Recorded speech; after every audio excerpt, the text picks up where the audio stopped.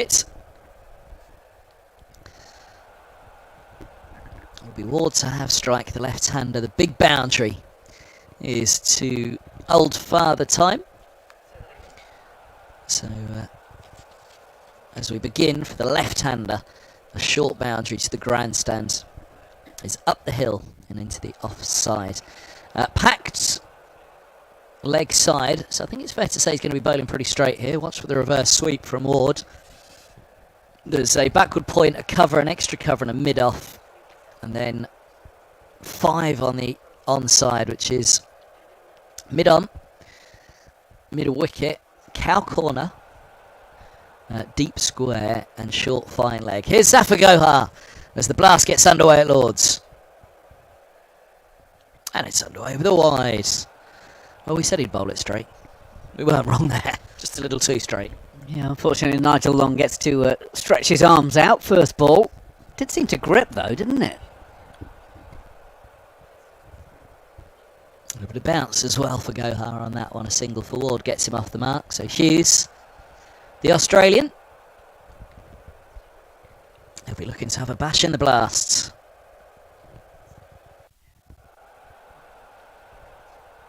Two left-handers to go, so it's a start. So again, whether the reverse comes into play. Where we're talking about, I know we can't be much. We're talking about dimensions for those that are only just joining us. I don't see pick up shot attempted from Hughes, just going with the spin on that one and into the leg side. It's out to the fielder in the deep, Holman at cow corner. You can see there, that's the short boundary in front of Hughes. Where he's eyeing up. T20 Blast के सभी मैचों की prediction और entry आपको मिलेगी हमारे Telegram channel पर. Telegram channel को ज्वाइन कर लीजिएगा. टेलीग्राम चैनल का लिंक आपको मिल जाएगा. लाइव चैट के अंदर पिन है सबसे पहला मैसेज, उसके ऊपर क्लिक कीजिएगा और जल्द से जल्द टेलीग्राम चैनल को ज्वाइन कर लीजिएगा. Backward point, Williamson from cover retreating as well. Might get a couple. Well, Jofra really bowled that one into the surface, and the seam definitely gripped in and bit on that one. Looked like it might loop to backward point, but didn't.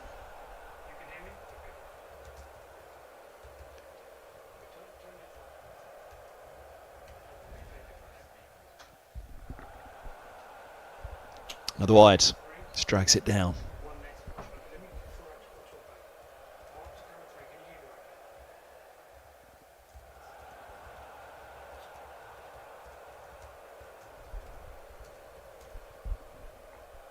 Oh, and again. I'm just struggling with his line here slightly. As you say, two left-handers and the big leg side boundary. He wants to keep it as tight as possible, but you've got very, very little room to manoeuvre in this form of the game.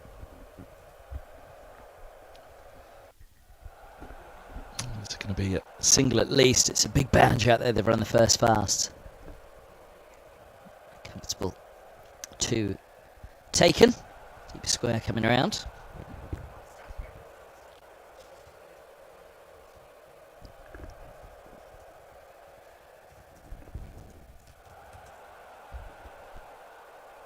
That's going to be through and away for, I think, a wide. We'll have to wait and see if it just clipped the hip guard. The way leg buys, the way that Jofra turned around.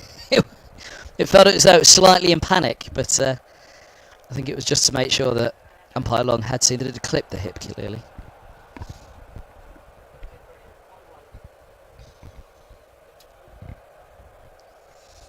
Single 20 over, 12 off it. Solid start for the Sharks. Let's not forget how takes his cap from the umpire and ambles off down the slope, pretty frustrated there. That's not what he was wanting from that first over. Evening, everyone.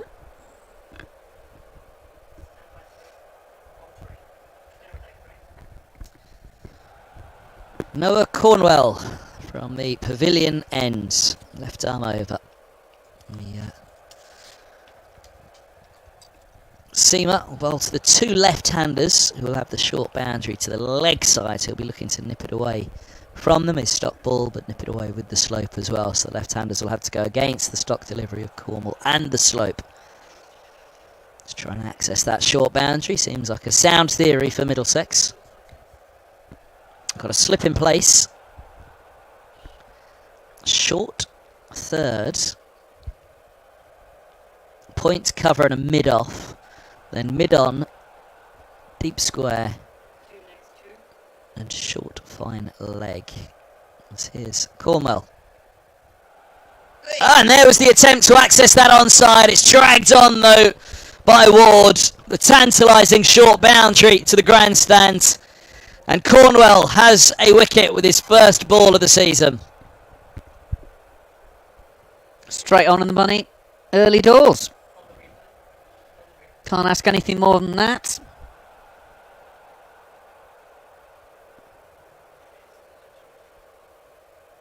It's a big inside edge, but you've got to put it in the right place. And there was that little bit of shape away as well, wasn't there, which we were talking about. So, the Sharks put in 12 for 1. John Simpson's coming in next to see if he can get him downstairs.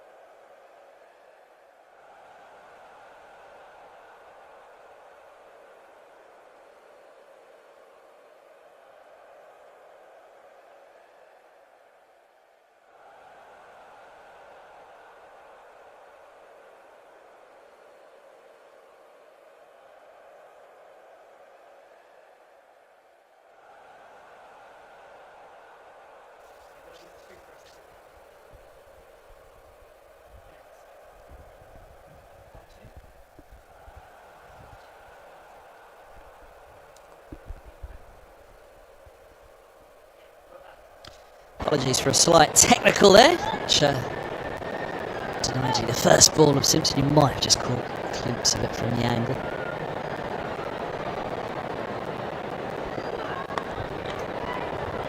Stroke from Simpson, so he's up to 3. I did wonder, 5 might be a little low for the Middlesex man here at Lords. Bringing a bit of inside info to how to work this slope and the shorter boundaries that you often get here at Lords when Middlesex are banished to the side of the square somewhere.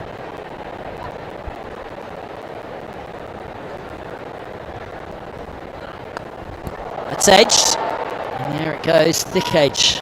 Just fine of the point fielder, Kane Williamson. Deep third coming around, they've come back for the second. That was close in the end, coming back at the striker's end. Good throw coming in from deep. Third left-hander in the top 3 with Simpson coming out, so I don't know if that's a ploy by Sussex or just the way it's worked out, but Simpson, as you say, knows this place so well. Up in the air, but straight down the ground, and that is going to be 4 runs, 18 for 1. Simpson picking up the sweet shot over the bowler's head, and first boundary for the former Middlesex keeper. A bit like the women's game earlier, we saw a few chips down there. That's a bit more than a chip from Simpson, but it was in the air for a while.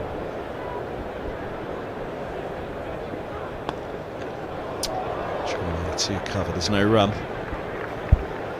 Well, Cornwall completes his first over of the Blast this year. He took 8 wickets in 11 matches last year. 8 wickets at 31.4. Best of 2 for 25. I'm sure everyone will be setting themselves targets, so I'm sure he'll be thinking double figures in terms of wicket taking if he can. One over of Jofra Archer. That may have been the plan anyway, but the way that first over worked out, think it's T20 blast के सभी मैचों की prediction और entry आपको मिलेगी हमारे Telegram channel पर। Telegram channel को ज्वाइन कर लीजिएगा। टेलीग्राम चैनल का लिंक आपको मिल जाएगा। लाइव चैट के अंदर पिन है सबसे पहला मैसेज, उसके ऊपर क्लिक कीजिएगा और जल्द से जल्द टेलीग्राम चैनल को ज्वाइन कर लीजिएगा। For more it is.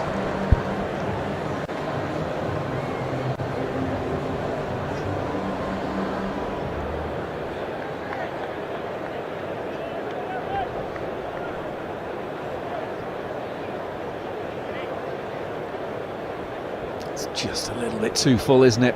Enables him to play the square drive. Oh, fielded.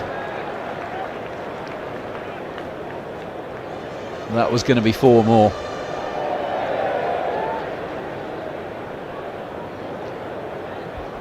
Williamson's here for experience and batting.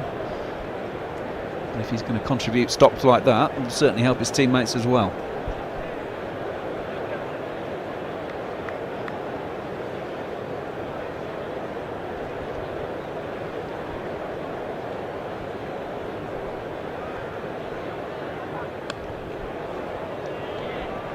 For a single more.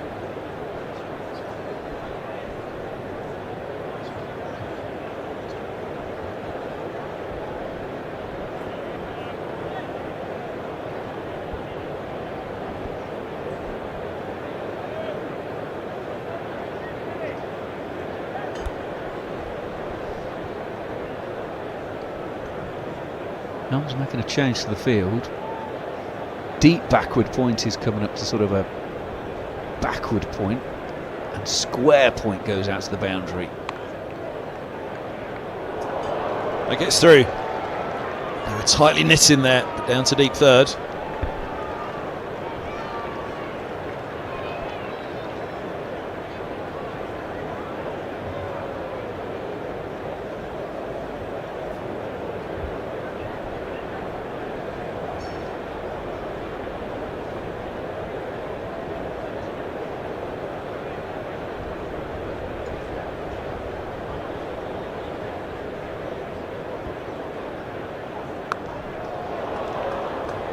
Straight to the sweeper.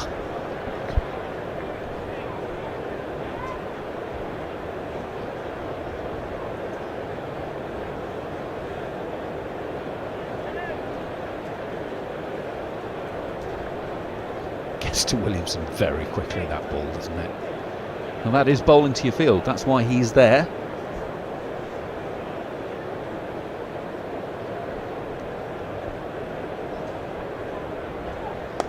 Pick up shots, clears mid-on. Well, the boundary for Simpson, he's into double figures.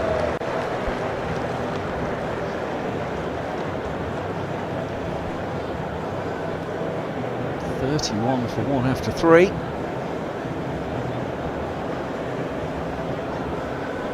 This is the blast, folks. Act first, ask questions later. That's the approach. And that's why people flock through the gates to come and watch it.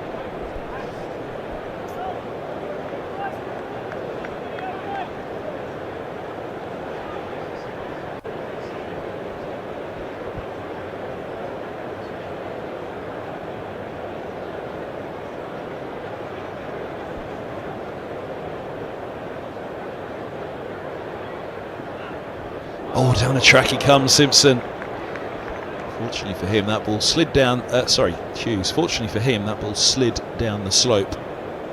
Actually, quite the bottom hand swing, reminiscent of Simpson there, which is what made me mistake the player. It looked so clearly like that near golf swing of Simpson when he goes big.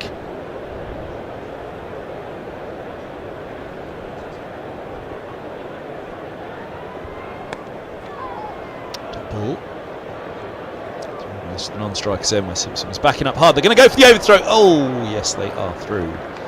It was backed up, but by Cornwell getting fingertips to it, it actually deflected it away from the mid-on fielder. Yeah, the bowler was the one doing the apologising there. Sorry, lads, I should have caught that.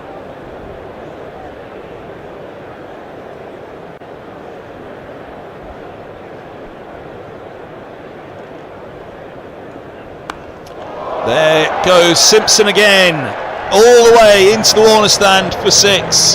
Huge shot. Another pickup. Accessing that short boundary. Someone's got the bit between their teeth this evening.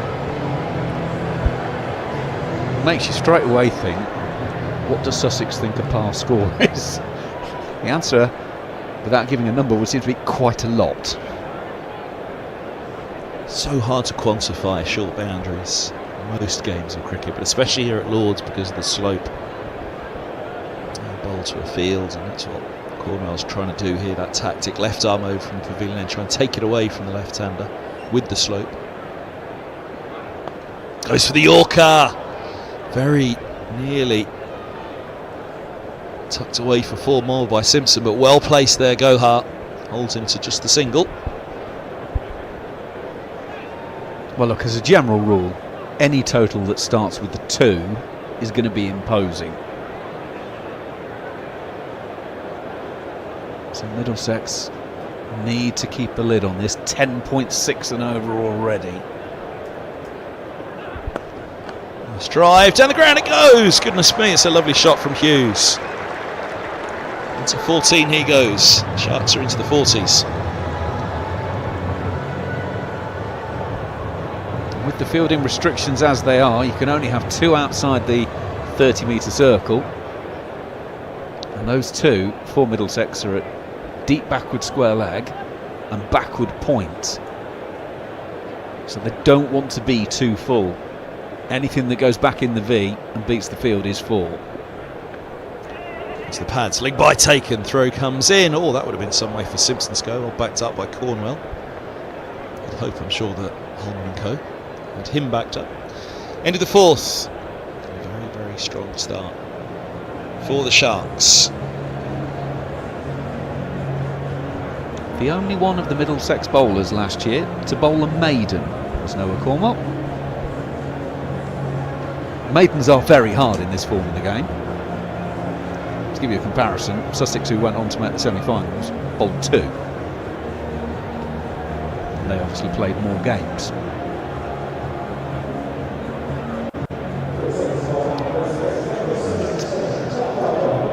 Jofra is back.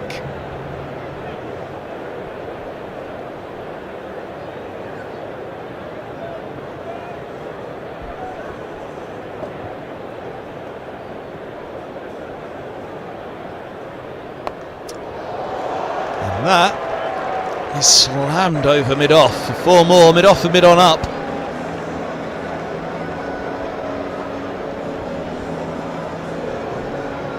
It feels like Daniel Hughes is almost saying to Jofra, well look, I'm an international player, you're an international player, I'm taking you down, I'm going to stamp my authority on this if we can.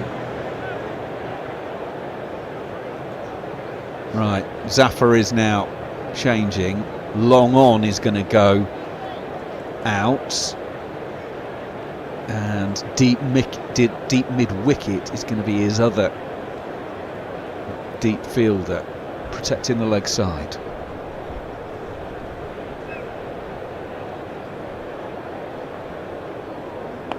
Another pick up. Just a single this time though for Hughes. Look at that run rate. 11.5 already, 49 for 1.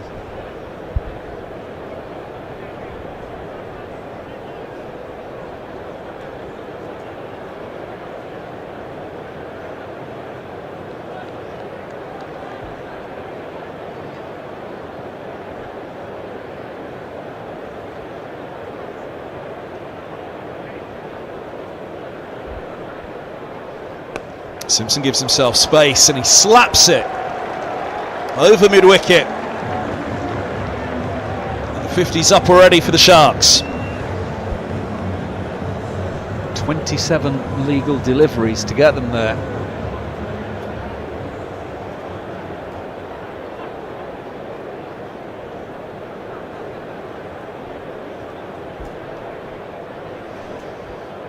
Now the reverse.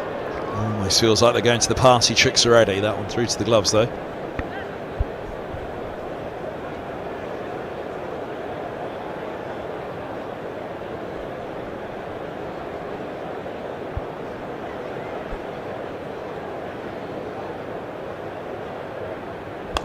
track comes Simpson, and he goes straight to mid-off, and that's it. The cameo for the former Middlesex keeper, the Sussex Sharks skipper.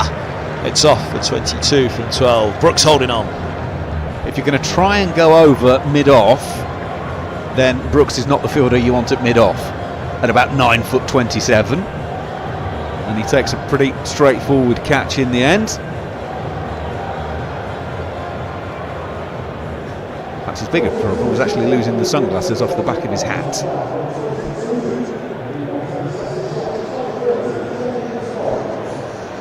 Big wicket that. 53 for 2. Coles strides his way out. Middlesex will be pleased though to take that wicket, just to get shot of Simpson early doors, but more importantly to get Jofra Archer that wicket. 11 balls, or 10 balls before that, going for 19.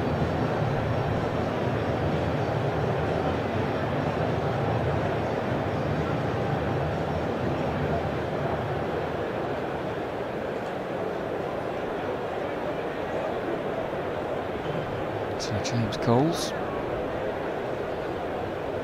2 50s in last year's competition.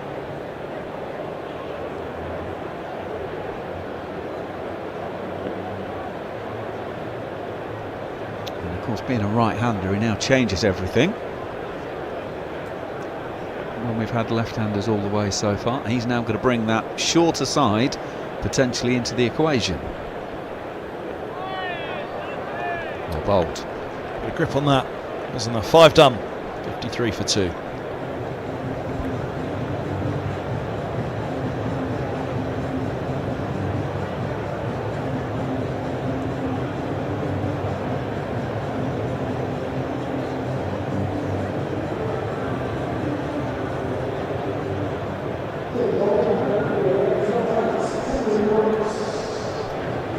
And he takes the catch, and his reward is to come from the pavilion end.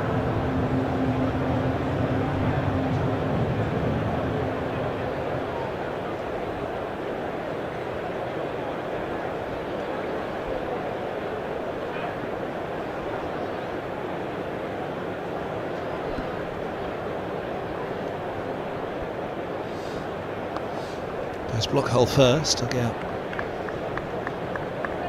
by Hughes. The side of Manchester's place to Sharma in the championship side the last couple of rounds. Looks as though he's had a trim as well.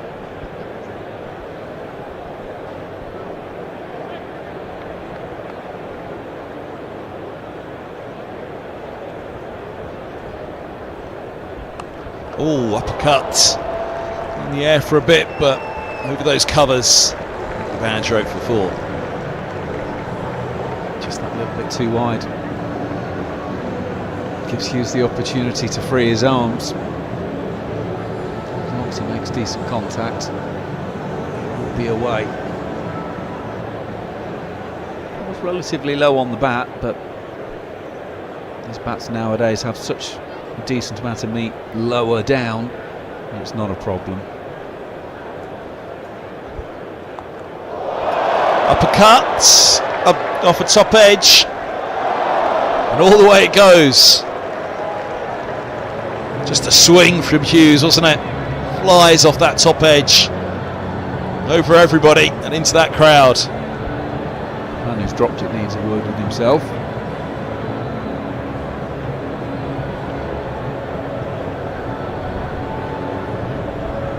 She's got a better connection with that than I realised. My apologies to him. I thought it was more of a top edge as he was swinging wildly, but it was actually a pretty sweet connection. Ooh, that wasn't so sweet from Brooks. Slides out. Does he get away? I think that might be a no ball. I don't think that's landed on the cut strip. It is a no ball. It just slips out. So if it lands on the cut surface and goes away, then it is wide, but because it didn't land on the playing surface, it is therefore a no ball and a free hit.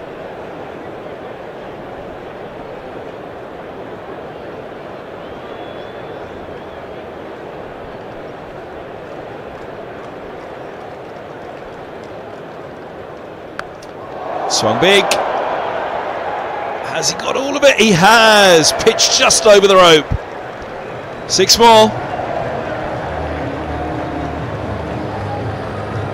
It only just got there, but it only has to.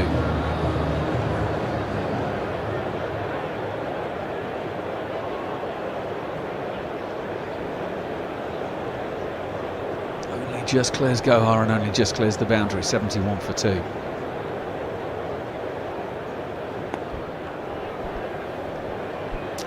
Drops the single to mid-wicket. Sharp stuff, this from the Sharks. With 1 ball left of the power play. This is all inside the first 6. Oh my goodness, now that's an addition to the MCC shop. You're telling me you haven't got an MCC dressing gown? Strangely enough, not yet. Just the egg and bacon you spilled all over your one this morning. Top ball into the power play. It was a prolific one though for Sussex. 72 for 2.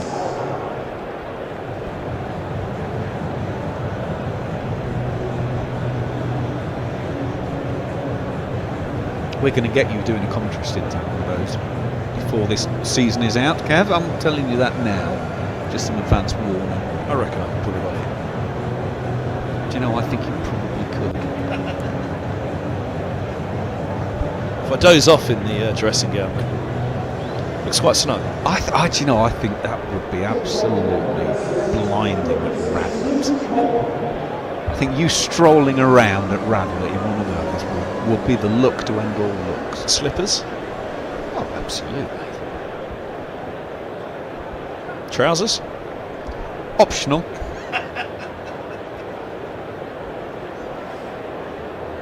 Luke Holman into the attack. Bit of leg spin from the nursery end. 3 out on the leg side now that the fielding restrictions are relaxed. 2 on the off. Just turn quietly down the hill for a single.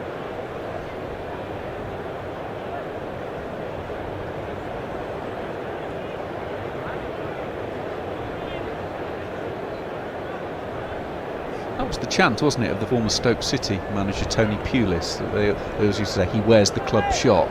I reckon we can get you fully kitted out in MCC gear for one game.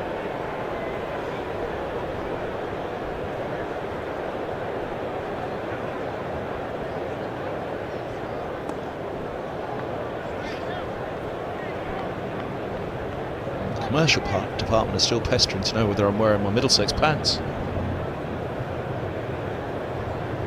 It's for me to know, I told them. But I was surprised I could wear that many times without washing them, they said.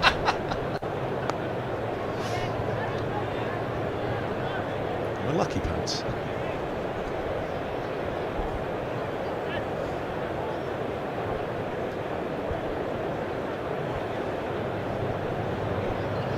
I have to say, this looks a belter of a surface for a T20 game.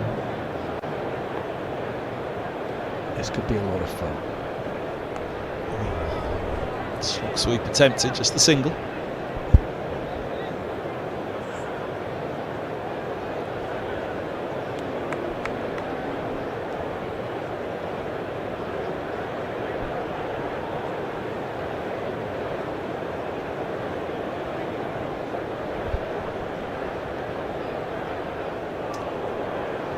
Tickle.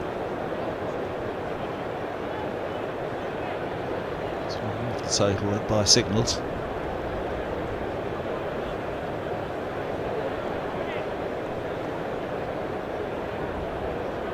First night of the Blast, really good crowd in Middlesex for this one.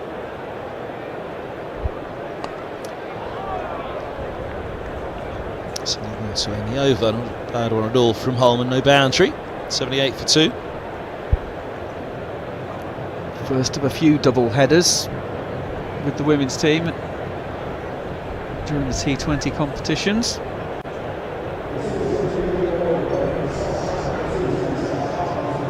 Two wickets so far.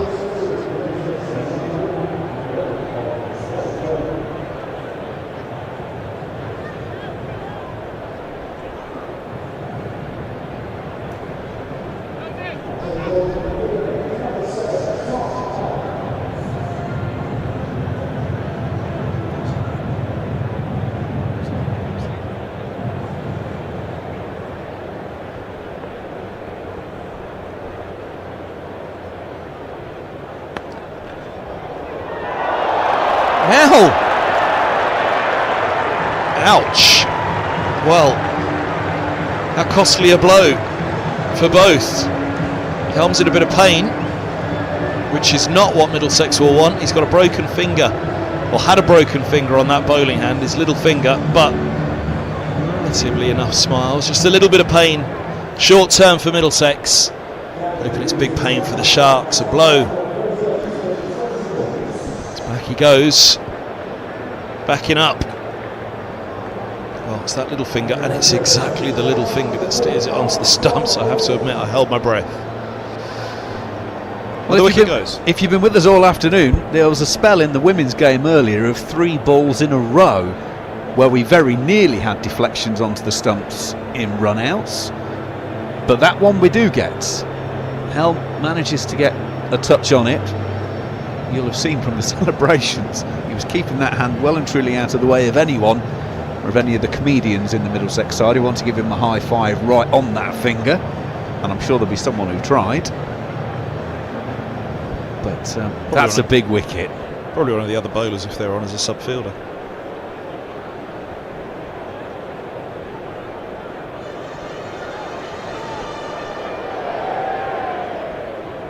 Five 50s for Daniel Hughes last season, so to get him in the 30s, good achievement for Middlesex. Bad for a single. 79 for 3.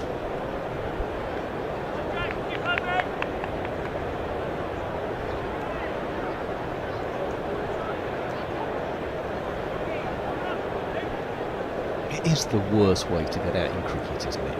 Run out at the non-striker's end via a deflection.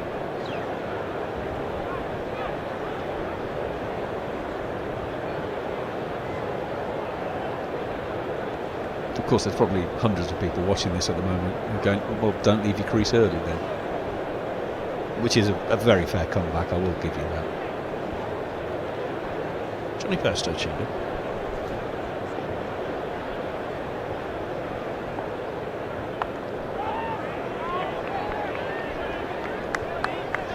So you mentioned, Johnny, the last round of county championship games during one of the periods I flicked on just to have a quick look at Yorkshire, and I just happened to tune in at exactly the right moment, and guess what, ball went through to the keeper and he stood there with his bat over the line for about 45 seconds before he moved. It was so pointed. I mean, he's never ever going to forget that. Oh, now back up the slope.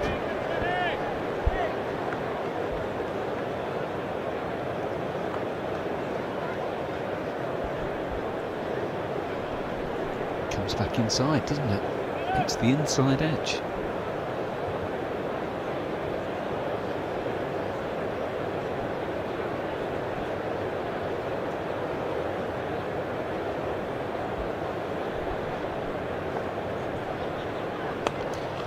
Drive into the covers. Fielded. Would have felt that it was going to be runs, but deploy. Make sure that he gets everything behind it. Backs up his bowler. Wicket in a single so far. Final ball.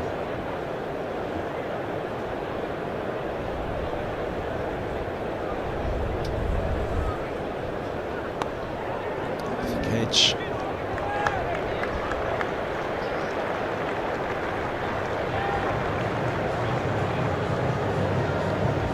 Eight done. 79 for 3. Well, he's not going dashing off to the physio. Oh, ow, ow. So you've got the moment of elation followed by, oh my goodness, that hurt. He's still smarting now, isn't it? You can tell. It's luck, Helmy.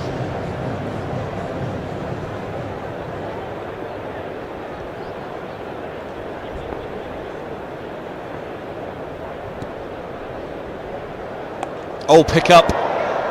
Goes big. And goodness me, just fine. Brooks coming around at long arm. He's running out of space all the way.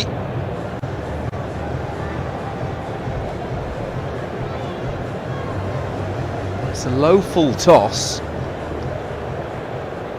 Just got his angles ever so slightly wrong there, didn't he? Let's go again, only as far as extra cover this time.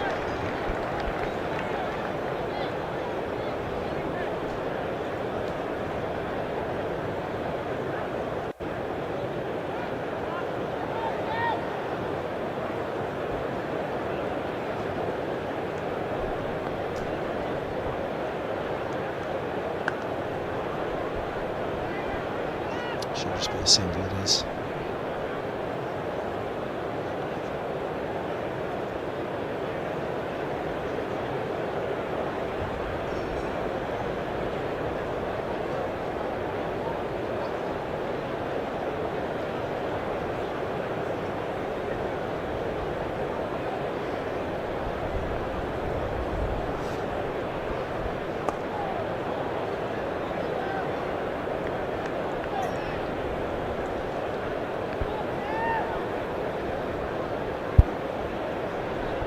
Solid start here from Holman for that 4 at the start of the over, which so nearly could have been a wicket.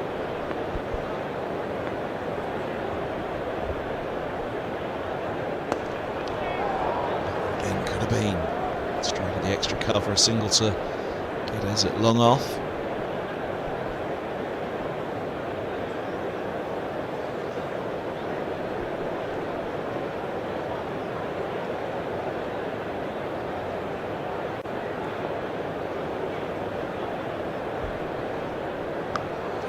Oh, now that was nearly through, tucked up. This is pretty good stuff from Holman. So he's full of confidence at the moment. First class entry a couple of weeks back here at Lords. He's actually hoping to make a confident start to this competition. 86 for 3, the Sharks after 9.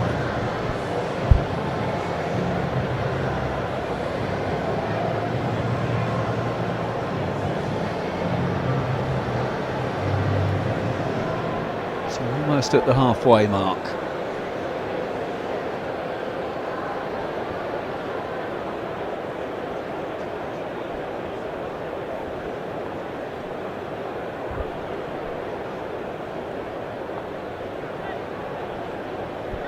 Two out there, and the ball bisects them, but it doesn't have the pace to get through. Converging that tumble from Cornwell, preventing boundary. It's a great dive, roll, stand up and throw from Cornwell. It's all in one motion. He's actually looking directly into the sun at the moment. So he'll probably be hoping that Coles doesn't top edge this one down to long leg, because it's not going to be easy to pick out. To give himself room, just the single. Bowler following him.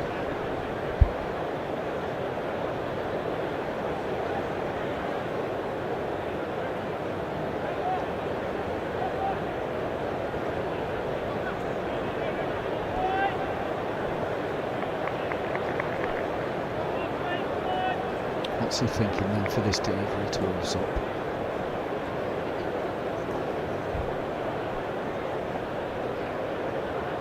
Oh, up in the air now. Allsop's head went down as the ball went up, but it lands safe. 3 converging. There's the fielder coming in. Well, I just said they wouldn't want the ball to be hit into the air, and the sun wasn't the problem on that occasion, because it's actually gone behind the cloud. It was actually a thick edge that lands pretty much equidistant between 3 of them.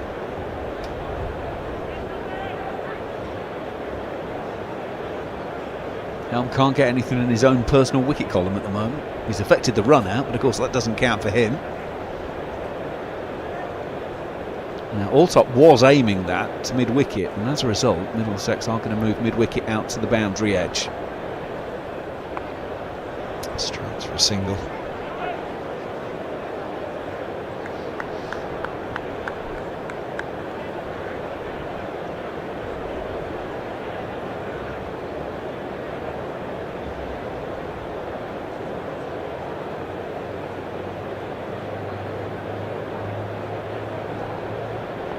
Glorious evening, approaching 7 o'clock, what, 5 to 7? Absolutely stunning evening to be sitting watching cricket at the home of cricket. It's wide.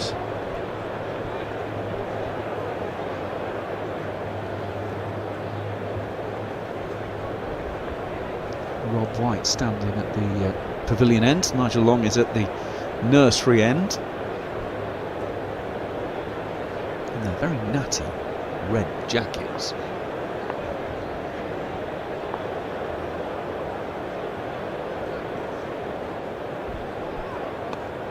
It's a ball from Helm. Huge part of his armoury. The best death bowlers around over the years, Tom Helm in the Blast.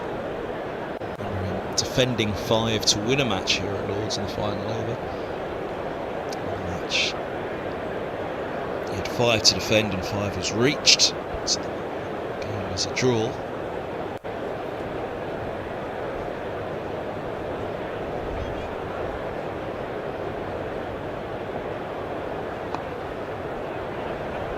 Just a single off that over. It's the halfway stage. The Sharks put in here at Lords by Middlesex. They're 95 for 3.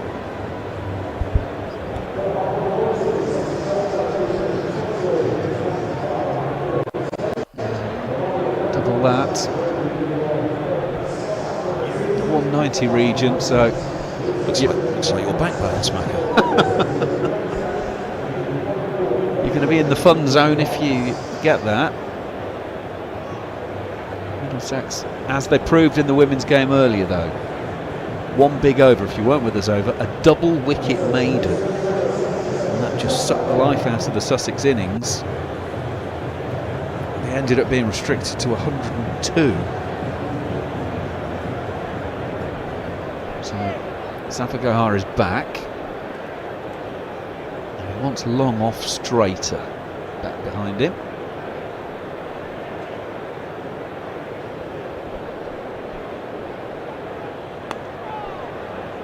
Straight to begin, single taken.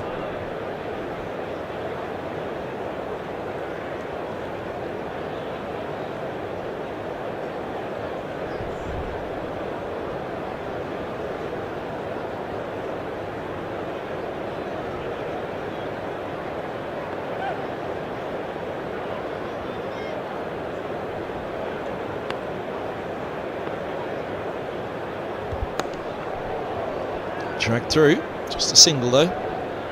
Gohar has his hands on his head.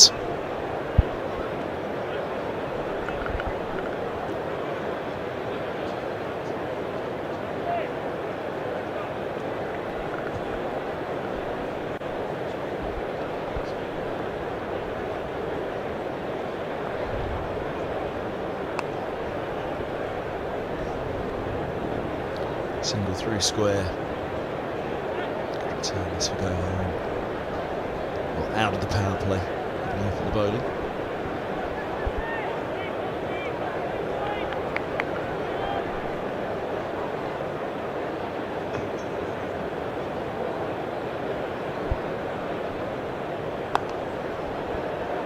Now, let's be careful here. To play in the deep as well. We'll go back for 2. It's down the hill to the lowest part of the ground. Well as well. 100 up. 100 for 3.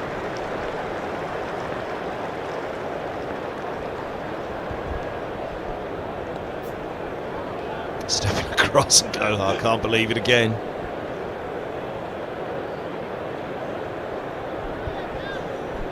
The hands went to the head. Couldn't believe it. James Coulter's a big man, a powerful man. It feels like he's trying to smash every ball. Which is maybe something that Middlesex can exploit. Because he's not really timing them.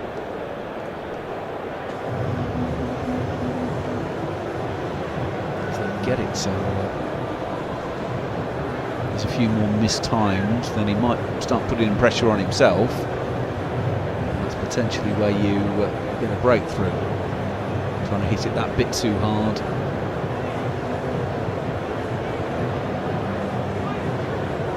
We'll be seeing those two later on, of course, with pads on.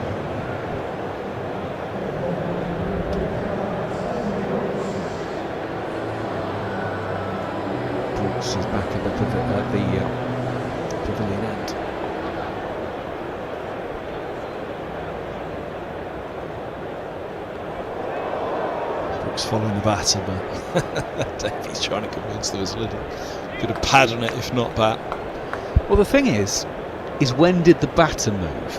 Because if he goes and the bowler follows him, then the wide line marker follows as well. Now let's watch here. He's gone.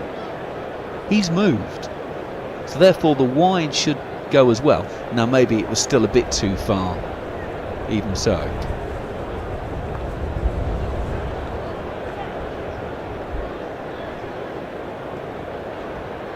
And we'll return that in. I'm sure Brooks would have made that point to Rob White, but I've never seen an umpire yet change his mind about something like that.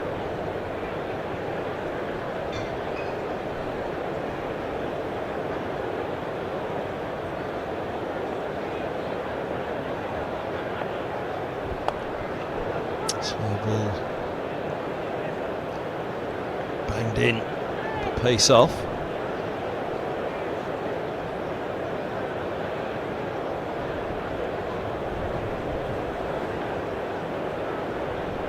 Allsop made the highest score, sorry, second highest score for Sussex last season. 87 not out. And 2 50s. Now that's toe-ended, but it's just in front. Ashkenazi at mid-on, they'll come back for 2.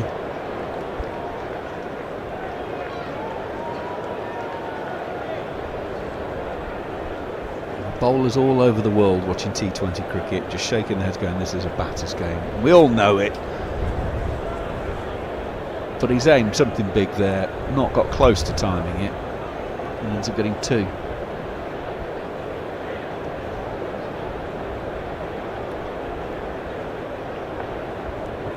Oh, that goes up in the air again. I don't think it's going to reach, and it's not. Cornwell did his absolute best. He was looking into the sun all the way, and as he went for it at the last, I think he'd lost it. Just decided he was going to wear it to make sure it didn't get through for a boundary. It was brave from the youngster. It's that picking up of the length of it. Is it carrying, is it not? And as you say, then you know you've got a problem.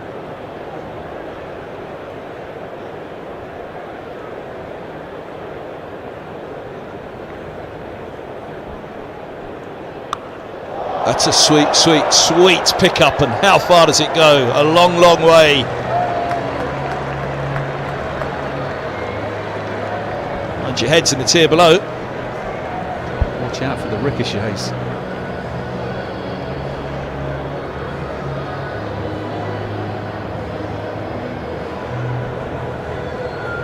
That would have landed with a clang.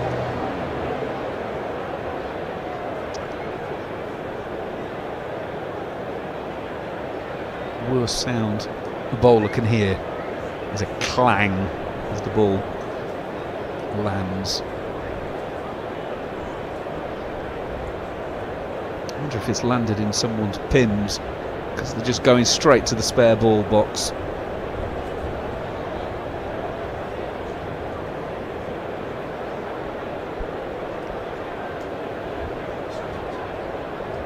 Can we have one with a bit of string attached to it, please? Is it lost or damaged, that one, do you reckon? Did it stay up there in the top tier? I think it may well have done. Surely it wasn't out of the ground. No. I mean, it could have come down, hit something metal or concrete pretty hard.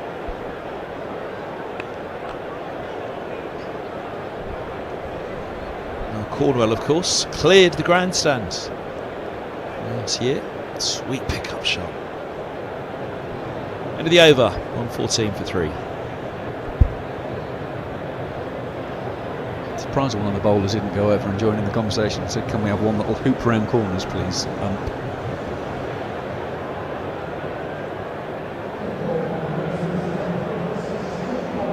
Up there somewhere.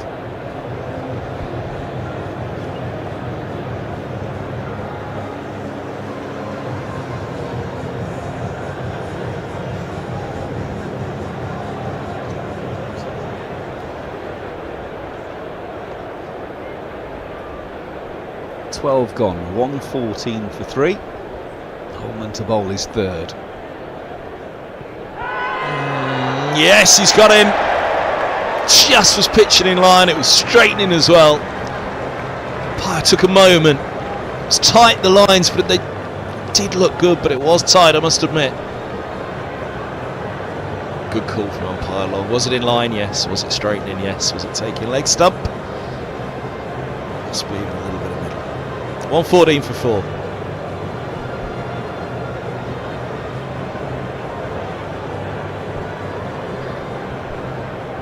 Well, it goes without saying that's a massive wicket. That could be a 20-run differential kind of wicket. 18 at a run a ball. It was just threatening to really get into the groove, so that's an excellent wicket from Holman's point of view. The top wicket taker last season, of course. 23.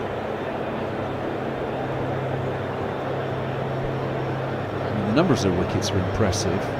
The average is incredible at 12.5. An economy rate of 7.8 for a spinner in T20s. Less than 1.5 a ball.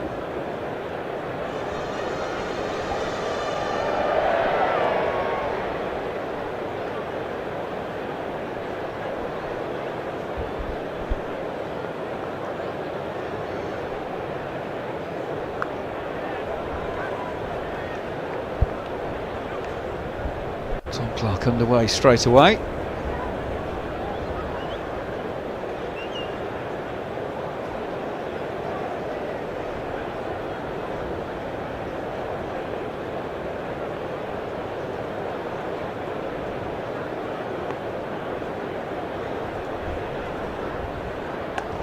Coles goes big, very big.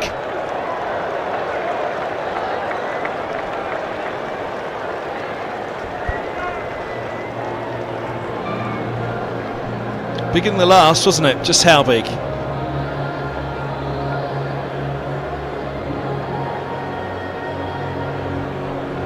I saw Kieran Pollard hit that roof once off Tim Murtagh.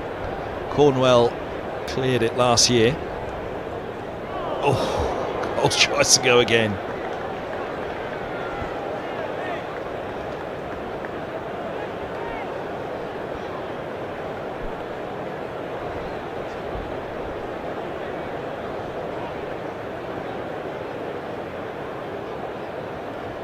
Reverse. All on the floor to backward point. See, part of you thinks you've just played a couple of huge shots into the leg side. Why go to the reverse? But that's exactly why you do it, because you've just done it to the leg side, change the angle. Single turn the over. 1, 2, 2, 4. Predictability in T20 cricket is actually your worst nightmare, isn't it? That bowler that lands it in the same place 6 times out of 6 is the liability. The bowler who can come in and bowl seam up, cutter, back of the hand slower ball Yorker, in order in an over, is perfect. Now that's a sharp hit. There you go.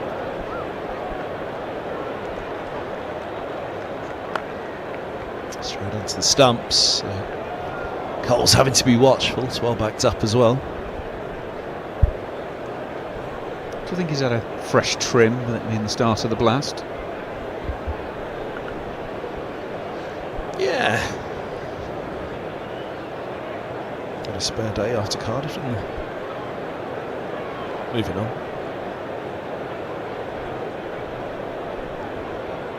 There's always the accusation, wasn't there? They used to go around the TV game where lads are having haircuts, make sure he looks sharp. No hiding from cameras nowadays, though, is there? All over the gram every week, especially if you're Ryan Higgins. All the star turns he has for Middlesex. And of course, the enhanced stream. Every ball is there. Got to look box fresh every single day.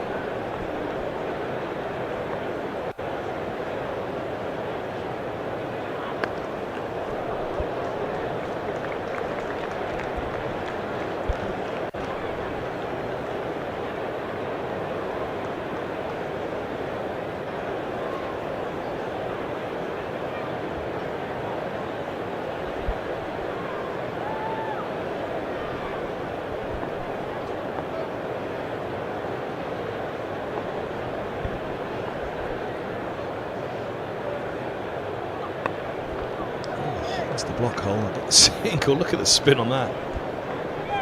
Safa would have been happy with that.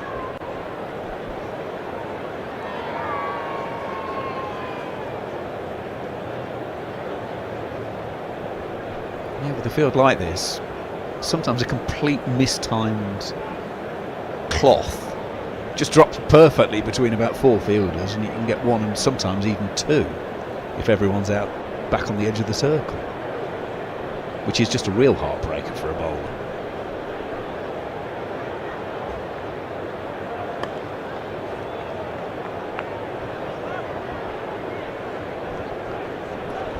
Start this for Higgins. Such a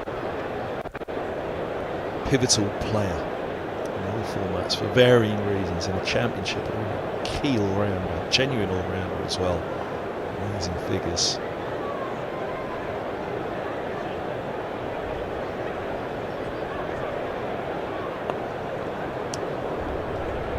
It's balls like that, mixing up the pace and blast, really. Got to make sure that he's not fodder.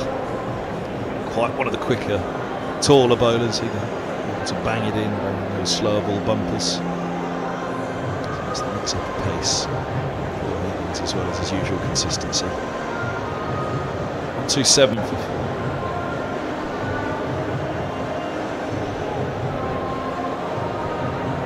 36 balls to go. 2 a ball has got to be the idea. So that would be putting you in the region of 200.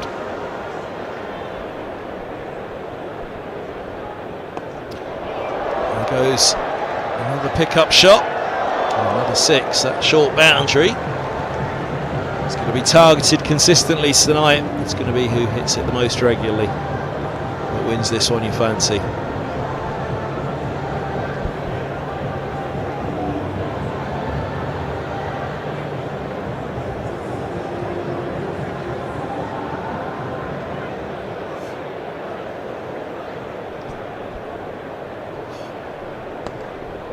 Mind your head, and on striker's end.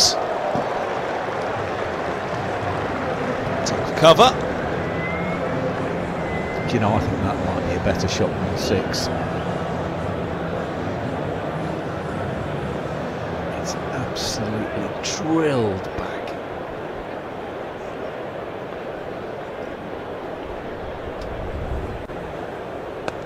Now, long off's in the game for this, is he? No, he is not. Straight at the fielder and over the ropes. Through the legs of the media centre it goes. Well, the way he's going, Coles is now within 1 shot of a half century.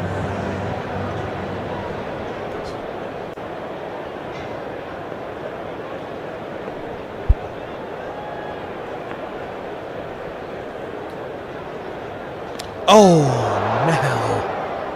I think he eyed up that 50 there.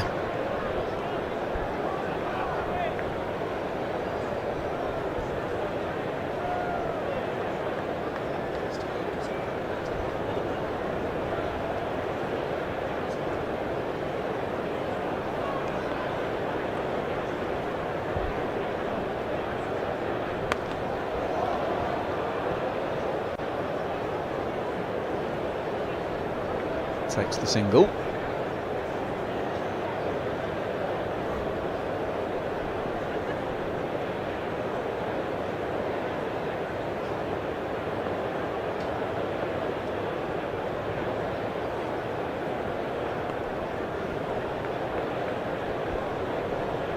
Well, it's a good recovery from an over that started 6-4-6, that to only go for 2 more singles. 3/4 mark. 145 for 4.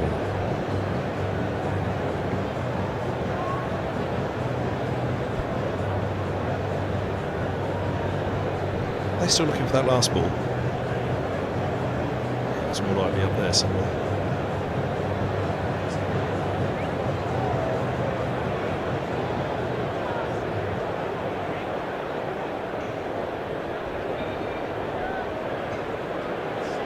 Top of the Allen stand. Just above the dugouts.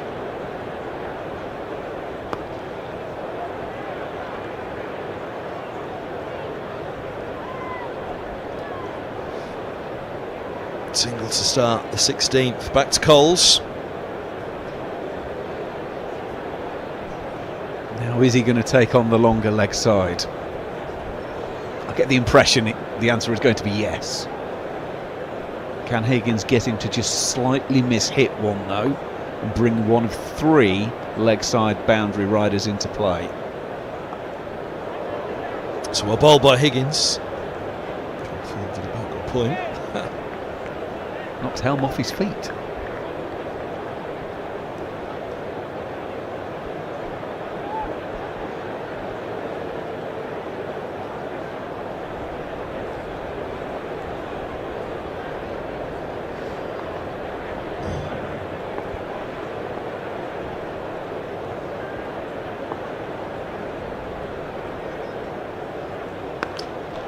Full toss, clever from Higgins.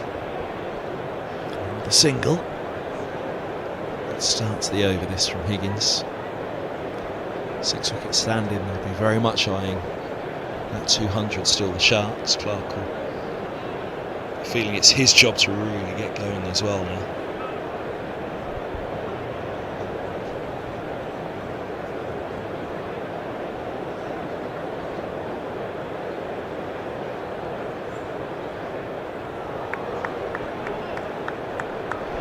Middlesex, if they can take advantage of something here, Clark's got 5 from 6. In 8 games last year in the Blast, his strike rate was only 123. Now that sounds slightly stupid to say, well, he's going better than a run and ball, but bearing in mind Nathan McAndrew was over 200, Daniel Hughes at 168. He was one of the slower scorers. Again, the low full toss. Sweeping up on the rope.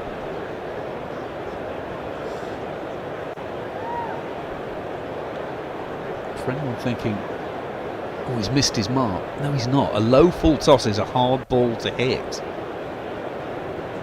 Players as skillful as Higgins will deliberately bowl a lowish, low shin high full toss. There goes for the Yorker again. Dug out, just the single. That's a good stop by Brooks.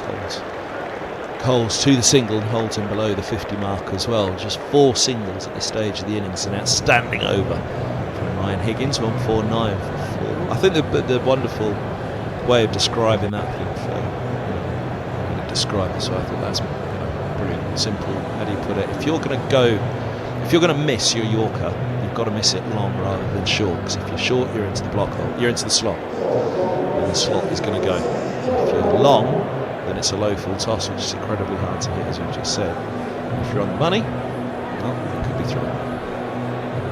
Absolutely. That's why sometimes you see a ball land a yard or even 2 yards past the stumps for exactly that reason. Overcook it, don't undercook it. That is swung down the ground, and that is going to be Coles 50, brought up with a boundary. It's the 150 up as well for the Sharks. 35 ball 50 for Coles. Raises his bat around Lords. Fine 50. A good place to bring it up as well.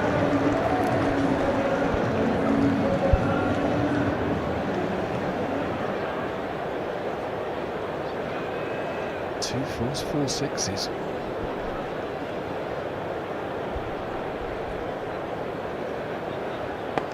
Swung again.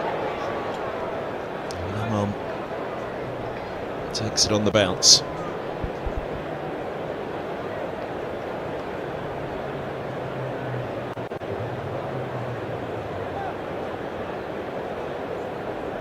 This is where T20 changes a bowler's mentality. We spoke earlier about how it's a batter's game and all of that. But now, caught long off, caught long on, where it used to be frowned upon from a bowler, now it's actually a genuine tactic. Into the hip, take the leg by. Well, there used to be, back in the early days of white ball cricket, caught on the boundary, you'd be a bit sheepish as a bowler, but actually now, with the way that the game is, and the way you set fields, it's actually designed to get players caught out on the rope.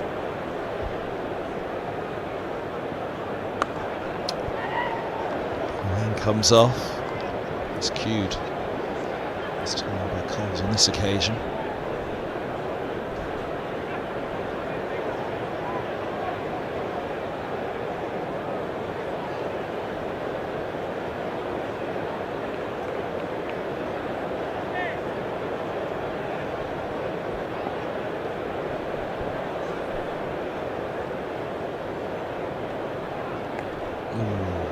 Again. Looking for two, and no is the answer in the end, the correct answer.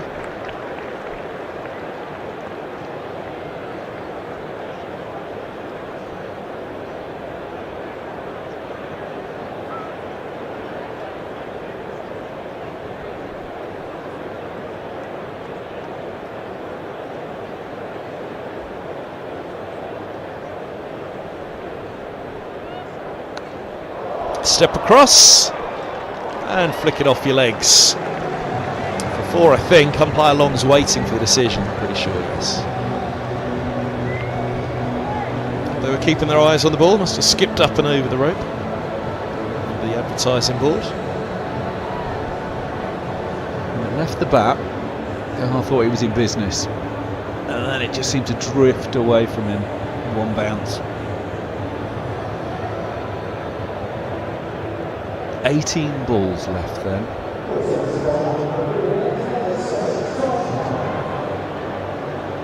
.36 will obviously get you to close to that 200 that we're talking about.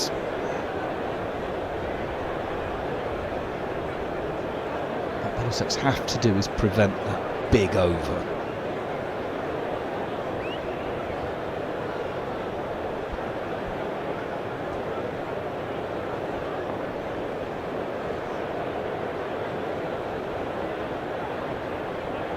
Wise.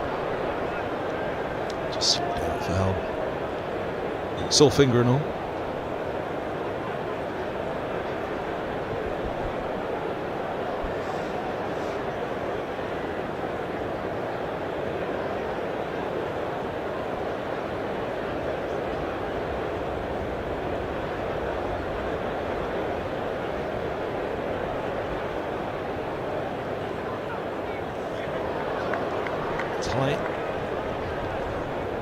Well, you can see a plan. Straight away you can see a plan.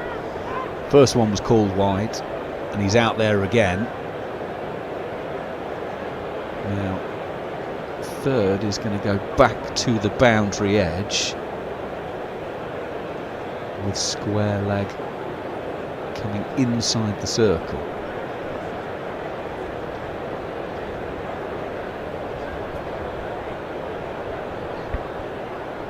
Oh, that's going to be a wide again. But again, you can see the plan. Okay, the execution's slightly off, but there's definitely a plan. And that plan is, do not let the left-hander get access to the short porch on the leg side.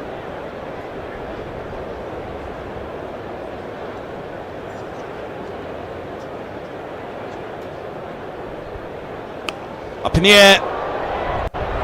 Big swing, it's going to land safe. And collects.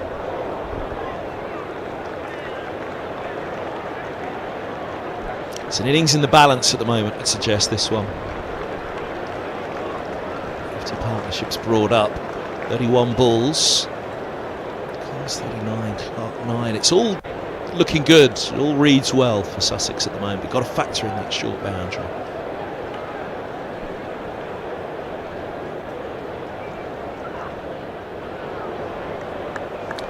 Step across from Clark. As the umpire isn't interested in the wide on that one. Clark less than impressed. And that's the point we made earlier, that if the batter moves, then the wide line moves with him. And so Clark is just having a long-range conversation with the umpire about that. 3 left of the over.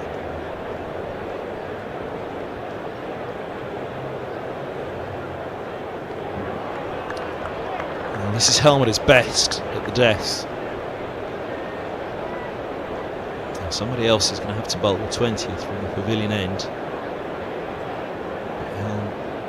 Quite rightly, I think, throwing the 18th at this stage. The 18th could go badly wrong, and then all of a sudden, by the time you throw it to Helm on the 20th, but by hand bowling it over of this quality, it just cranks up the tempo on the last couple of overs, the pressure. There we go again, block hole, wide Yorker. Clark knows what he's going to do, that's why Clark's been stepping across. He's protecting that short boundary. It's almost a game of chicken here, isn't it?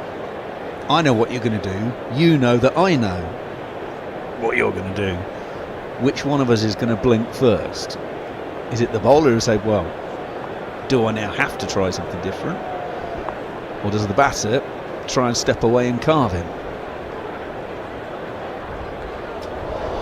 Steps inside that one and lifts him. Before deep backward square, just fine of the fielder towards low leg.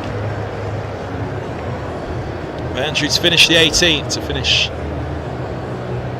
this evening. Good evening for him. Of course, helped to affect that run out as well.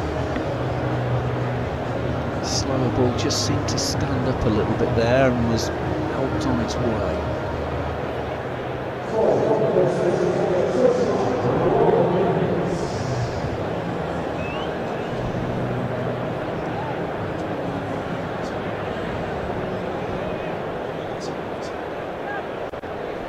There's the figures then. Helm done for 32 from his 4. Look at that economy. Only bettered by Ryan Higgins.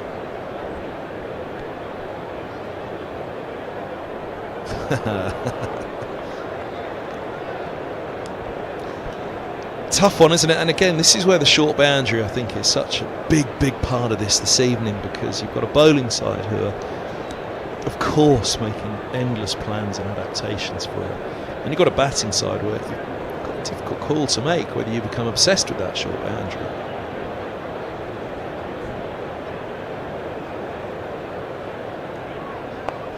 It goes up in the air, safe.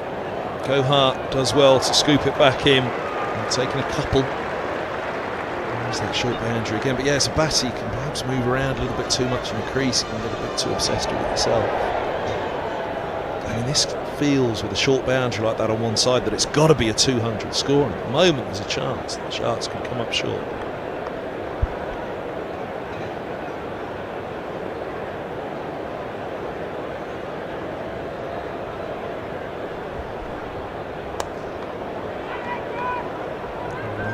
On that one, didn't he? Just to smear it away and maneuver it for a single.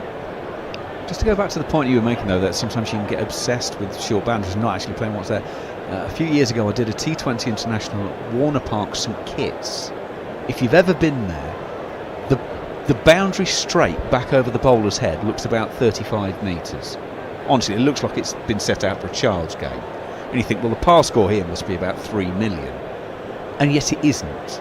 And it's because people get obsessed. Well, hang on, I must be just able to go back over the ball, and you end up playing that in your head rather than the ball that's sent down, and so you end up not making the score that you should do. It's the stumps from Higgins, but swatted off the stumps for 6 by Coles. It's the kind of shot the Sharks needed at this stage. Just gets them moving again. Well, Higgins is walking back to his mark. looking at the screen going, I didn't do much wrong there, did I? And he's absolutely wrong, he didn't. I mean, look at that. He's going to bowl him round his legs off stump if he misses that.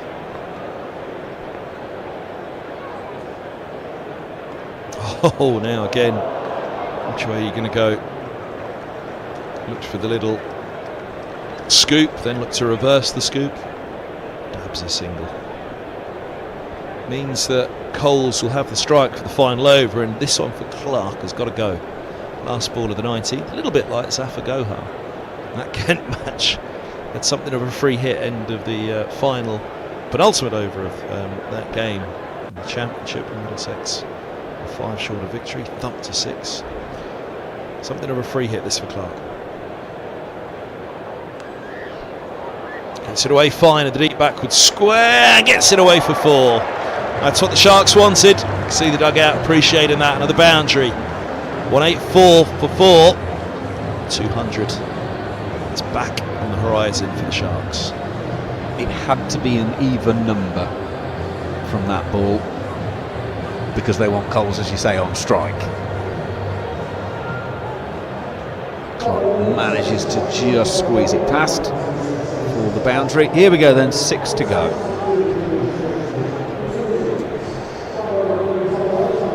So 6 balls left of the innings. It's going to be Noah Cornwell. 1 for 29 from his 3.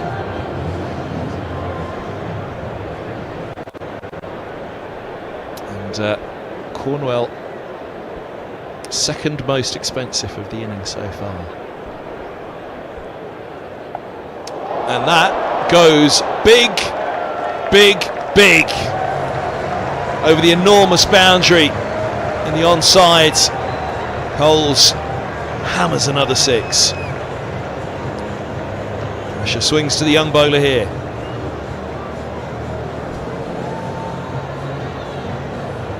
Sometimes when they go that high, they don't go that far, because it doesn't convert the height to the distance.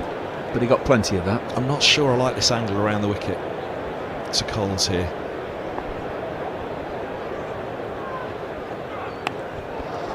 Steps away, hits him just a single. Goes on to 76. I know you can't, but I wonder if in the back of Coles' mind he was actually thinking of not taking that single. As I say, you can't.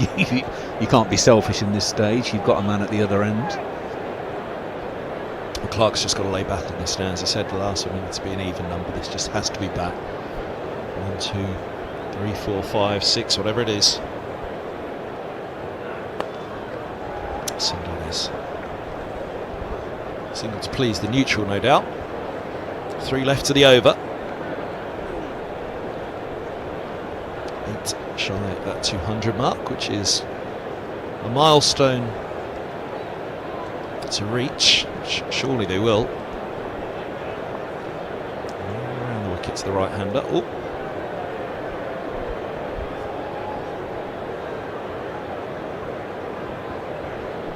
Pavilion end.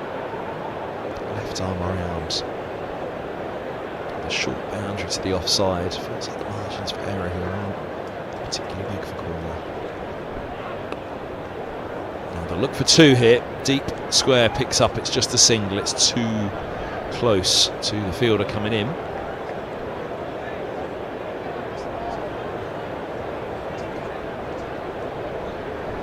Get us down there.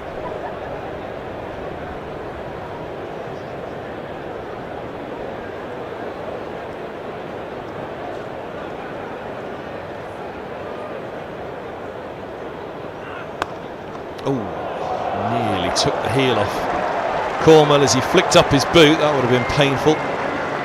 Connection made though with the foot, fortunately for the bowler. Sweet connection made. It's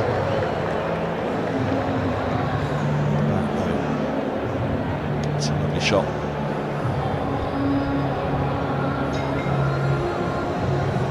Well, here we go, everybody. Last one of the innings. Will it start with the 2 or not? Oh.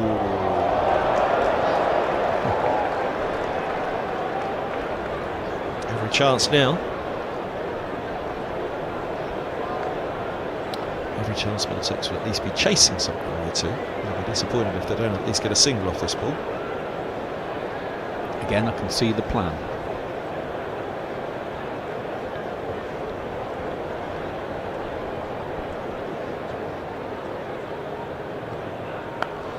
There you go, last ball of the innings, swung away for 4. 200 up for the Sharks. Clark moves to 26 from 21. Cole 77 from 44. Great, just over 10. I've got to say, I feel they're a little light here, the Sharks. Short boundary on one side. I don't think Middlesex will be massively disappointed with that. I reckon that short boundary could count for as many as, well, let's say on average 20 runs.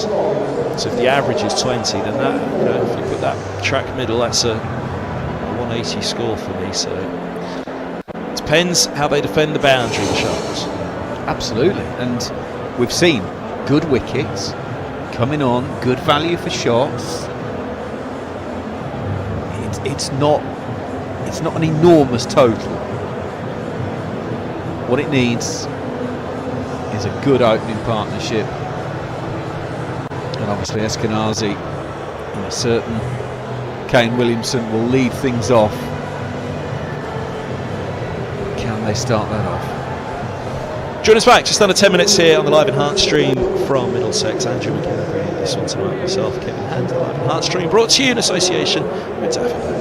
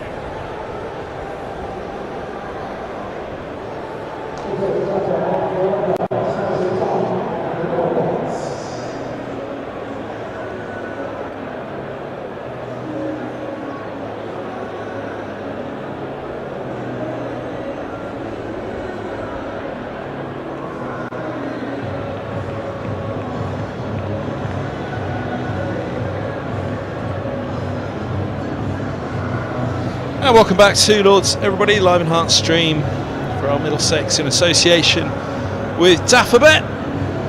I'm Kevin Hand, Andrew McKenna is alongside me for this one, and heading out to the middle for Middlesex. Opening pair, led by their skipper, Stephen Eskenazi.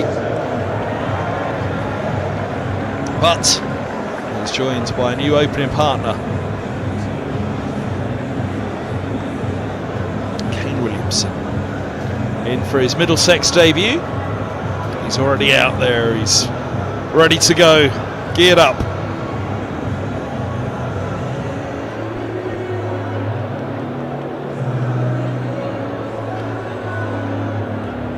Desperate to get off to a good start here for Middlesex.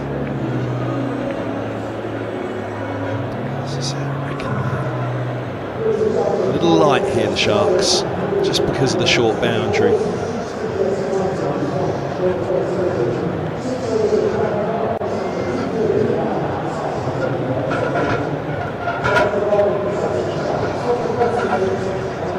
It's a pretty reasonable pickup for any batter. This boundary to the grandstand, which is the leg side, as Williamson will, Eskenazi will face up. Slip in place, bowled from Simpson. That's his old mate Eskenazi, his old skipper. He's got a deep square and a deep backward point, so Robinson will be looking to keep it on a length. Just full off to begin. Eskenazi stretching for that one slightly. Good matchup this. Actually, international bowler in Ollie Robinson, international batter in Kane Williamson. Stevie Eskenazi, very experienced. So it should be.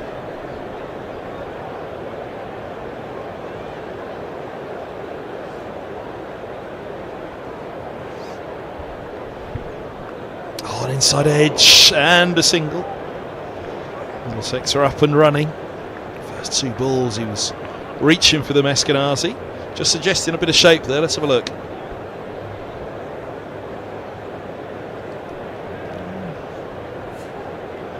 Huge amount, but looking for it outside off. It's the big man. He's over Middlesex a few times over the years, Ollie Robinson.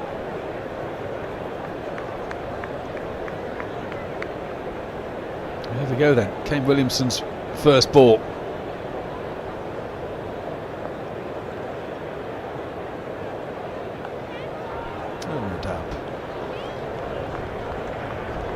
Short third. He won't be perturbed by the debut here at Lords. He'll be going out doing his job as he usually would. That particular situation now is going to overawe Williamson.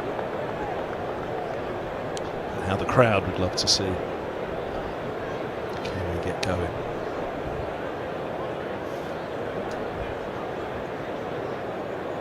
Change in the field. What was deep backward point, now going to go to deep cover. Guess that's Robinson's just going to keep it that little bit fuller outside the off stump now to Williamson. There he goes, he's down to cover, wary of putting it on a length outside off, and so Williamson going for a clean hit over deep mid wicket. Let's be honest, we're probably not going to be looking back at the numbers at the end of the season and seeing Kane Williamson with a strike rate of 220. That's not his game. What he's going to bring, or at least what Middlesex are hoping he brings, is a guaranteed weight of runs. And then the others could be the happy hitters around him.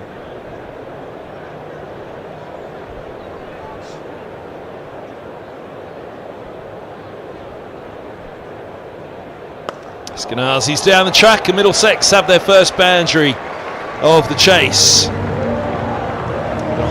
Retreating Mills. Good connection on that from Eskenazi.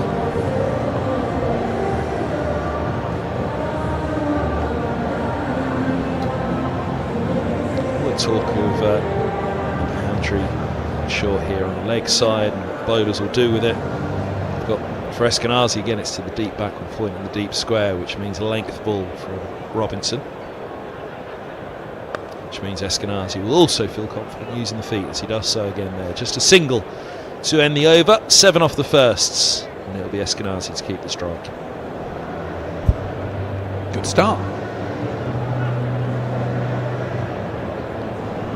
So we're going to be Brad Curry from the pavilion end.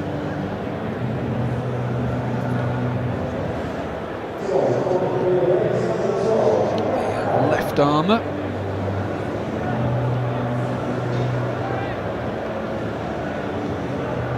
Six wickets last year, Brad Curry, in his 5 games.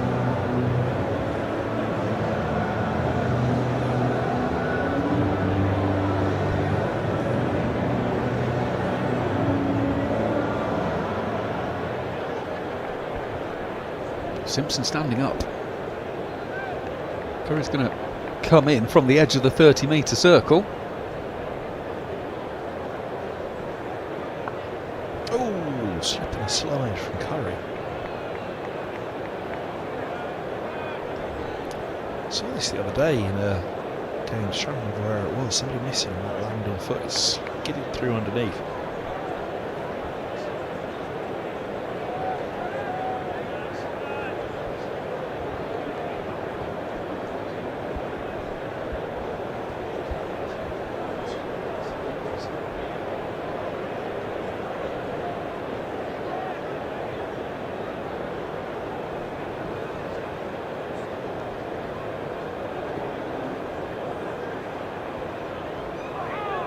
Pushing that one through. Simpson standing up.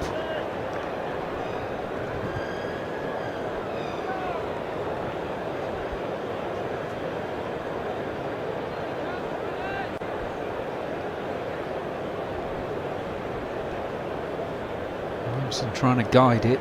The third is inside the circle. So with that kind of pace, it just needs to be a metre either way. You know, won't be stopping it. Oh, that's a sweet pickup. Look at that go for 6. Welcome to Lords. Eskenazi enjoyed that one with his new teammate, his new opening partner. Effortless over the covers. I can tell you because I looked at him straight away. Harrison Ward out on the deep point boundary. From the moment this was hit, thought, I'm in business here. And then, about halfway, as you can see him at the bottom of that picture, he realised he was a spectator like everyone else.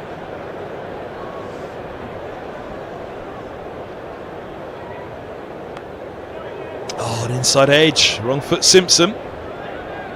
Someone taken. Could have been the undoing of Williamson, but that's the total it is.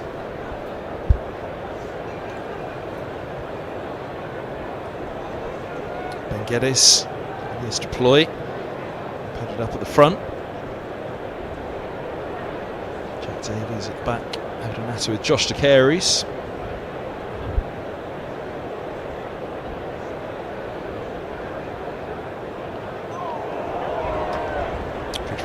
Slides it past the edge again. Slope here at Lords with Curry bowling from the pavilion ends. Slope bringing it back into the right-hander.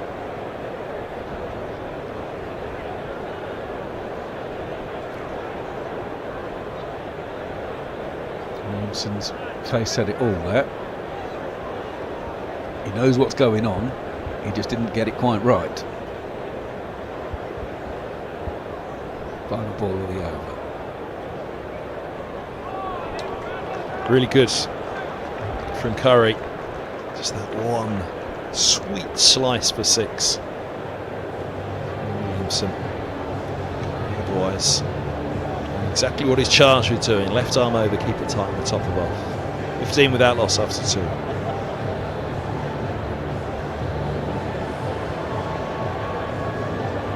the run rate of 7.5. The required rate is just under 10.5.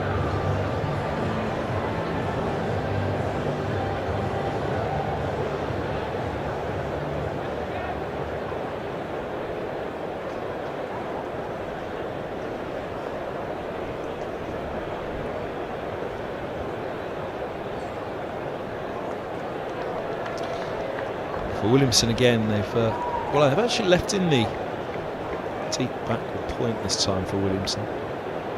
It switched into deep cover. The end of Robertson's last over, deep square in place as well. Fractionally full of a length.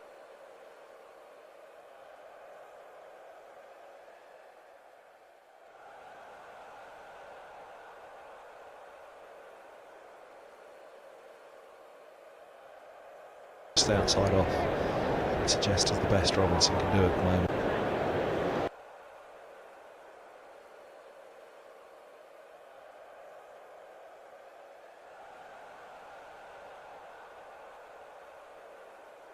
Than a deep third for this, because with the short boundary to the leg side, Robinson is just keeping it that little bit wider outside off than usual.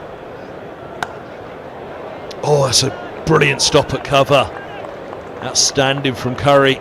Saves his opening partner from conceding 4 there. This is why they put back the deep cover for the last over against Williamson. As he makes contact there, Williamson's got to be thinking 4, hasn't he? Everything about it was right. Unfortunately, the fielder produced a bit of skill that was just as good as the shot.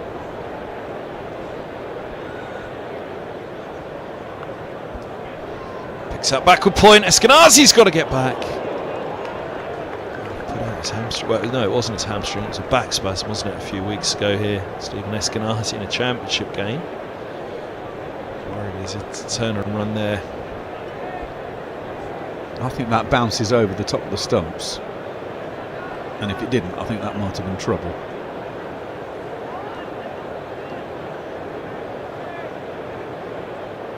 Not a bad time to have a tactical shoelace that needed tying.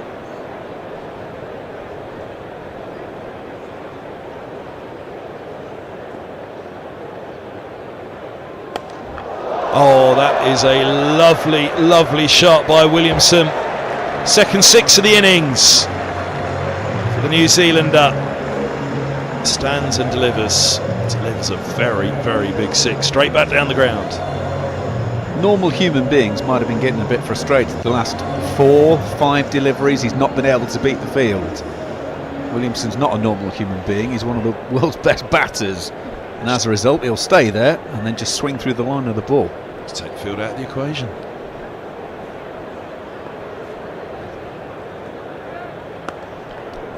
Looks for the stroke once more, but picking that extra cover.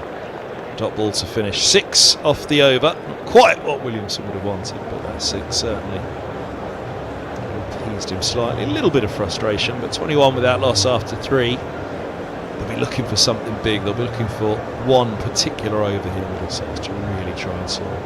They've done something very clever. They've gone to get a drink now because it looks like Kane Williamson's getting into gear. You don't want to be leaving your seat to nip to the bar when Williamson gets going. So I think they've been very tactical there. I think that's a very good move.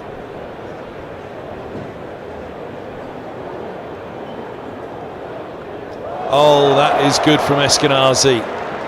1-2 bounces for 4. Brilliant from the Middlesex skipper.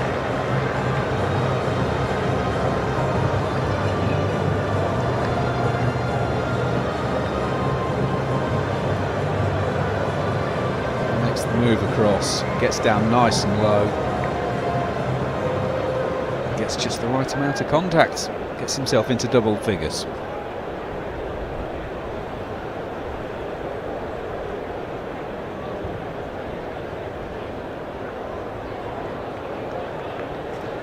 Dab.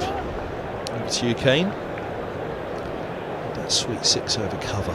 Curry's last over.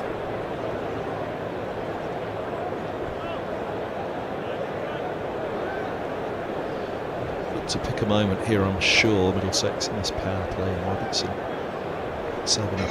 5 dot balls in that last over. It's going to be really interesting actually if they do go back to Robinson for the next.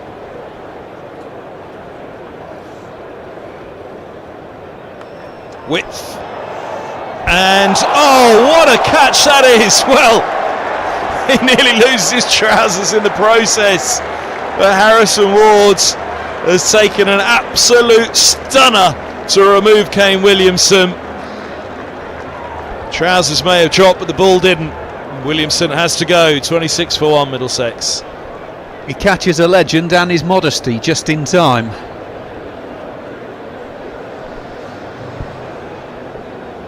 He was just reaching that for that one a little bit, Williamson there. Well, I said he caught in modesty. From that angle he didn't, but he won't give a jot.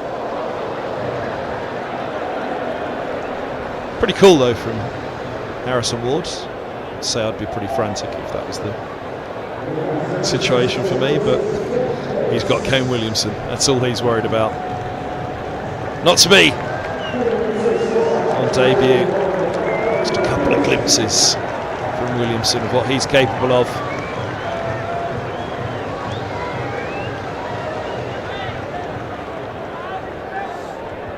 Ben Geddes in at 3. Max Holden away with the England Lions now, so Geddes gets his chance.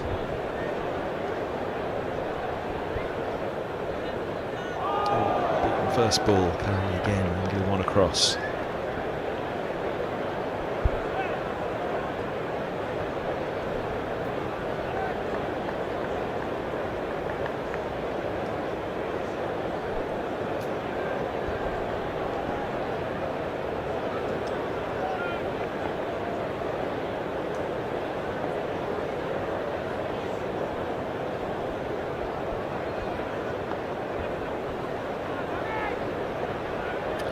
Just a single.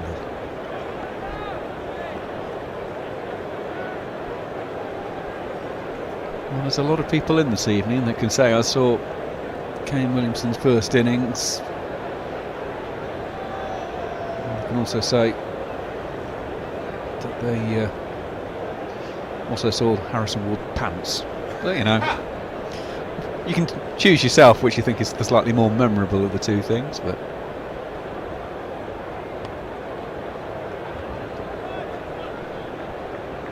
now, if it was Harrison Ford's pants, then something to write home about, I'm sure. 4 overs bowled, 28 for 1, Middlesex.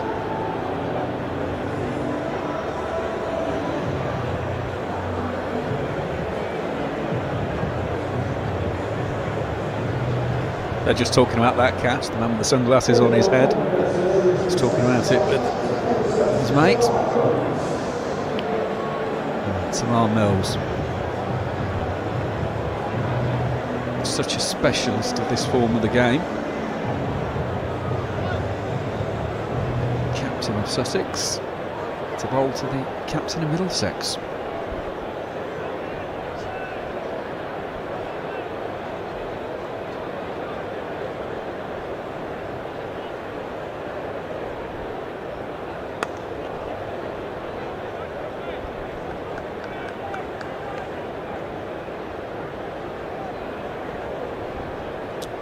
Simpson, the skipper for the championship at Mills, with all that T20 experience and guile.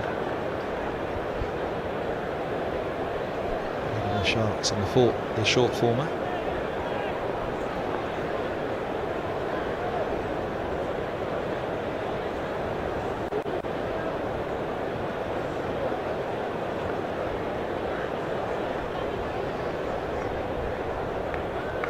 Ouch!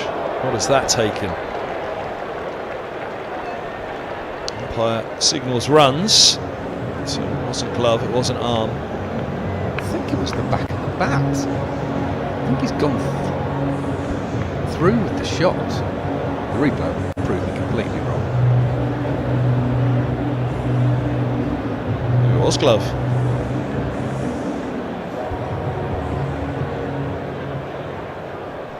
Sharp. Tymal Mills, little hop and a skip to get him going. A sprint.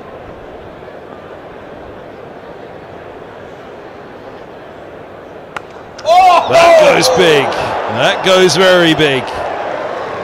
Well, might have worn the last one on the gloves. Skipper like that. Eskenazi puts that one to the corporate boxes. I hope you're paying attention up there. What a shot!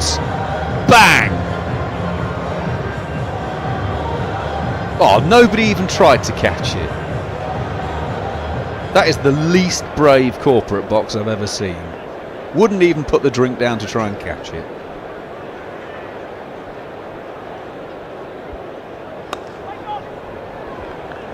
I feel good for Geddes. 1 from 5. Gloved 4. Over the keeper on the hook. And a very, very sweet pickup. Can we just put that on a loop, please? That was unbelievable. What a shot.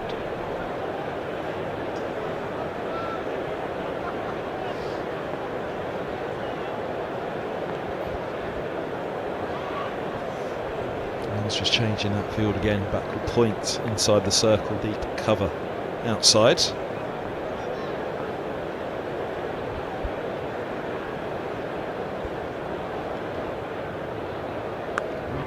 Pace off. I'll pick up a single.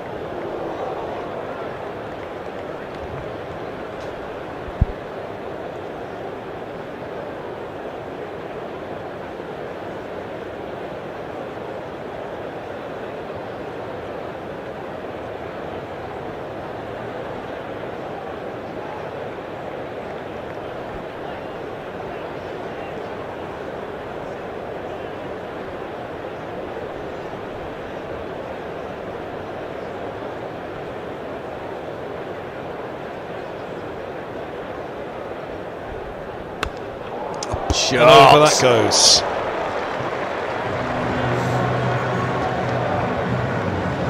That's a great over for Middlesex, considering it's against Tymal Mills.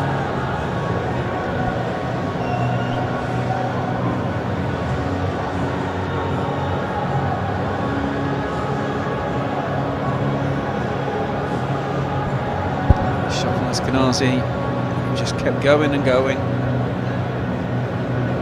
One more left in the power play.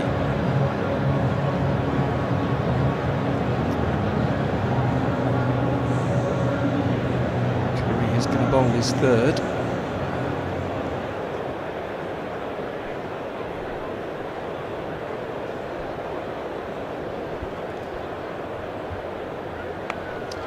It's smeared away. Deep back square, giving a flying chase. Divot pulled up in the process as well by Alsop.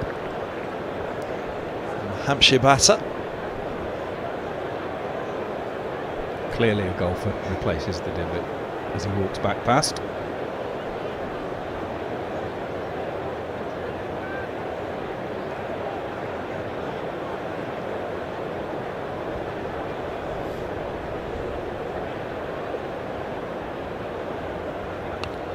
Himself through and Geddes, but followed by Curry.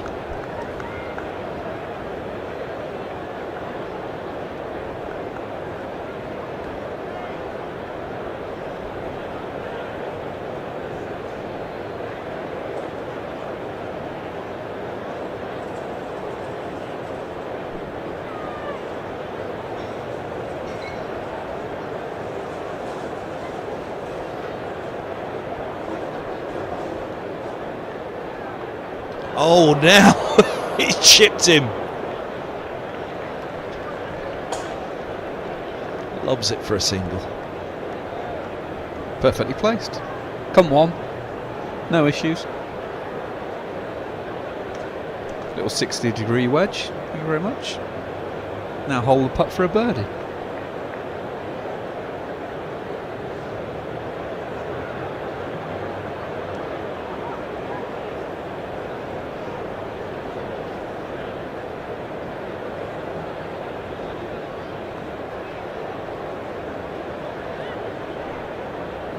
Ran the first one hard, but can't turn it into two.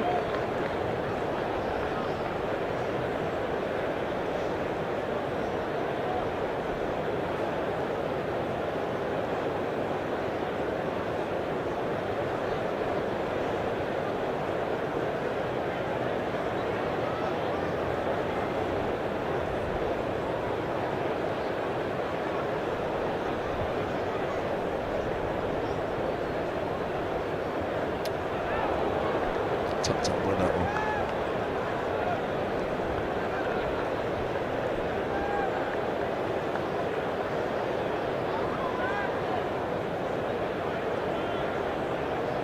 got over this from the Sussex point of view. Final ball then of the power play period. Middlesex would love one more boundary to bring up the 50 before Sussex can put more scouts out.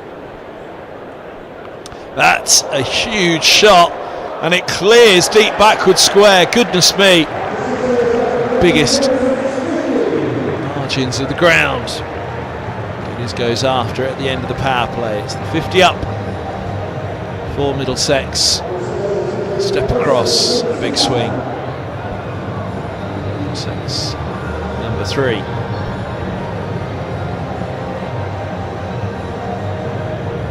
Looked for a moment as if Allsop might be in a position, but it just kept going and going.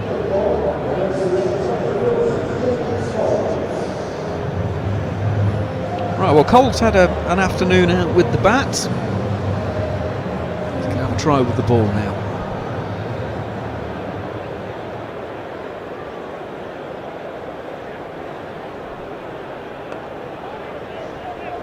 Oh, hello. Run just at the side of the bowler.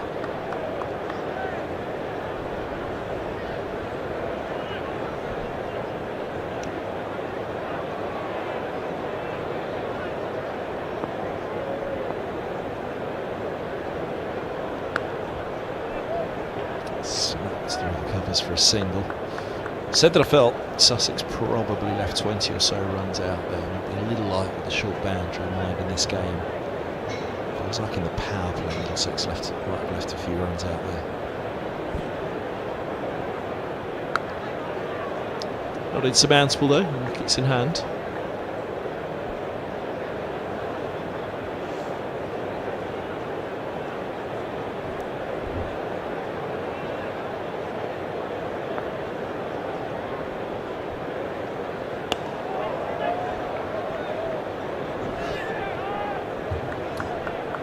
Singles, deep covers back, backward point and short third are up there. I wonder, does Eskenazi go to a reverse?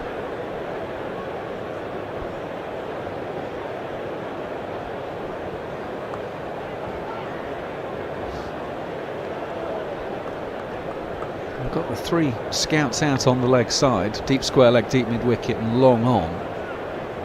And so far Eskenazi's not been able to access the leg side this over.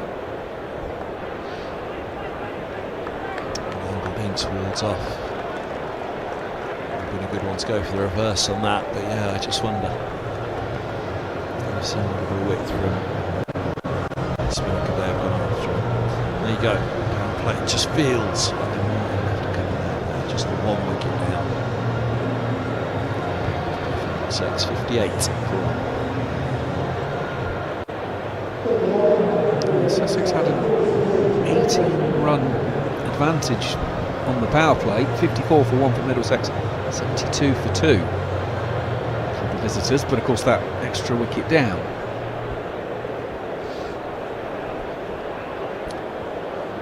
There's 3 or more wickets in the power play, and those 90% of your games. Up and over on that one, hasn't quite got hold of it, just leveraged it really for a couple. Not quite sure if it still stands up as perfectly statistically as that. That was the advantage for a fair old while in T20 cricket, which is why if you're 1 down at the end of the power play, you want to be a lot of runs on the board because you've left a couple of wickets, or at least 1 wicket. Could have gambled with. Nathan McAndrew wants square leg about 5 metres further behind square.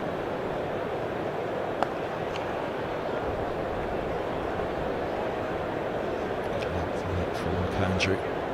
Room to cut. I see it to back away, get us, but too much the batter can do with that other than back away and to cut it. It's a big boundary to be trying to pull that into the onside. 3 set back.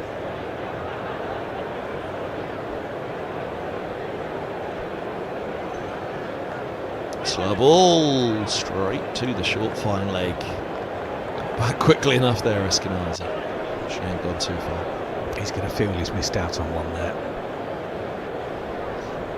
You feel like you've got to help that on its way and get some runs. Unfortunately, he's just picked out the short fine leg.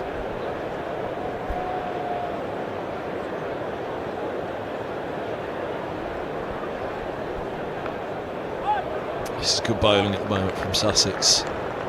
It's turning a bit of a screw here on Middlesex. A little light in the power play and now just out of the power plays. Pretty dry start. The first couple of overs, now the field is set back. Probably say that their bowling is their batting is their strength this year, especially with Williamson in, but also deploy. Eskenazi Holden missing out on this one.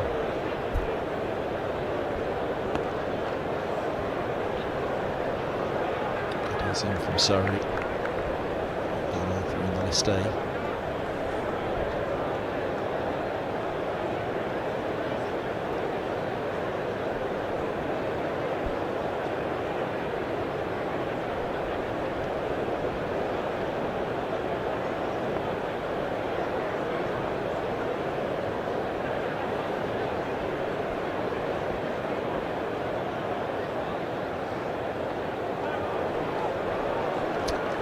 Makes the move and steps across, pace off from McAndrew, who's mixed that over up nicely.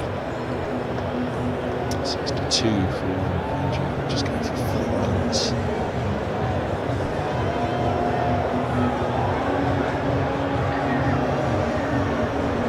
Plenty of chatter between the pair there. Thought clearly going into what's going on. Who's the juggling act in the background there? Lee's deploy. How's your juggling skills, man? About as good as my batting skills. It was you with the cakes earlier, wasn't it? Couldn't hold 3 of them, just keep juggling. Couldn't hold 2 at once.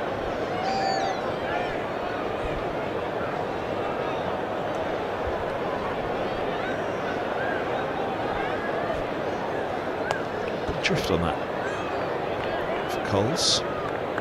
Feels like Middlesex are going to have to make a move here. I don't think they'll make too much. They may look at it that a partnership will be key. A partnership lay the foundation to win the game.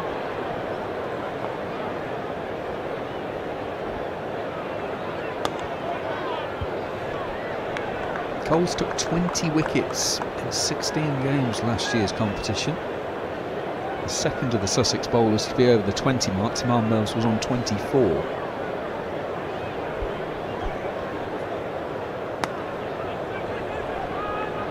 Can't get underneath that. It's a good length that he's bowling, and so it's going to be a hit and scamper. You see, that's the other thing with a big boundary. There are 2s to be had in a T20, which you don't often think. So the ball wins it. Shoots along the floor, it'll just be a single. As we say, you can sometimes get obsessed with boundaries, and obviously they provide a lot of runs very quickly. But if you can find the pockets and find the gaps, we're talking 2 a ball, that gives you 12 and over. What's the required rate? 12 and a quarter. Oh, big swing from Eskenazi. Top ball finishes. Well, that's where, I mean, look, he's going for that short boundary there on the left side, which see just how tight it is. Offside, as you say, pockets of space push the ball into. Plenty of ways to go about it at the moment. Run rate falling to 7.33. I think Middlesex have just got to find a little something here.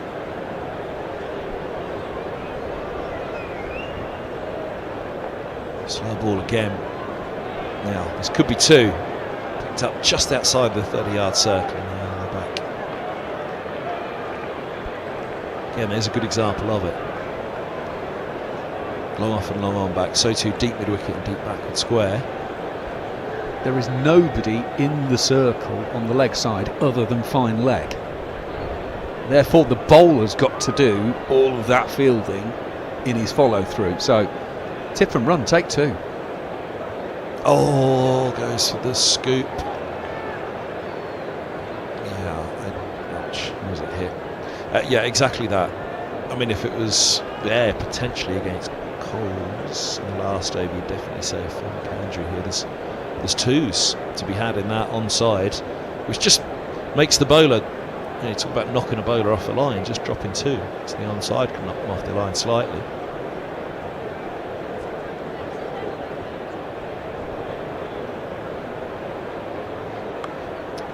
Snapped drive straight to backward point. Oh, that hits the stumps. Yes, no for the overthrow. No is the agreement.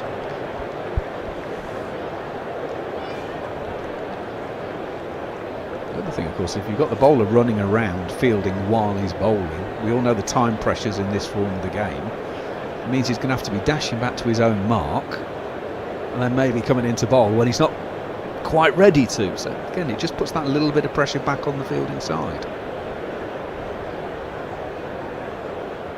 Stepping back, driving. Oh, Geddes is gone for all the world if that hits. Now that's the pressure building on Middlesex here. Eskenazi's 24 from 25. He won't be happy with his strike rate at all. Geddes 31 from 21, but tip on run unless it's straight to the fielder. Geddes hasn't hesitated there at all, but he knows he's gone for all the world if that hits. Had the sighter previous, didn't he? Good from Geddes. Just a single though. Just feel a little bit at the moment as though these 2 might just be obsessing a little bit with the short boundary. Final ball of the first half. Half-time bottle already.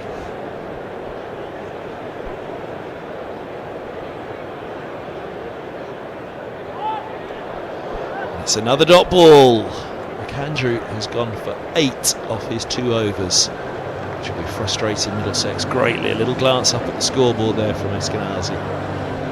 24 from 26. They've got to make this count. A big name to come, deploying next. Higgins. Davies comes in ahead of Higgins. Quite possibly so. And around as well. Safagoha. Curry to bowl out then. Previous 3 were all at the pavilion end. So he's going to swap for his final over. Up in the air. Extra covers backing up. He's not backed up quickly enough, I don't think. Nope. Took a while to set off there. He wasn't sure. McAndrew.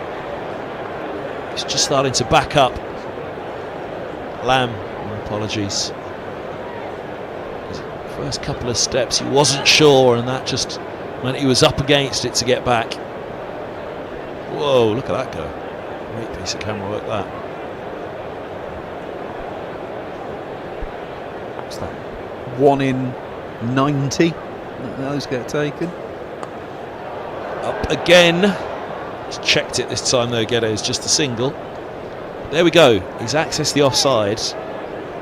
Straight away, he's got 3 off the first 2, which is a better strike rate than Middlesex are going at overall. 129 from 58. That looks ugly at the bottom. That's a tough task, but it'll only take 1 big over, and it will suddenly feel far more manageable. But well over 2 a ball as it stands. Up in the air again. Oh, it's going to land safe. Well. On Middlesex's side tonight. Couple land safe now in consecutive deliveries. The 50 partnership comes off 42 balls. It's only a fraction heavy when you look at it. If you're saying it was 50 off 36, 35, then panicking too much. So as you say, only an over in it really. Just to get Middlesex going, shift the pressure back a little. That may help, does it? Has he got enough? He has, all the way for 6, straight of the long arm. That'll feel better for the Middlesex captain.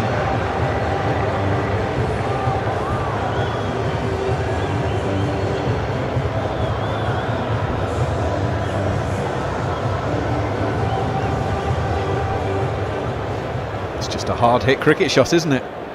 Stay in line, head to the ball, swing through it.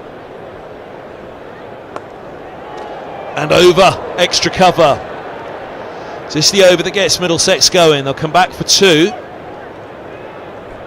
But they've just stand and deliver this over, rather than trying to access that onside. The runs have come in the offside or straight down the ground. Obviously that top edge was looking to go to the short boundary.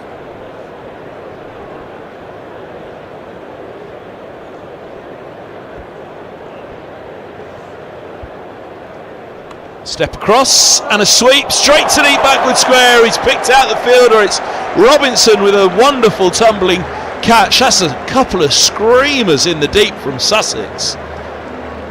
Take a bow, the fielding coach for the Sharks. They've held on to 2 gems in the outfield to pick up Williamson and now Eskenazi, who just started to get going. It felt like he got into a good position for that. He's got the shot going. You won't believe it. He's put it right down the throat of the deep backward square.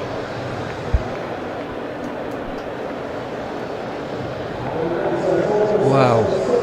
Eskenazi still probably can't quite believe that. And he's just crossed the boundary edge down towards that dugout. When it left the bat, it would have felt great. And then he would have tracked it and thought, that's going all the way. Fair play to Robinson. It's a good catch though, isn't it? 2 very good catches, and Curry finishes with 2 wickets. Well, here's Deploy. Big moment this. There's plenty of batting to come, but he's a very, very big name. It hasn't quite fired for him just yet this year. Deploy. Will it be in the blast? We'll see. Lamb's into the attack for the first time. The Sharks. I feel a pun coming on, Maka. Don't. Give me time. Remember, Danny, who's normally producing at the back of the box, who can't come round the desk and clip you around the ear, can receive now.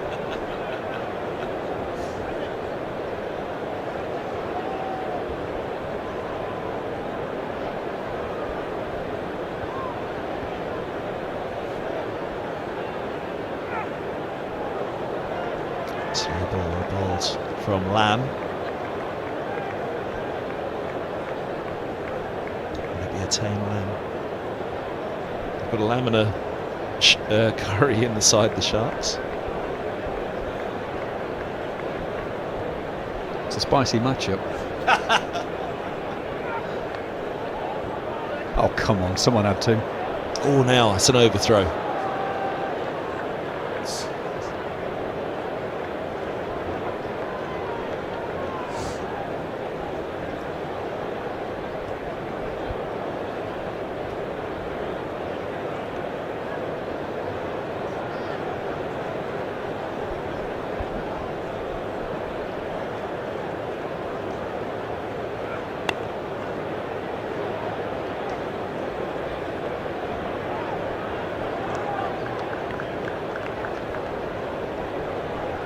It's a shame Martin Saggers isn't umpiring.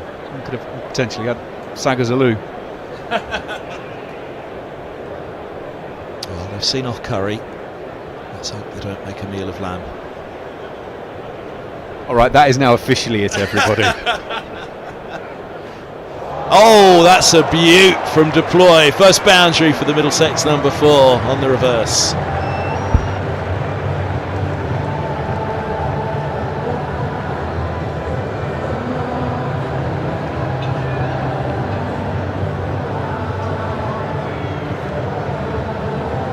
Doesn't go too early there, Deploy, as well, does he? He's only just in position.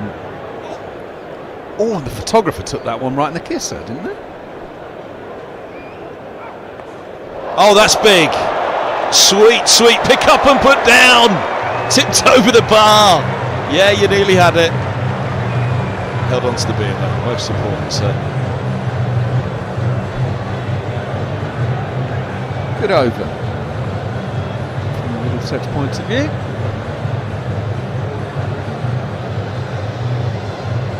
seen from it. That one was slightly speared leg side and helped on its way. Well, the man in the front row tipped it on.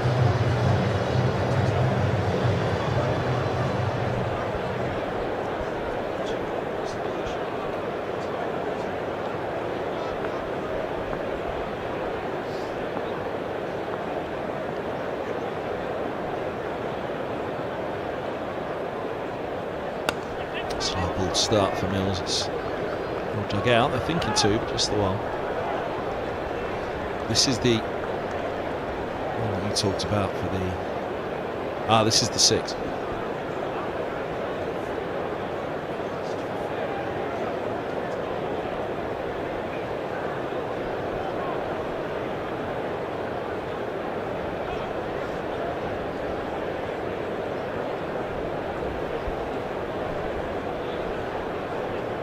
Backward point, deep cover on the boundary, up the slope for the left-handed deploy, down the slope, deep backward square, deep mid-wicket, long on.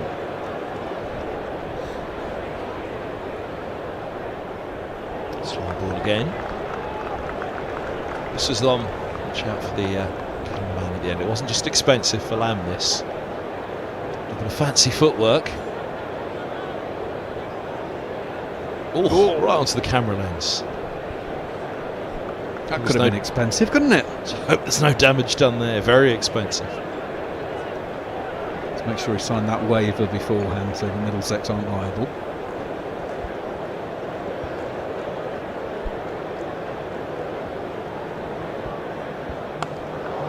Up in the air and out. Straight down the throat of deep mid-wicket. Middlesex lose their third in the 13th. 105 to win. Deploy just waiting for the umpires to make a call on that. Well, the umpire's the other side of a very, very long boundary, and Deploy's slowly making his way off.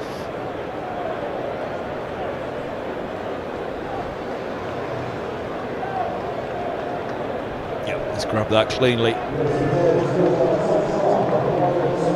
Deploy has to go. Not to be tonight. Middlesex number 4, 98 for 3. It carried, not by much, but it did carry. Davies is going to get us at the wicket.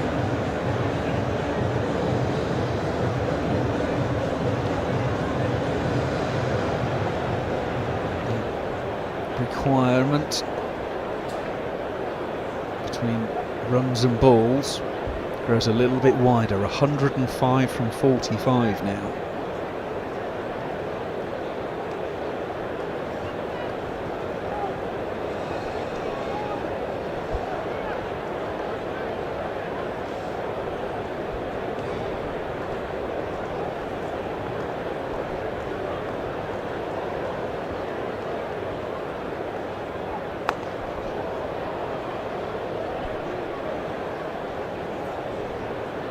Off the mark straight away.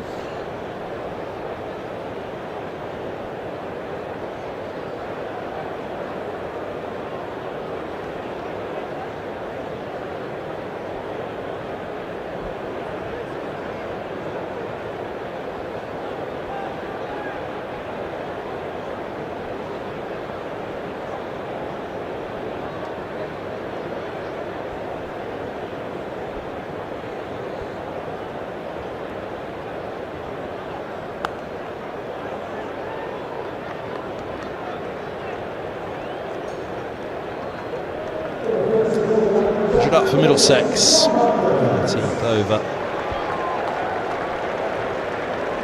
It's only 7 balls.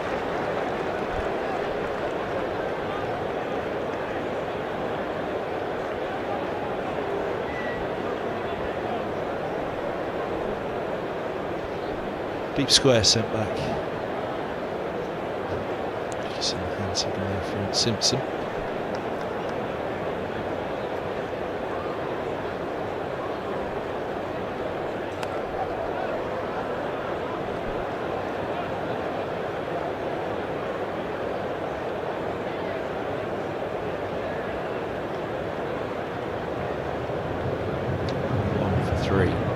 13.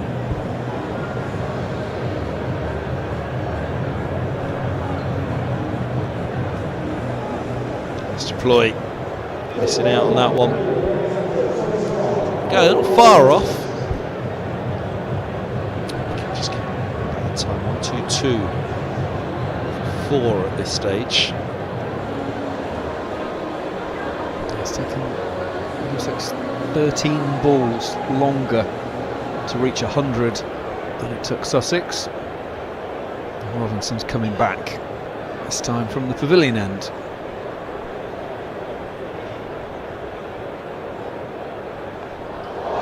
Oh, well, early party trick from Davies. Scored that wonderful scoop 6 at the Oval a couple of years back. And the headlines with that one, and a big win for Middlesex.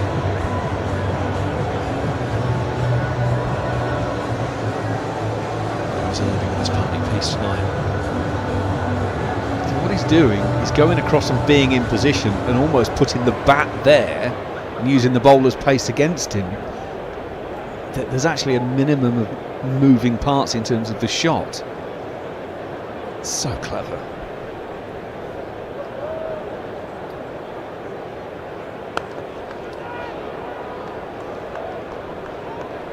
Straight to cover with this one.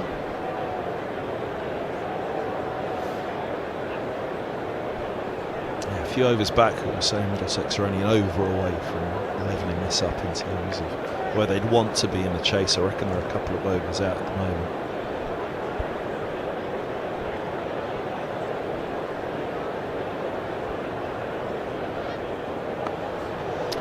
That one's just fine with the fielder. Extra cover, so they'll get a single. It's basically 2.5 runs every ball is the requirement from here. So that is 3 or 4 big overs, isn't it?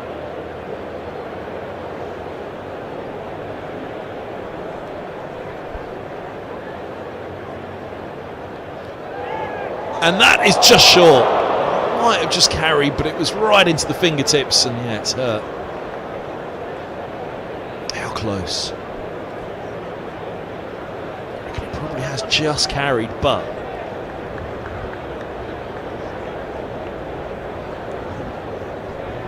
fingertips. It's one of those where the fingers get squeezed between the ball and the ground. The ball gets forced out. And he's bowled him. Leg stumps out of the ground. Davies has to go. Middlesex lose their 4th. Robinson has his 1st. The Sharks are smiling at Lords.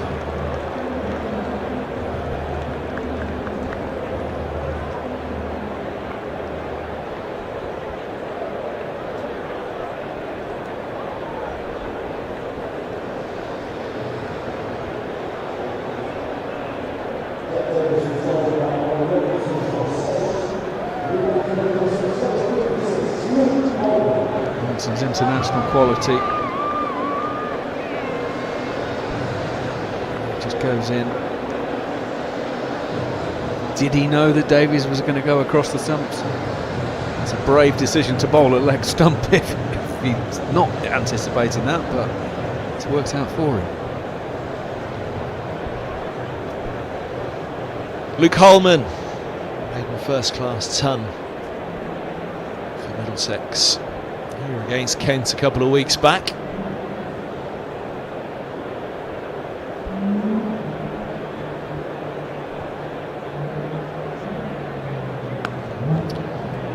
Flick for 4 first ball. Easy as you like. It's a great start. Confidence is high at the moment for Holman.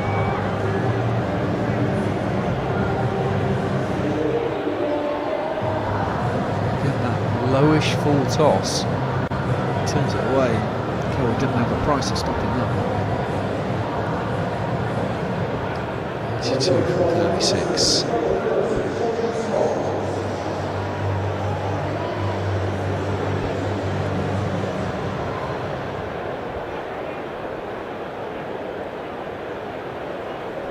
back to spin.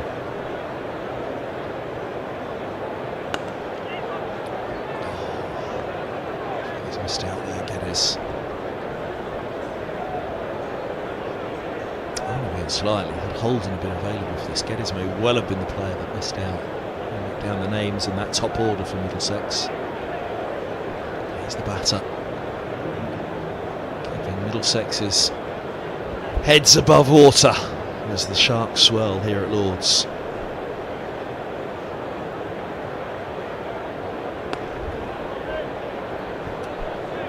Just a single on that occasion. Again, that'll frustrate Middlesex. Could you have turned some of these ones into twos? Inside. Holman, though, new to the crease. You can blame him for working out the angles. And that is a beaut. Geddes says that well worked out. Possibly haven't used that shot enough tonight. We mentioned it at the end of Cole's last over, didn't we?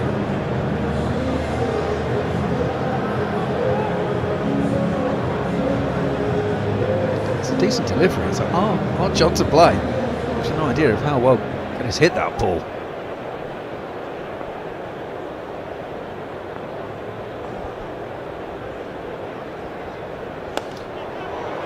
Smears that one away. Gets back for the couple.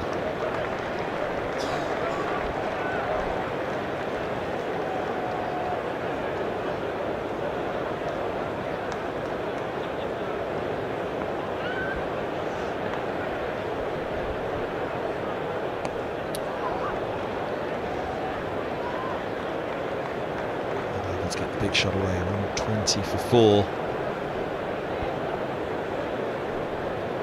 Far from out of this Middlesex, but you do feel that someone's got to get going with Geddes now as well.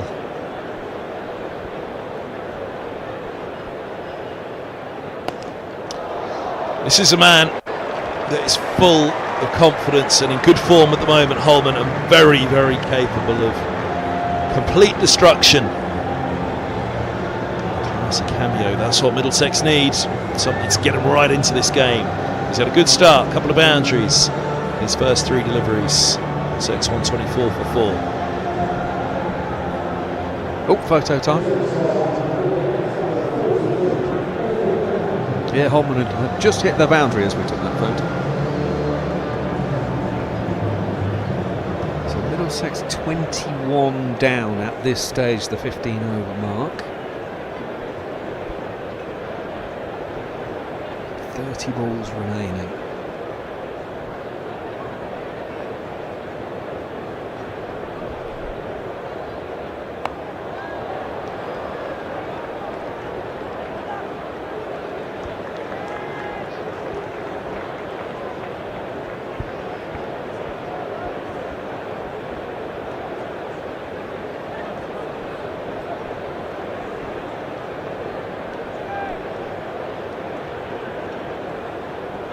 Can Holman exploit that shorter boundary up the slope?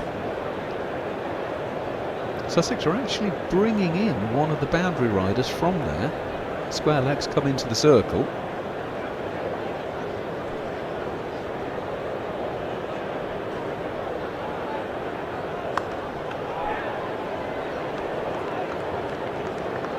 Trying to get past that fielder at cover. Straight to him though. McAndrew and Robertson so economical so far.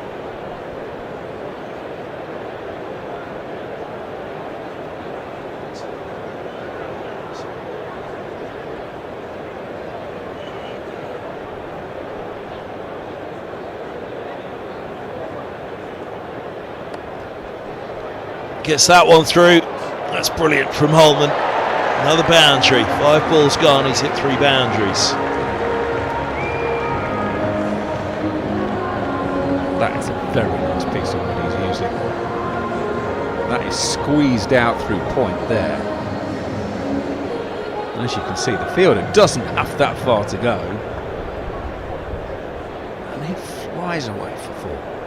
No fear at the moment, I don't think, Luke Holman. Flying high as well. His beloved Wimbledon promoted on Monday. 2 playoffs. And he's flying high himself at the moment. It's probably a good job that Stewart did have his back to the play, because if he'd been facing that, he might have been a little bit worried.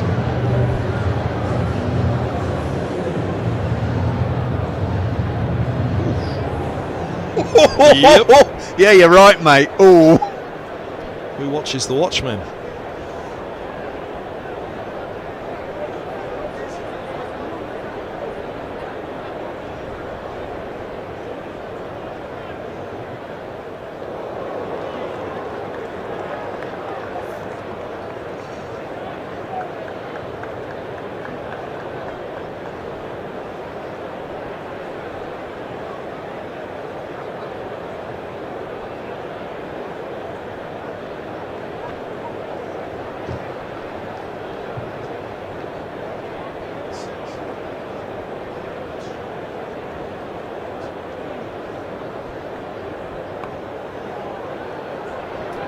This is tight. No, he's all right. 3 hasn't come in from there. On 3, 6 for 4. The 16th.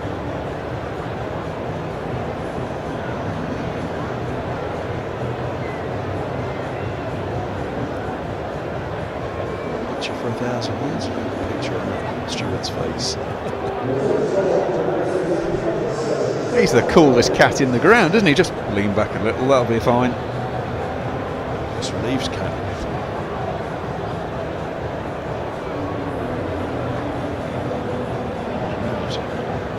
9 lives if that was down his throat. 3, 6 for 4. Mills for 20 from his 2.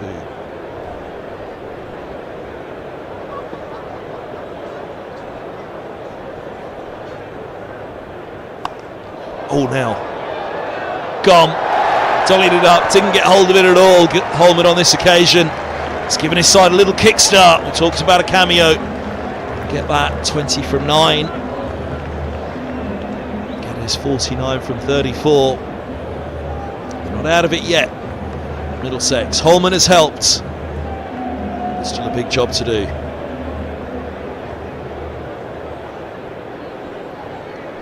Unfortunately, the bat face was just a little bit open there, wasn't it? So he's almost like a backhand slice in tennis. If the bat was actually more closed, it would have been a flatter blade, and I think it clears him by quite a long way. He's got out for about 5 degrees, 5-10 degrees, and that is the fine margins of professional sport. Can Higgins be the hitman for Middlesex? Geddes on 49 from 34. Higgins on strike.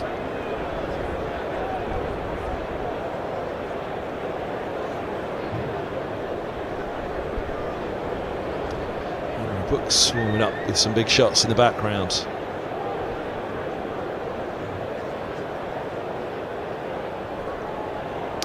Ball, and it's away fine. Not fine enough. It's a good try back. And Robinson down there, taking 2.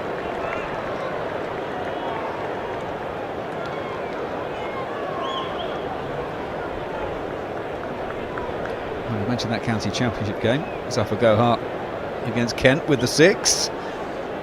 We know he can hit to the short side up the slope. And there he is in the background. Oh well, I think that's pretty deliberate from Higgins. Away for 4 it goes, flayed away outside the off stump.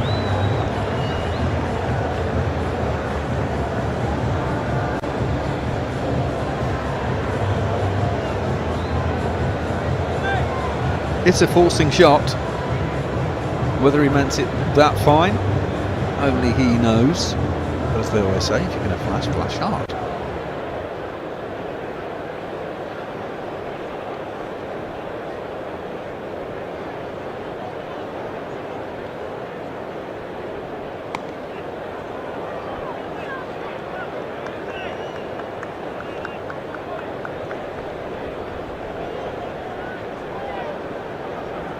Geddes back on strike, 49 not out. Feels like we need a big couple of deliveries here. How will Geddes go to his 50 if he does? The faces on the sideline. Pensive looks. Pinned down Geddes at the moment.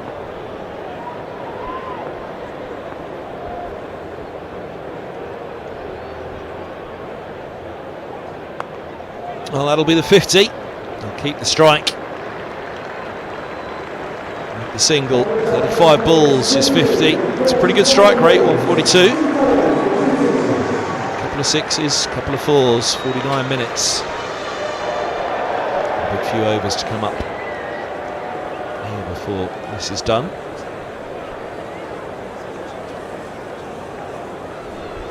Which is on to come of the over.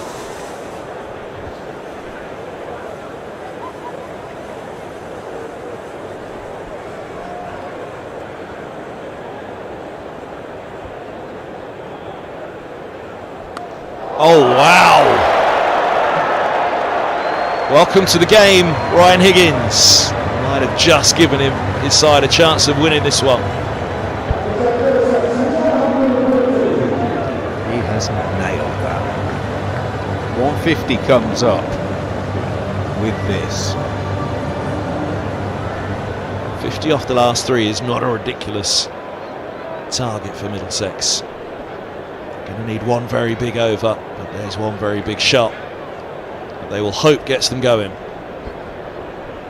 It's got some movement in the dugout. Look at those eyes from Higgins. He watched it all the way.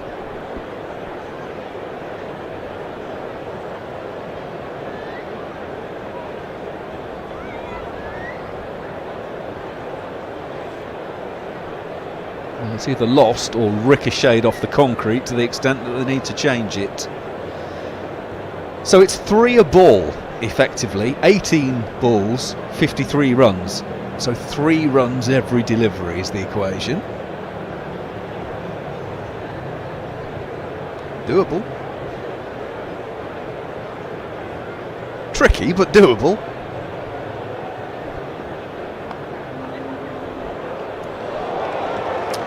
Single on that one. Again, that short boundary. It's one big over here, and that big over could come to the short boundary, it could come to the big boundary. There's gaps there, there's spaces. Gotta get going and keep going. It'll go dramatically one way or the other here for Middlesex.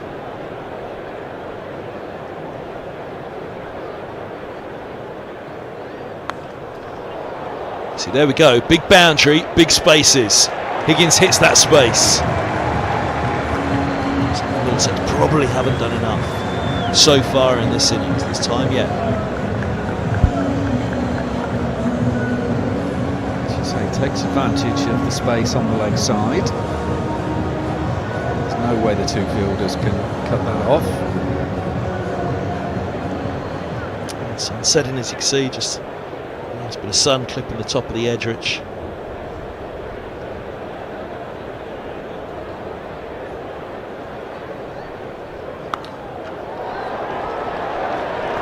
Into the same gap from Higgins, 21 from 6. He's dragging Middlesex back into this. And they've scored 1 of 3.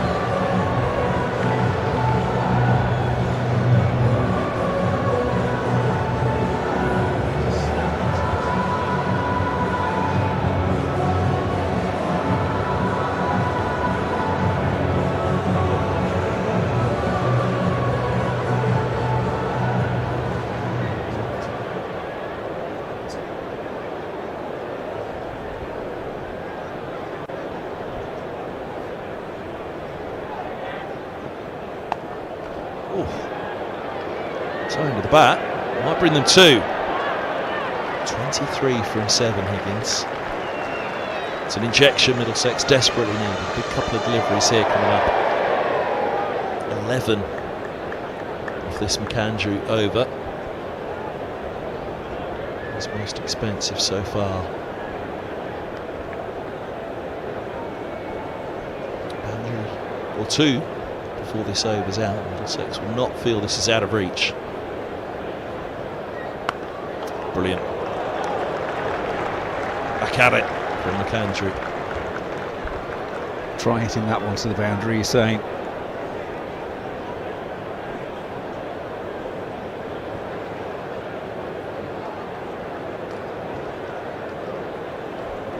Last one of the over.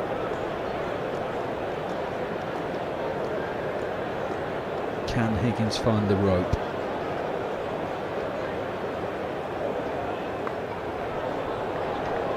No, that's a very good end to that over from McAndrew. Single off the last 2 balls. Middlesex really needed a boundary there. It's not done yet, but they're going to have to go big this over. They can't leave it to the last. That's the power play. Just run down at the end of the power play, Middlesex. For me, that means you've left runs out there.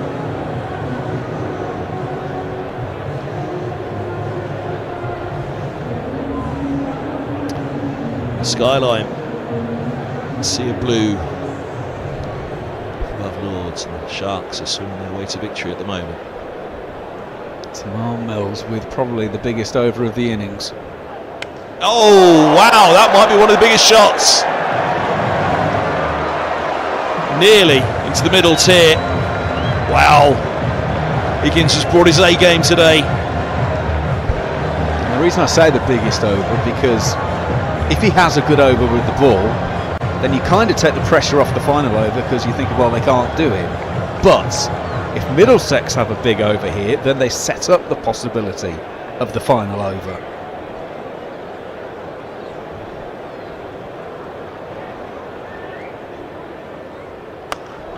That one clears mid off. 31 to win from 10.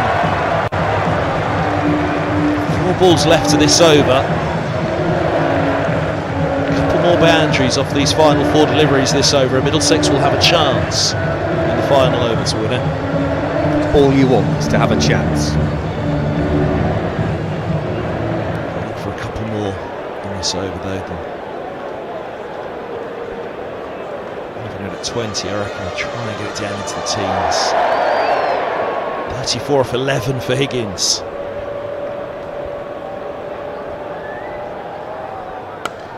Oh wow! Straight down the ground, only just short of a maximum. They're down into the 20s, 3 balls left to the penultimate over. So you're saying there's a chance? Absolutely gun barrel straight.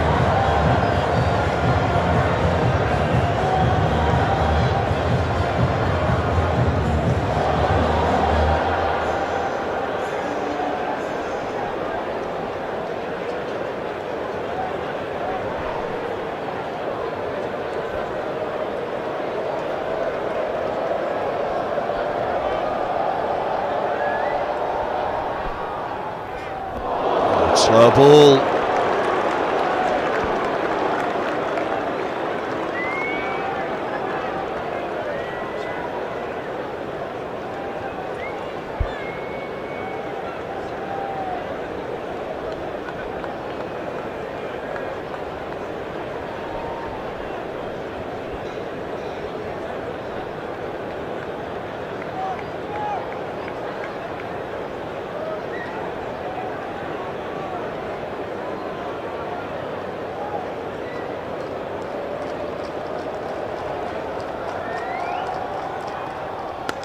Wow, where has that gone?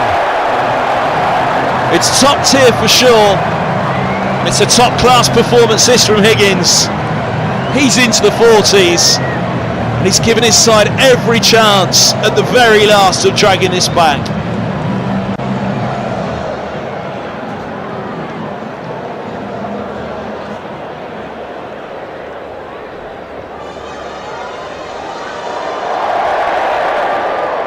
One from 7. I still feel they need a boundary here, Middlesex. And we are going to have to change the ball again by the look of it, just to build up the tension a bit more.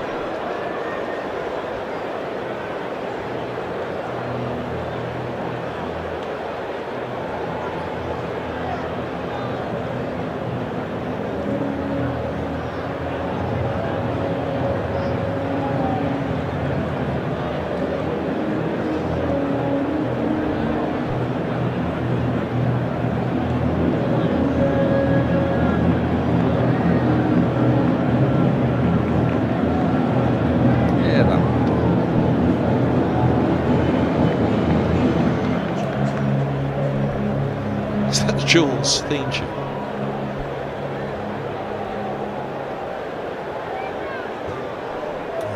Here's another angle of that 6. Where does it go? Ooh.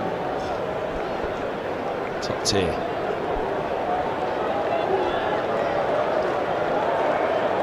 Can't do it again, put off the 50.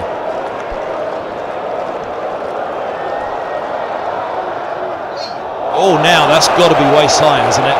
All eyes on the square leg umpire. Oh. Well, listen to the crowd reaction.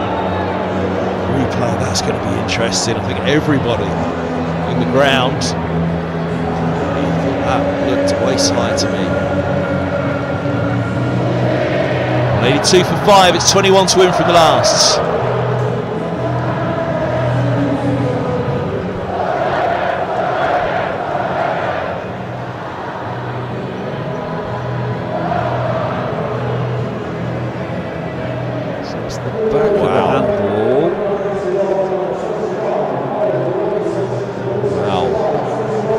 Higgins looks straight round and then says, "Are you sure, sir?"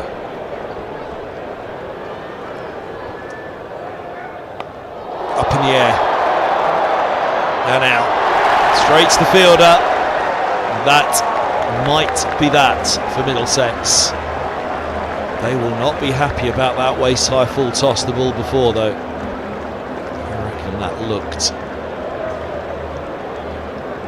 clear, but is what it is. Get his holes out. Fine 51, 36 balls. And of course, the change in the regulations a couple of years ago means that they can't cross, and therefore it is the new batter on strike. Higgins ran on the grounds that, well, it might get dropped, and therefore we can take advantage of it. And he's now going to have to go back to the non-striker's end.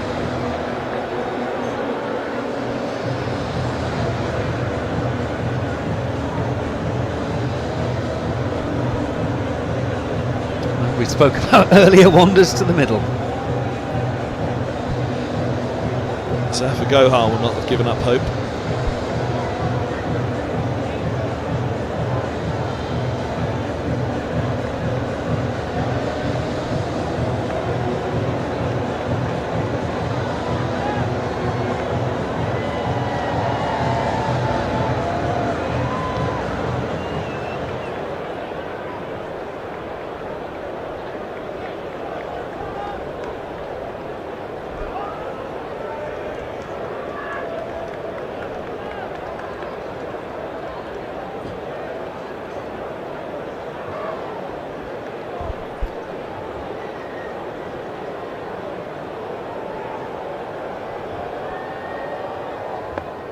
That's brilliant.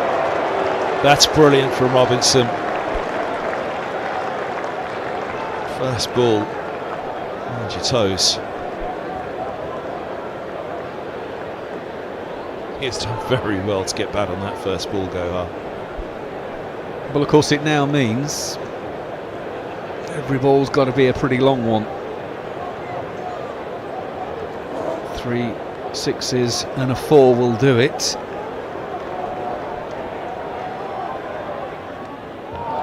That's another dot. That's it for Middlesex on this one. Well, Sussex may have been 20 light. Middlesex set to be 20 short.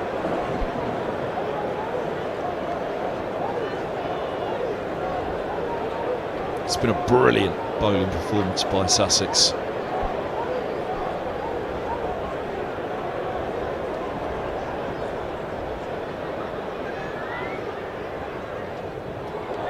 Well, never say never.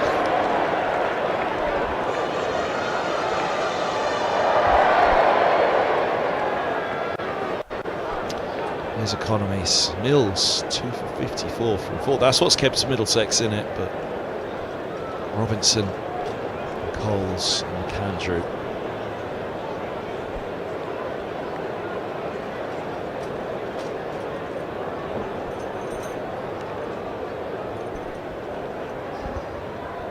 And another.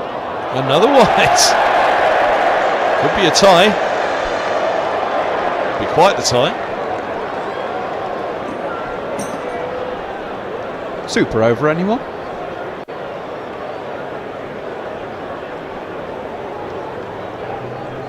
Be the first super over at Lords that Kane Williamson will have looked forward to. Sorry, Kane, that was very early in your stint.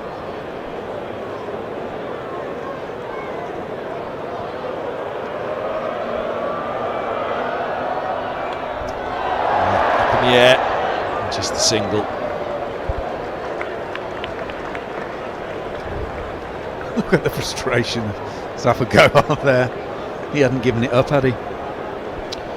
No, they were behind in this chase from the off, though. They've just about been keeping in there, and it's mainly Higgins, 44 from 15, that gave them any chance at the end, but it's been catch up from the word go. Power play was light from Middlesex.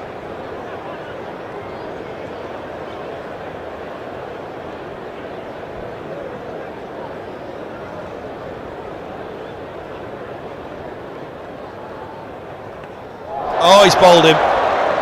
Higgins backs away. But back he goes. Brilliant, brilliant 44 from Higgins.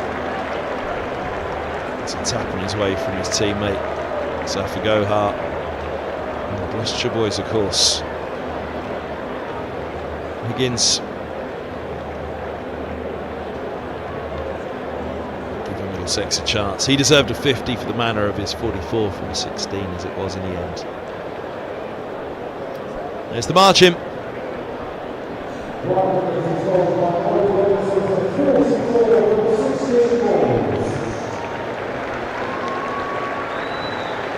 Henry Brooks to come out. Swing at the final ball of the innings. Right at the end of the group. That's what Higgins would have been thinking, not just his 50, but trying to take this as close as they can. Last ball of the night.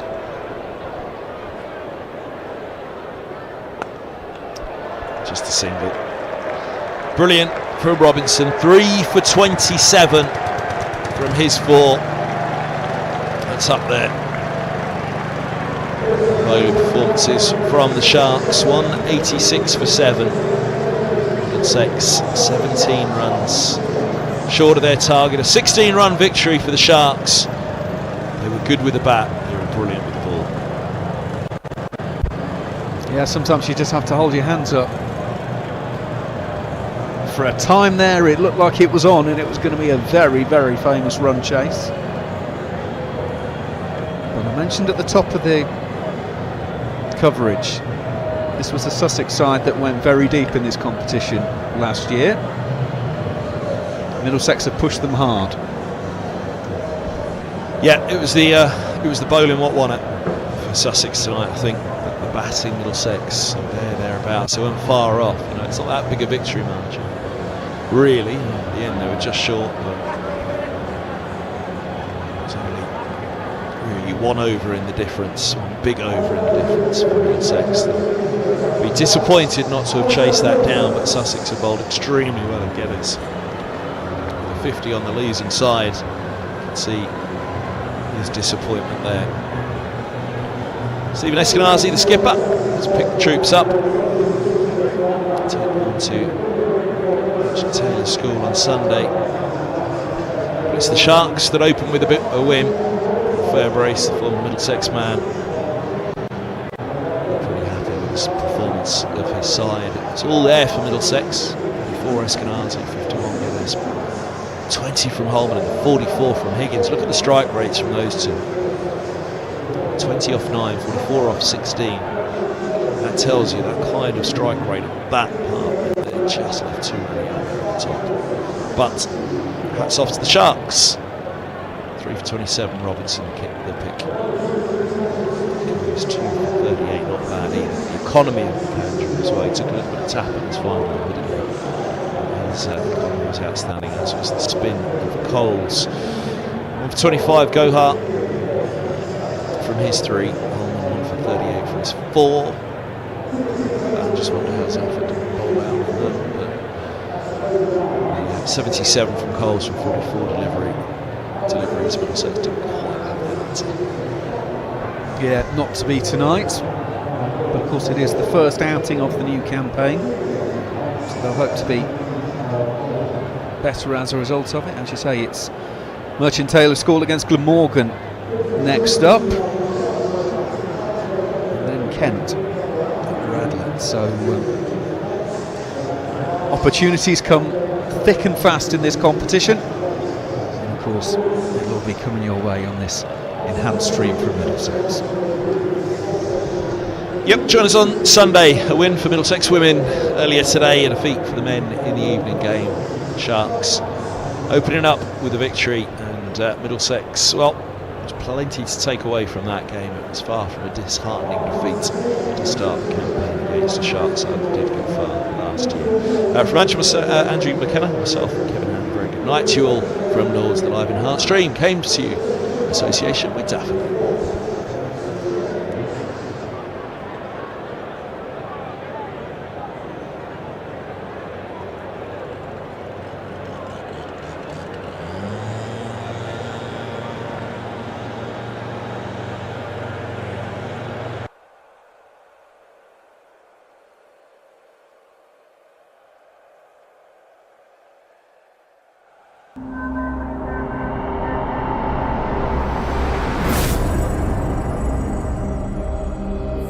Hello नमस्कार सत श्री अकाल अस्सलाम वालेकुम। कैसे हैं जनाब? धुआं साथियों, यार मैं तो पहले से कह रहा हूं कि मोदी जी ने सर्जिकल स्ट्राइक ऑपरेशन सिंदूर कुछ दिन तो बॉर्डर के पार चलाया और फिर 14 मई के बाद बॉर्डर के अंदर चलाना शुरू कर दिया, दो तरफा चलाना शुरू कर दिया और सबसे बड़ी मुसीबतें खड़ी कर दी ऑपोजिशन के लिए, विशेष तौर पे कांग्रेस पार्टी के लिए, क्योंकि मोदी जी को पता था कि मामला ठंडा होने के बाद ये अपनी औकात दिखाएंगे, तो उन्होंने पहले ही दो भी पिछाड़ मार दिया।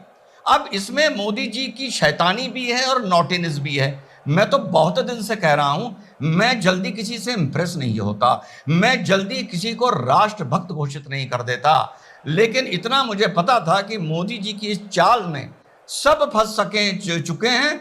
मोदी जी ने सबको काम पर लगा दिया है और कुछ काम पर इस मारे लग गए हैं क्योंकि उनके पास वाकई कोई काम ही नहीं था। हर चीज की दो तस्वीरें होती हैं। अब मोदी जी ने कहां नोटिस शुरू करी, धुआं करना कहां शुरू हुआ? पहले तो वहां धुआं हुआ, उसके बाद यहां धुआं हुआ ये कि 15 को एक लेटर जाता है सारी ऑपोजिशन पार्टी के पास, महत्वपूर्ण ऑपोजिशन पार्टी के पास। अच्छा, चार मीनारा जाना जरूरी था कि तुम महत्वपूर्ण हो ना हो, क्योंकि तुम्हें राष्ट्रभक्त तो हम घोषित करके रहेंगे। अब तो भैया लेटर जाता है कि इस तरह से ऑल पार्टी डेलीगेशन जा रहा है और आप लोग अपने इसमें इतने स्ट्रेंथ के हिसाब से इतने नाम दीजिए। तो उसके बाद जयराम रमेश 17 मई को एक बहुत लंबा ट्वीट करते हैं और उसमें लिखते हैं कि इस तरह से हमारे पास एक लेटर आया है और leader of opposition Rahul Gandhi ने ये 4 नाम सुनिश्चित किए हैं जो पार्लियामेंट्री अफेयर कमेटी को भेज दिए गए 17 मई 2025 को। नाम कौन कौन से थे? आनंद शर्मा थे, गौरव गगोई थे, सैयद नसीर हुसैन थे और श्री राज बरार थे। ये नाम चले गए। अब कांग्रेस सोची कि भैया चलो ये नाम चले गए हैं, अपना जो होगा आगे देखा जाएगा। अब थोड़ी देर बाद या शायद 2 दिन बाद शशि थरूर साहब का एक मैसेज आता है, ट्वीट आता है कि मैं शुक्रिया करता हूं सरकार का कि मुझे डेलीगेशन लीड करने का मौका मिला और मैं देश के काम आ सका। अब कांग्रेस पार्टी कह रही है अब यार ये क्या झोल हो गया, उनको क्या किसी 5th आदमी की तरह लेके जाया जा रहा है? उन्होंने कहा नहीं, जो 4 नाम आपने दिए हैं वो 4 नाम बदल दिए गए हैं। आनंद शर्मा को सिर्फ उसमें रखा गया है, उसके बाद शशि थरूर जी को रखा गया है, मनीष तिवारी जी को रखा गया है और सलमान खुर्शीद जी को रखा गया है। अब यहां से धुआं होना शुरू हुआ, इधर खाई उधर कुआं, मरता क्या ना करता। अब कांग्रेस इस पोजीशन में नहीं थी कि इस चीज का विरोध कर सके कि यही लोग जाएंगे, और वक्ता भी ये चारों बढ़िया थे। इन चारों में आपस में कॉमन क्या है? आपके आनंद शर्मा हो गए, मनीष तिवारी हो गए, सलमान खुर्शीद हो गए और शशि थरूर हो गए। इनमें कॉमन क्या है? अरे भाई, इनमें कॉमन है G23। याद है या भूल गए G23 को? वो मंडली जो बनी थी, जो राहुल गांधी की, जिसने नाक में दम कर दिया था, जो कहती थी कि कांग्रेस में रिफॉर्म्स लाओ, जो कहती थी कि कांग्रेस को आत्मचिंतन करना चाहिए, अंदर से बदलाव लाना चाहिए, हमारे यहाँ फ्री एंड फेयर इलेक्शंस होने चाहिए, जिसके मारे उदयपुर अधिवेशन बुलाना पड़ा था, जिसके मारे ना चाहते हुए भी कांग्रेस पार्टी को कुछ बदलाव करने पड़े थे, जिसके मारे फिर चुनाव होता है।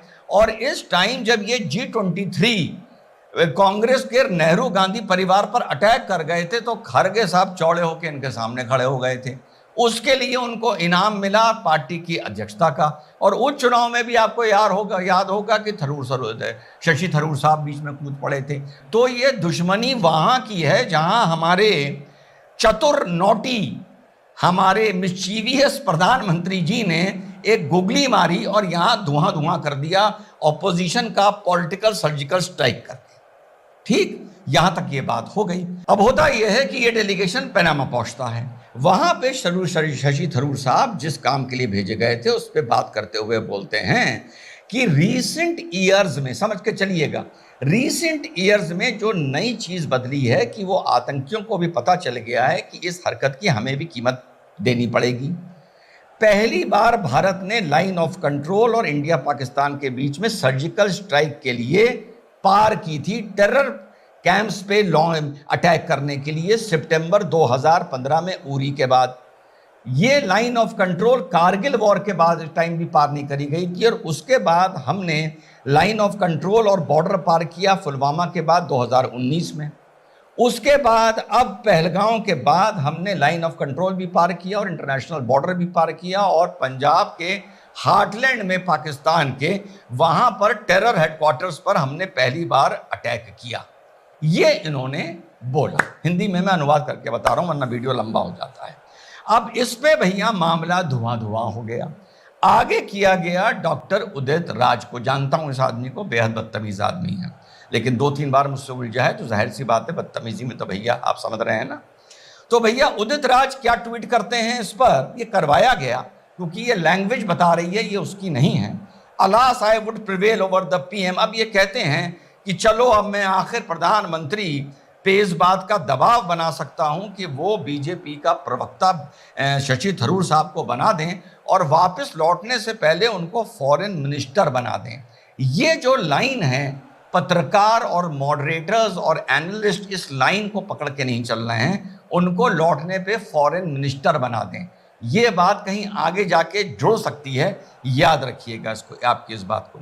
फिर ये कहते हैं कि आप कांग्रेस के इतिहास को इस तरह से डिमीन या क्रिटिसाइज या हल्का कैसे कर सकते हैं। हमने 1965 में भी हमारी आर्मी ने बॉर्डर पार किया, 1971 में भी किया, और उसके बाद यूपीए गवर्नमेंट ने भी बहुत सर्जिकल स्ट्राइक करे, लेकिन हमने उसका ढोल नहीं पीटा। पहली बात तो उदित राज ये ही नहीं समझ पाया, तभी मैं कह रहा हूं ये ट्वीट भी उसको लिख के दिया गया है, कॉपी पेस्ट कर दो इसको, कि बात यहां पर टेरर की हो रही थी और रीसेंट ईयर्स की हो रही थी। वो पहुंच गया 1965 और 1971, रेगुलर वॉर की बात ही नहीं हो रही थी। पहले तो ये महामूर्ता महाजहालत। उसके बाद ये कहते हैं कि साहब हमने तो इससे पहले भी बहुत सर्जिकल स्ट्राइक किए लेकिन किसी को बताया नहीं। अब इसको ये बात वहीं पर खत्म हो जाती, लेकिन खत्म नहीं हो सकती थी क्योंकि कार्रवाई की थी। तो साहब पवन खेरा साहब जो उनके मीडिया सेल के शायद चेयरमैन हैं, उन्होंने इसको रीट्वीट कर दिया और वहां से इस बात ने तूल पकड़ा। अब पहले भी हमने ये सुना कि कांग्रेस पार्टी ये कहती है कि पहले सर्जिकल स्ट्राइक हुए थे और मनमोहन सिंह जी के टाइम पर हुए थे, और पवन खेरा ये भी कहता हुआ सुना मैंने कि वो ये कह रहा था कि साहब ये बताइए सर्जिकल स्ट्राइक की नौबत क्यों आई। इनको ये नहीं पता होता कि इनके दो नेता जो बोल रहे हैं, एक बहुत छोटा सा मंच है जो दोनों की बात पकड़ लेगा। वो ये बता रहा है उदित राज कि सर्जिकल स्ट्राइक बहुत पहले से होते आए हैं, सुनिएगा, और पवन खेरा इनसाइट दे रहा हूं। और पवन खेरा बोल रहा है कि ये नौबती क्यों आई कि सर्जिकल स्ट्राइक करना पड़ा। अब पवन खेरा पहले ये बात उदित राज से पूछे कि अबे मूर्ख आदमी, हम दोनों को तय करके जो बोलना चाहिए। अगर तुम ये कह रहे हो कि सर्जिकल स्ट्राइक बहुत पहले से होते आए हैं, मैं ये कह रहा हूं सर्जिकल स्ट्राइक की नौबत क्यों आई, तो कोई फेस टू फेस का छोटा सा मंच होगा जहां रिजवान अहमद ये पूछ लेगा कि पहले पवन खेरा ये बता दे जो उदित राज बोल रहा है, तो उस टाइम पर सर्जिकल स्ट्राइक की नौबत क्यों आई थी। पहली चीज।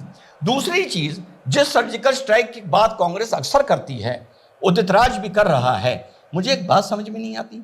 चलो भैया, हम ढोल नहीं पीटते थे, यूपीए सरकार ढोल नहीं पीटती थी, सर्जिकल स्ट्राइक कराती रहती थी, तुम नहीं पीटते थे, तो पाकिस्तान भी किसी को नहीं बताता था कि सर्जिकल स्ट्राइक हुआ है, पाकिस्तान भी कोई जवाब नहीं देता था सर्जिकल स्ट्राइक का। अच्छा चलो, पाकिस्तान भी नहीं देता था यार, दुनिया को भी पता नहीं चलता था, अमेरिका को पता नहीं चलता था, चाइना को नहीं पता चलता था, पूरी दुनिया को नहीं पता चलता था।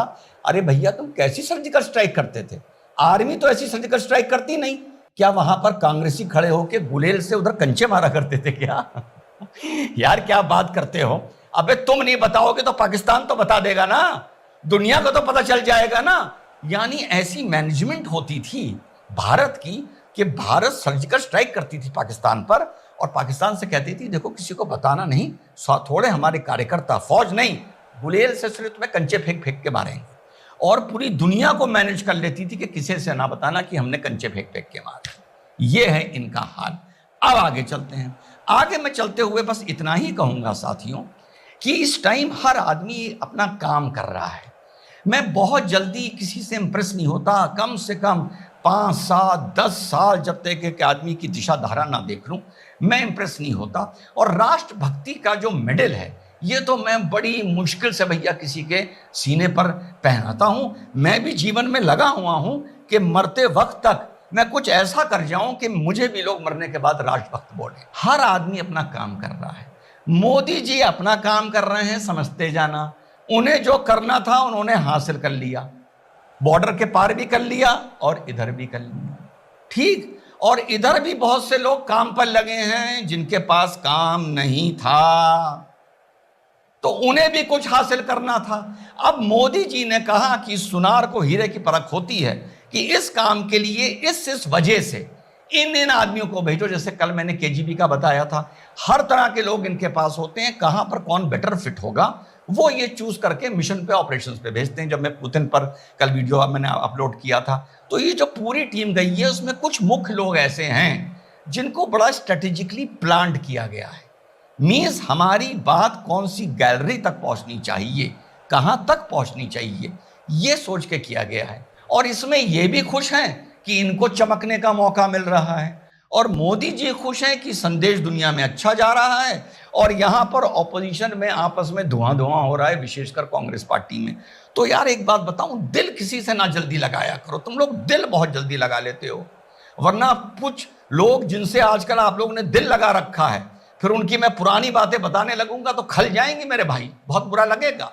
तो दिल ना लगाओ, दूर बैठ के मौज लो, मजे लो कि इन्हें चमकने का मौका मिल रहा है, इनको जानबूझ के चमकवाया जा रहा है, ये हमारा पैगाम दुनिया में पहुंचा रहे हैं, हमारा काम अच्छा कर रहे हैं, और आपस में इनमें जूते चल रहे हैं। इस पूरे किस्से को इस तरीके से देखो, दिल ना लगाओ। और मजे की बात सुनिए, पता नहीं ये मोदी जी क्या क्या करवा देंगे।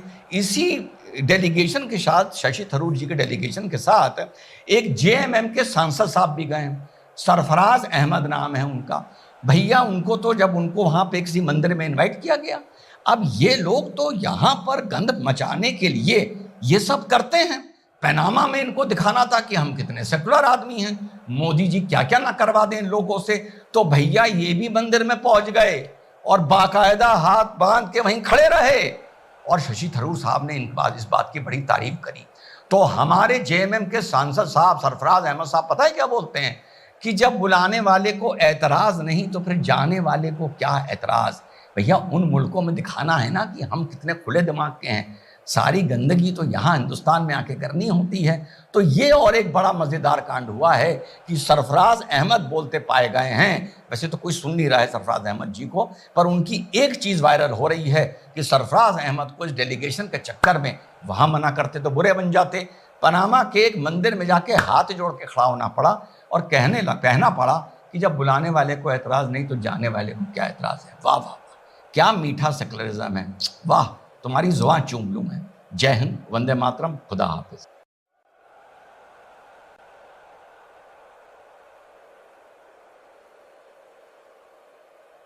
We've decided to put together this very quick bonus episode.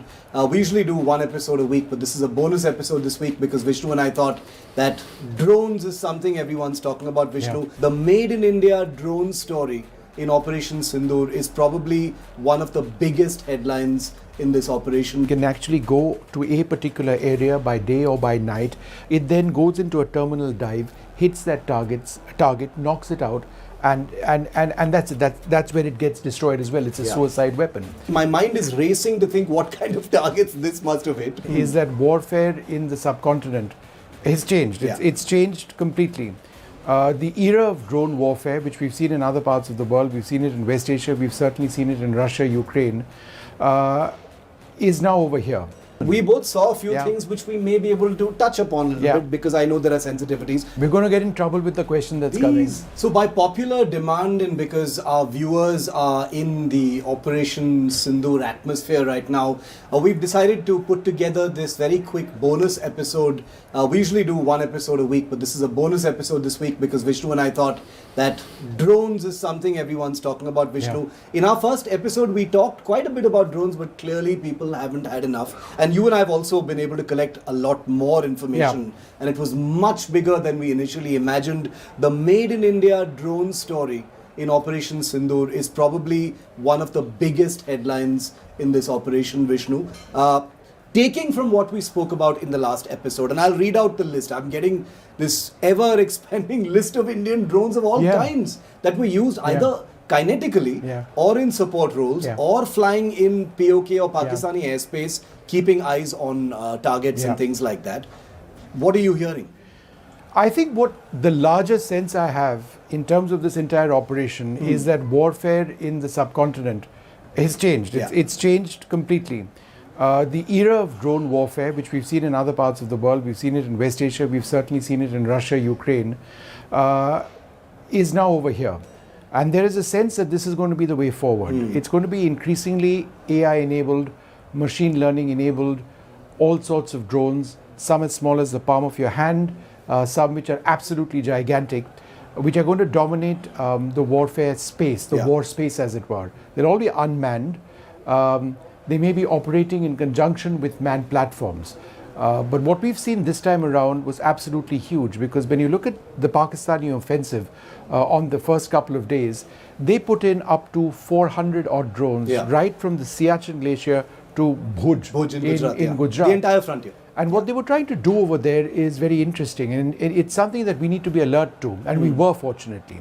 They were probing our air defenses. So they were sending in drones. Many of these were unarmed. Many of these were reconnaissance drones.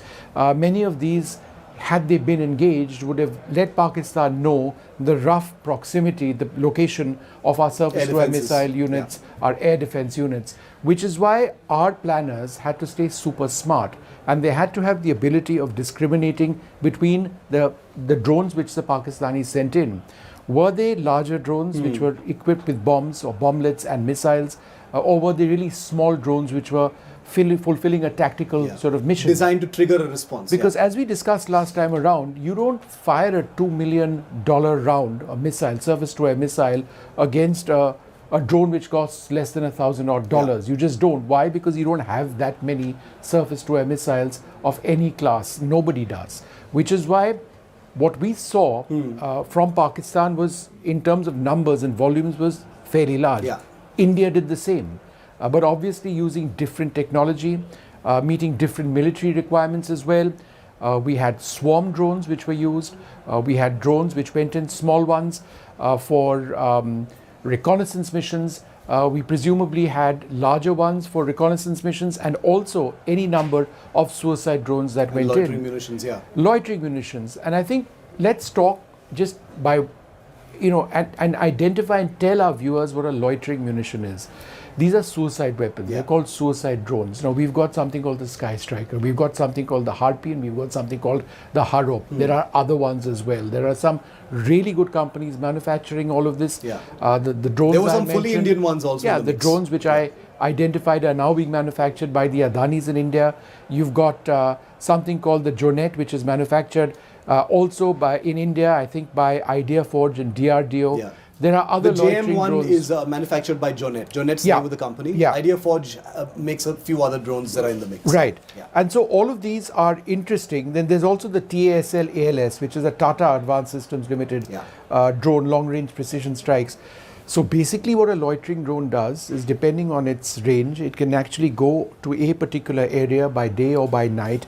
It can be over an area for, let's say, an hour or so, again depending on the range that it has. And then once it identifies a target using its electro-optical sensors or other sensors on board, it then goes into a terminal dive, hits that target, knocks it out, and that's where it gets destroyed as well. It's a suicide weapon. This can be used to eliminate specific terrorists, not just buildings or structures, which they're also Precision used. strikes, yeah. But this is as precise as it gets. I mean, the Sky Striker, which we spoke about earlier on, it has an electric drive, a fairly robust range, extremely sophisticated, very, very quiet. It loiters over an area, gets into that suicide mode, and takes out targets. So that's just one type of drone which was sort of used by both sides, in fact, but certainly by India. So, Vishnu, and we both know because we've interacted with many of these amazing companies, we know their founders as well. There are over 300 Indian drone startups of various sizes right now. Many of them are have supply contracts with the Indian Armed Forces already, doing cutting-edge research work. And one of the most amazing things that you and I both learned before this episode was how many of those drones, which we've so far only seen in Aero India or in brochures or in snazzy videos. We're going to get in trouble with the question that's coming. These were in the mix. No, we have the permission to say this on Control All Defense because we say it with responsibility. We're not going to identify where they were used, how they were used, in what form they were used, but we can confirm that they were there. They were there in the battlefield. They were there right in the battlefield, so on the front line, and we both technology was being proven. We both saw a few things which we may be able to touch upon a little bit, because I know there are sensitivities. But let me just name some of those drones, and then we'll go through one of them. And these are amazing companies. Idea Forge, which you mentioned, has been a pioneering company for drones. I know for a fact that their Netra and Switch surveillance drones were conducting surveillance operations in POK and Pakistan. There were open source intelligence videos of people in Pakistan taking videos of the Netra drone making its way across the battlefield. The Jonet JM1 is a loitering munition. And the company is Jonet Technologies Jonet Technologies. They've recently supplied to the army. They had their loitering munition, the one that you just described, hitting, I hear they were hitting launch pads in POK. New Space, company that we know very well, Samir Joshi. Swarm drones, as well as tactical attack drones called the Beluga and the Nimbus. And again, I received permission from within the forces to take some of these names. The Beluga and the Nimbus were conducting swarm and attack operations on small targets within POK, terror targets and otherwise. Very important loitering munition that you mentioned just now, Vishnu, is called the ALS 250, which is Tata Advanced Systems Limited, fully Indian, long-range munition, loitering munition, which has a range of about 250 kilometers. Which is very significant for a relatively small weapon, So, that's crazy. That can hit really, really deep inside. I'm just, my mind is racing to think what kind of targets this must have hit. It hit Pakistani air defense radars possibly. So we've including seen the one in Lahore, who knows? We saw a video, That's Vishnu, a possibility. I think, of the Harop or the Harpi. It could have been the targets. Harop as well, which actually did that. But it could easily have been the TASL ALS 250. We don't really know. We don't really know. But to me, it seemed to be a Harop. But be that as it may, there were targets in Lahore. I think it's safe to say that many of these drones were used differently. But it's very clear that these drones did conduct some kinetic operations. Another company that even the government had named in one of their documents, IG Drones, they've got vertical takeoff and landing drones. They've got a first-person video camera kind of drone that was apparently also in the mix for some tactical surveillance operations. There's a company called Zappa, which has an Ajit series of tactical drones. That's a tactical UAV. That were also used, for certain operations. And there are any number of other companies. If I've missed any of them, we'll certainly name them in another episode. But these were this is what, let's see, 1, 2, 3, 4, 5, 6, 7, 8, 9. I've named 9 drones. I've got about a number which is similar. Which is both loitering munitions, ones that are able to drop bombs, like the Nimbus and the Beluga, swarm drones and surveillance drones. All of these guaranteed are made right here in India. The Sky Striker is an Israeli drone that's manufactured in India, but the ones we've named are all Indian designed these are all Indian-made drones. And this is the future. And given the number of drones which were utilized, I think it's absolutely incumbent on the government to start procuring these by the thousands. These are not as expensive as larger conventional weapon systems, which is why they are being used as extensively as they are in Russia and Ukraine. And in having covered the Ukraine war, I mean, I've been there on the ground 3 times on 2 occasions, actively covering the conflict itself, where I got to hear a great deal about the use of drones and the evolving use of drone technology. I think the broader point is that all of these systems fill a certain requirement. But I will tell you that in as much as these drones are being used, both India and Pakistan realize that they are vulnerable. They're vulnerable to being jammed. They're vulnerable to soft kill, anti-drone guns, anti-drone nets, all sorts of things. It depends on how high they are flying, the proximity. And there are also certain classes of drones which weren't used. So for example, as we know it, first-person view drones to take out infantry targets, like what we've seen on any number of videos in the Russia-Ukraine war, may not have been used over here.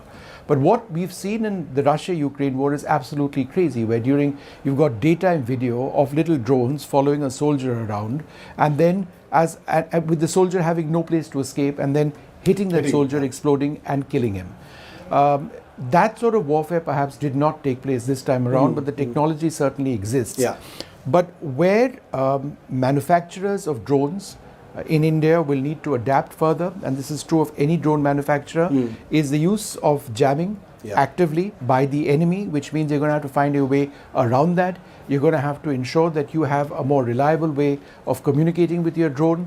In the case of drones which have a very limited range, you can use fiber, a direct line which controls the drone, so you're bypassing any form of jamming which takes place. Those systems may also have been used.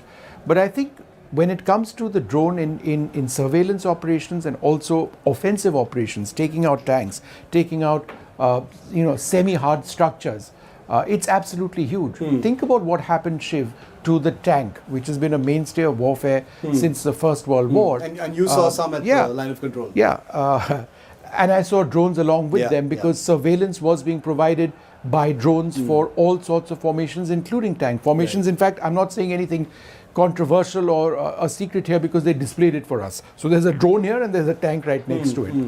But be that as it may, the point is that the tank, which has been a mainstay of warfare since the First World War, is now decidedly vulnerable. You've got cope cages mounted on tanks, including on our tanks and infantry combat vehicles as well. Why? Because people know that you could have small drones which linger on top and then drop onto the top of a tank where the armor is the weakest and knock out. So think about it, a tank which is extremely expensive, relatively speaking, knocked out by something which costs about $1,500 drone, right? But you can't get rid of the tank. It fulfills a different sort of requirement. But the nature of the threat that we now have is something that we have to keep in mind. So that's something that's certainly something that needs to be looked at. So apart from the drones themselves, what pleased me inordinately to hear from many of these companies is something that goes so much against how we understand the Indian military and the bureaucracy and the government and the way Sarkari systems work, is that many of these companies, Vishnu, small specialized team from these companies, and I'm not going to take any of these companies individual names. It could be some of them, it could be all of them, it could be none of them. They were actually summoned for what can only be described as operational duties. Absolutely, they were embedded into the front line with any number of companies, including drones which have not even been contracted yet, which are under trial, were actually used. Tell us about that. That's incredible to me. Well, I'm not sure how much we can actually say about that, other than the fact that it probably did happen. Here's what we can say. I'll tell you, here's what we can say. Private sector companies in small teams, in places where they were required, were summoned, given assignments by the army. Like you said, they were embedded with our forces and were conducting live surveillance and kinetic operations with their products. That is incredible to me. And imagine the learning that they would have gained, because nothing really prepares you for the real thing. So they would have seen the effectiveness of their drone systems. They would understand how to adapt, because the ability to adapt has been critical in drone warfare. Again, in the initial phases of the Russia-Ukraine war, the Russian forces were being hammered by Ukrainian forces. Yeah. They were losing tanks at a rate in which the entire war would have been unsustainable for them. They had no real means of knocking down Ukrainian drones. But then they adapted and they developed their own drones. And what they were able to do in countering Ukrainian drones using fairly ingenious solutions of their own, has changed that the war and the way it was going considerably. Yeah. The drone war is more or less, even now, if still somewhat tilted in favor of the Ukrainians. Yeah. What we are now seeing in that war is remarkable, because we've got drone interceptors. So you've got small drones deployed by the Ukrainians, in certain cases even with guns, which actually spot other drones in the air, enemy drones, and then proceed to either ram them or even knock them down with guns or shoot them down with guns. That is the level in which, in just a few years, we've seen drone technology evolve. So we are not there at that level of cutting-edge drone warfare. But the fact that we've got all of this in-house, we've got companies doing this work who have got immense amounts of data now, means that they're going to come back with better solutions so that we are better armed and equipped for the future. This is, remember, at sea level that we deployed these drones. And I think this is an important point. When we start deploying drones, all sorts, at ultra high altitude places, in the event of something happening with China, then the drones themselves need to be extremely capable. Whether in terms of their battery packs, whether in terms of their range, whether in terms of their ability to hover at height or to carry out potential attacks at heights. Or even basic surveillance missions. So that requires a skill set and a capability which these companies would also be looking at. Because they aren't just building for the desert, they're also building for the mountains. This reminds me of a company called Rafe M Fiber, which has supplied heavy-duty logistics drones in, to the army in Ladakh. That's actually taken over some of the helicopter duties in the high-altitude posts. But the other question, and something you said reminded me of this, Vishnu, which is that the wealth of data that would have come into all of these companies, at one level, this has validated the government's decision to, invest in a so-called drone ecosystem. That stands validated for sure, even with the preliminary information coming in. Number two, like you said, this huge amount of data is probably going to trigger a next wave of tech. There was already great tech happening by many of these companies. Now they've got real operational inputs to refine these systems and get them going very fast. Third, probably most importantly, we have to admit, no matter what, we're in a country where decisions take a while. This is probably the biggest trigger and validation in terms of, hey, we need drones, and our companies are able to make them really, really well. No, look, this could be a massive win-win for Atmanirbharta. It doesn't need to be just a slogan, because in terms of the technology, the companies, the enthusiasm, it's all there on the ground.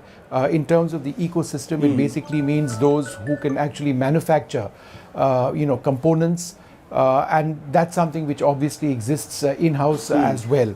What we do need to understand is that the future is already over here. 50 years from now, Shiv, when you will still be a young man and I will not potentially be around, you will see the human involvement in warfare decreasing very, very substantially. I mean, we are already in a situation where you're looking at unmanned fighters in the air, right? You're looking at manned-unmanned teaming. In fact, we should talk about that concept as well. Separate episode for sure. But we'll touch upon that over here, because now in terms of air warfare, what we are actually seeing, and we are sort of working on that with the Ghatak drone and other drone systems, even indigenously, is manned fighters potentially collaborating through teaming with unmanned fighters, where a fighter with human personnel on board is data linked to a separate weapon system, which is called a loyal wingman, right? Which is then deployed for specific missions, whether in the air or hitting targets on the ground or wherever else it may be. So keeping the human away and letting the... This is already being operationalized. The Russians have got something called the Okhotnik, I think. It works with the Su-57. The Americans have got their own systems in place, and where they've got General Atomics and Anduril competing. And we've got something as well, which is coming up. And Hal is looking and working at the CAT system. The CAT system, the man-unmanned teaming system. So that's something that's important. Ghatak is something slightly different, which I referred to earlier on. But that's very much the future. And so the basic point I'm making is that the future is here. Warfare is changing. It's not going to be the way we've seen it so long. And so any investment in drone technology, which providentially is by and large cheaper than conventional weapon systems, that's something everybody knows. The Pakistanis would be buying their own. That's where we need to go. But is that going to happen is my question. It has to happen. It's not a choice. And the reason I'm saying this is because as a military culture for so long, we have harped so much on on manned fighters, the Tejas, or what the MRFA is going to be, a whole new episode for that as well, which we will get into, and I have a feeling we'll have to do 10 episodes on that, but never mind. Could end up being our favorite one. It might end up being our favorite one, but how is our strategic culture or our combat culture going to shift to acknowledging that Sindoor has been a huge lesson in terms of that paradigmatic shift towards drone warfare? Can I just suggest it's already I think it's already happened. I think the fact that we saw the number of drones that Pakistan came in with, and the fact that we countered them with our own drones, meant that we were alert to the possibility that, look, this is something that's going to happen. We need to have a plan in place, which is why we had this massive Indian drone enablement. Indian drones were phenomenally successful. I'm not just necessarily made in India drones, but drones deployed by the Indian Armed Forces. The fact that we did take out particular sites, whether they were radar sites, air defense sites, what have you, certainly, and remember that we talk about the big air bases which were struck, or the terror training centers, but the large number of operations against terror bases were done by the Indian Army just across the line of control, in many cases using these drones. Correct. So it's already there for us now. This is the way warfare is going to be, and that technology is going to constantly improve. And you need to work on your defenses as well. We did a great job in defending against drones using low-cost, low-tech solutions. I spent a couple of days on the IB and the line of control in the greater Jammu area, as it were, Rajouri, Akhnur, Poonch, where I saw how low-cost solutions, including that L70 gun, Shiv, which we were talking about in episode 1. Oh, I heard those everywhere. And so, Shiv, in fact, I must talk about this. I saw that. And it's strange that I haven't discussed this, and this is the first time I'm talking to you about it. What I did see, and we even spoke to operators of those L70 guns. These are ACAC guns. They've been used in service for decades right now. They've been digitalized. They've been integrated with the Akash system of the Indian Army, which is a node which sort of enables our war planners to know exactly what's happening in the air environment. There are tactical radars as well, which are sort of deployed and fitted along with that setup. So the L70 can actually be slaved in the direction of targets on the basis of what a particular fire control radar is picking up.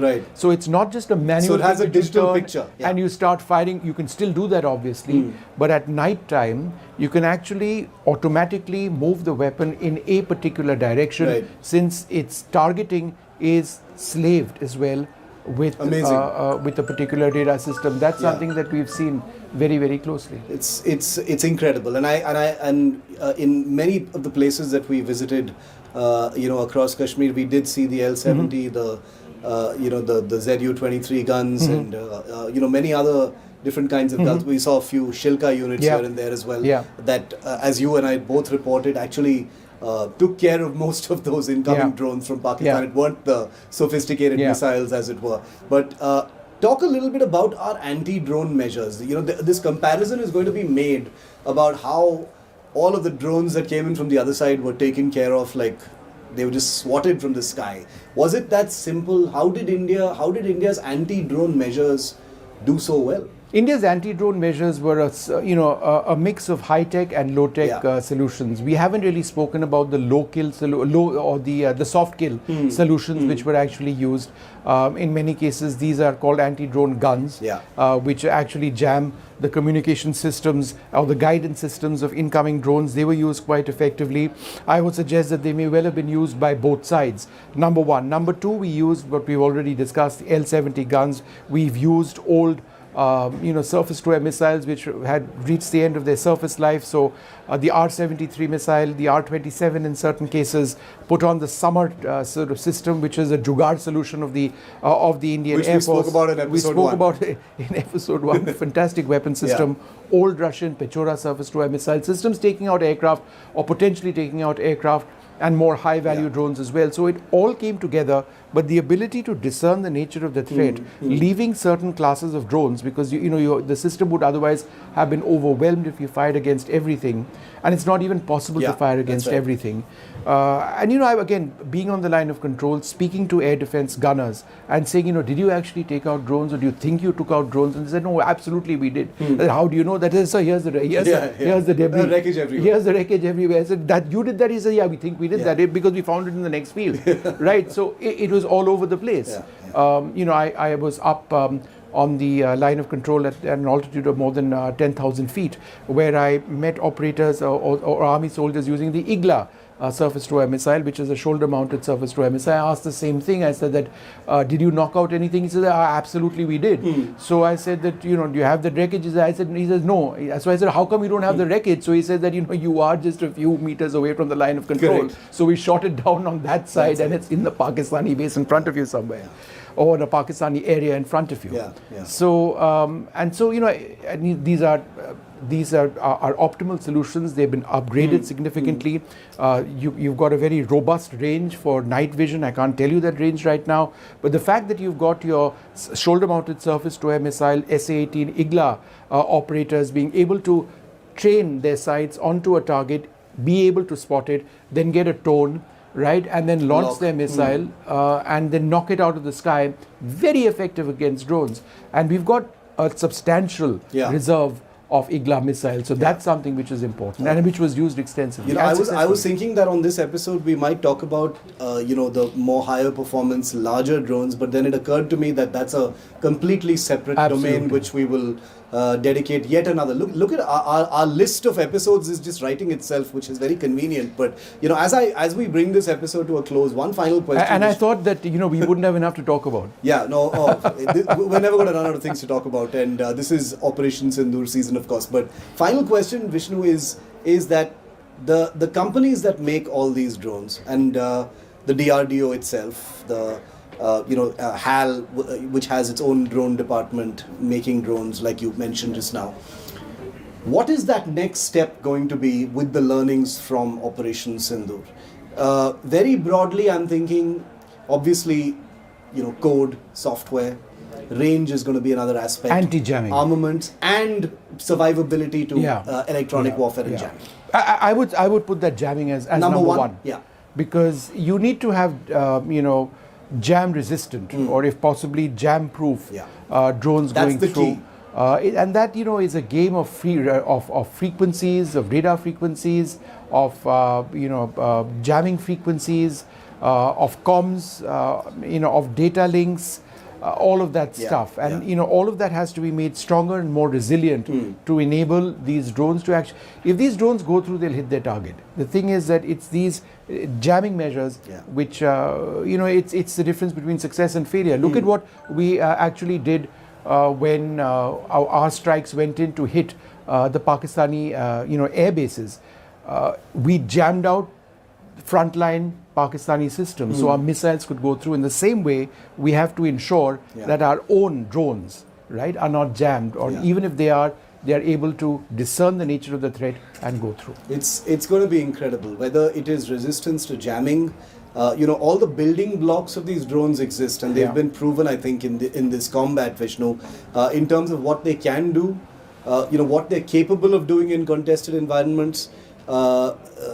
Huge amount of data in terms of how they can be better jam resistant, longer range, more lethal, the ability to carry bigger warheads, etc., flexibility. I'm sure those things are going to happen. But one final point I'd like to make before we end this episode is it's also really heartening to see that it's not just the big companies. Obviously Adani's, Tatas are there. You've got Alpha Design and Zen and some of the others. Bharat Forge as well is getting into this space. But the large number of small companies that are doing this. It's just fantastic. You've got students working on this. Students just out of IITs. Idea Forge used to be an IIT incubation project. You should see the average age of their leadership. It's incredible. Is truly incredible. So just thinking out of the top of my head, I'm just wondering whether this will go some distance in reversing a bit of the brain drain that we keep whining about and complaining about in this country, because I think there's so much work to be done in this drone aerospace field. I think that's very much the future. One of the areas which has a real future when it comes to our future, when it comes to our defense planning. These systems, and again, as we said a little while earlier on, the information, the data which they've picked up, the fact that you've got any number of these companies potentially having been embedded with the Indian Armed Forces, getting a sense firsthand about what it's all about, the nature of the Pakistani defenses, it's all something that they're going to work with to try and sort out for the future. Yeah, there's a huge hill to climb, both in terms of operations, also in terms of the export market. Nobody is going to sit here and saying, Vishnu and I are, we've covered this space for a long time, so we're not going to say, oh, everything's going to change overnight and it's going to be beautiful sunshine tomorrow for this industry. But there is a real opportunity here. Remember, Chinese companies, Korean companies, they've dominated the drone space for a very long time. I'm talking about the civilian drone space for a very long time. Now we're talking about military drones as well. Could this be a tipping point in some ways for the Indian drone ecosystem that has been invested in and over 4 days spectacularly validated? We'll be keeping a very close eye on this, Vishnu. This has been illuminating both for me and for all of our viewers, and that's what I really love about Control Alt Defense. Thanks so much for watching. Thank you.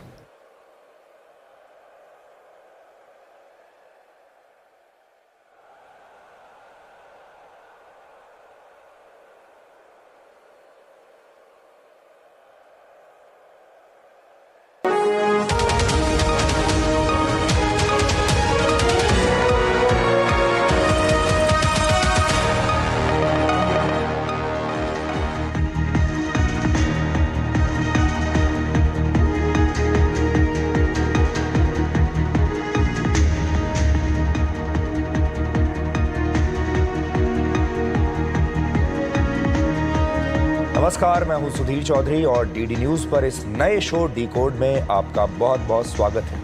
ये एक ऐसा show है जहां हम और आप मिलकर खबरों को सुलझाते हैं। तो आज हम सबसे पहले आपके लिए जो खबर डिकोड करेंगे वो है पाकिस्तान के सबसे बड़े हथियार के बारे में, और उस हथियार का नाम है गैस लाइटिंग।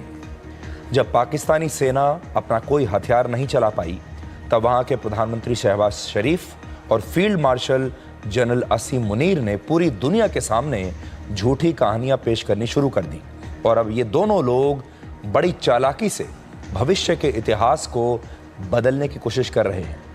अज़रबैजान में जाकर शहबाज शरीफ ने एक बड़ा खुलासा किया है कि 9 और 10 मई की रात को पाकिस्तान ने फैसला किया था कि वो सुबह 4:30 बजे नमाज के बाद भारत पर एक बड़ा हमला करेगा, लेकिन उससे पहले ही भारत की ब्रह्मोस मिसाइल्स ने उसके एयरबेस और एयरपोर्ट्स को तबाह कर दिया। इसके बाद आज आपको ये बताएंगे कि दुनिया के सबसे शक्तिशाली नेता और सबसे शक्तिशाली उद्योगपति की दोस्ती कैसे टूटी। दुनिया के सबसे अमीर उद्योगपति इलॉन मस्क ने अपने प्रिय मित्र राष्ट्रपति डोनाल्ड ट्रंप की टीम से इस्तीफा दे दिया है, और आज हम इन दो शक्तिशाली लोगों की दोस्ती को आपके लिए डिकोड करेंगे और आपको बताएंगे कि 4 महीने में ही ऐसा क्या हुआ कि इलॉन मस्क का डोनाल्ड ट्रंप से मोहभंग हो गया। वैसे भी दो शक्तिशाली लोगों के बीच दोस्ती आजकल बड़ी मुश्किल हो गई है। और आखिर में आपको स्कूलों में पढ़ाए जाने वाले NCERT के नए सिलेबस के बारे में बताएंगे, जिसमें अब स्कूली बच्चों की किताबों में कोविड, डिजिटल इंडिया और स्वच्छ भारत के बारे में पढ़ाया जाएगा। लेकिन आज का नया शब्द आपके लिए जो है वो है गैस लाइटिंग। इस शब्द को आप ध्यान से सुनिएगा। आप में से बहुत सारे लोगों ने इसके बारे में पढ़ा होगा, बहुत सारे लोगों को नहीं पता होगा। ये शब्द है गैस लाइटिंग। इसका मतलब होता है जो हुआ नहीं उसे सच मानना, या जो सच है उस पर शक करना। यानी जब झूठ सच बन जाए और सच झूठ लगने लगे तो उसे गैस लाइटिंग कहते हैं। और इस वक्त इस गैस लाइटिंग का सबसे बड़ा यूजर है पाकिस्तान, और इसका सबसे बड़ा शिकार है भारत। पाकिस्तान भारत से युद्ध में हारकर भी दुनिया में अपनी जीत की गैस लाइटिंग कर रहा है, लेकिन भारत को जीत कर भी दुनिया में अपनी जीत का प्रचार करना पड़ रहा है। और इसलिए आज हम सबसे पहले इसी गैस लाइटिंग को आपके लिए डिकोड करना चाहते हैं। लेकिन उससे पहले आप ये देखिए कि जब हमने गूगल से ये पूछा कि गैस लाइटिंग क्या होती है तो गूगल ने हमें क्या बताया।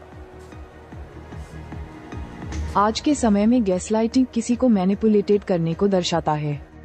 इससे पता चलता है कि कोई व्यक्ति किसी दूसरे व्यक्ति को इतना मैनिपुलेटेड कर सकता है कि उसे अपनी यादों, भावनाओं या धारणाओं पर शक हो सकता है, जिससे उसकी मेंटल हेल्थ पर बुरा असर पड़ सकता है।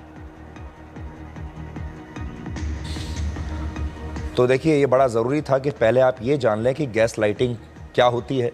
गैस लाइटिंग ऐसी चीज़ है जब आप अपने ऊपर ही शक करने लगते हैं, अपनी धारणा पर शक करने लगते हैं, अपने विचारों पर शक करने लगते हैं, अपने इतिहास पर शक करने लगते हैं, अपनी उपलब्धि पर ही शक करने लगते हैं। ऐसा रिश्तों में भी होता है कई बार।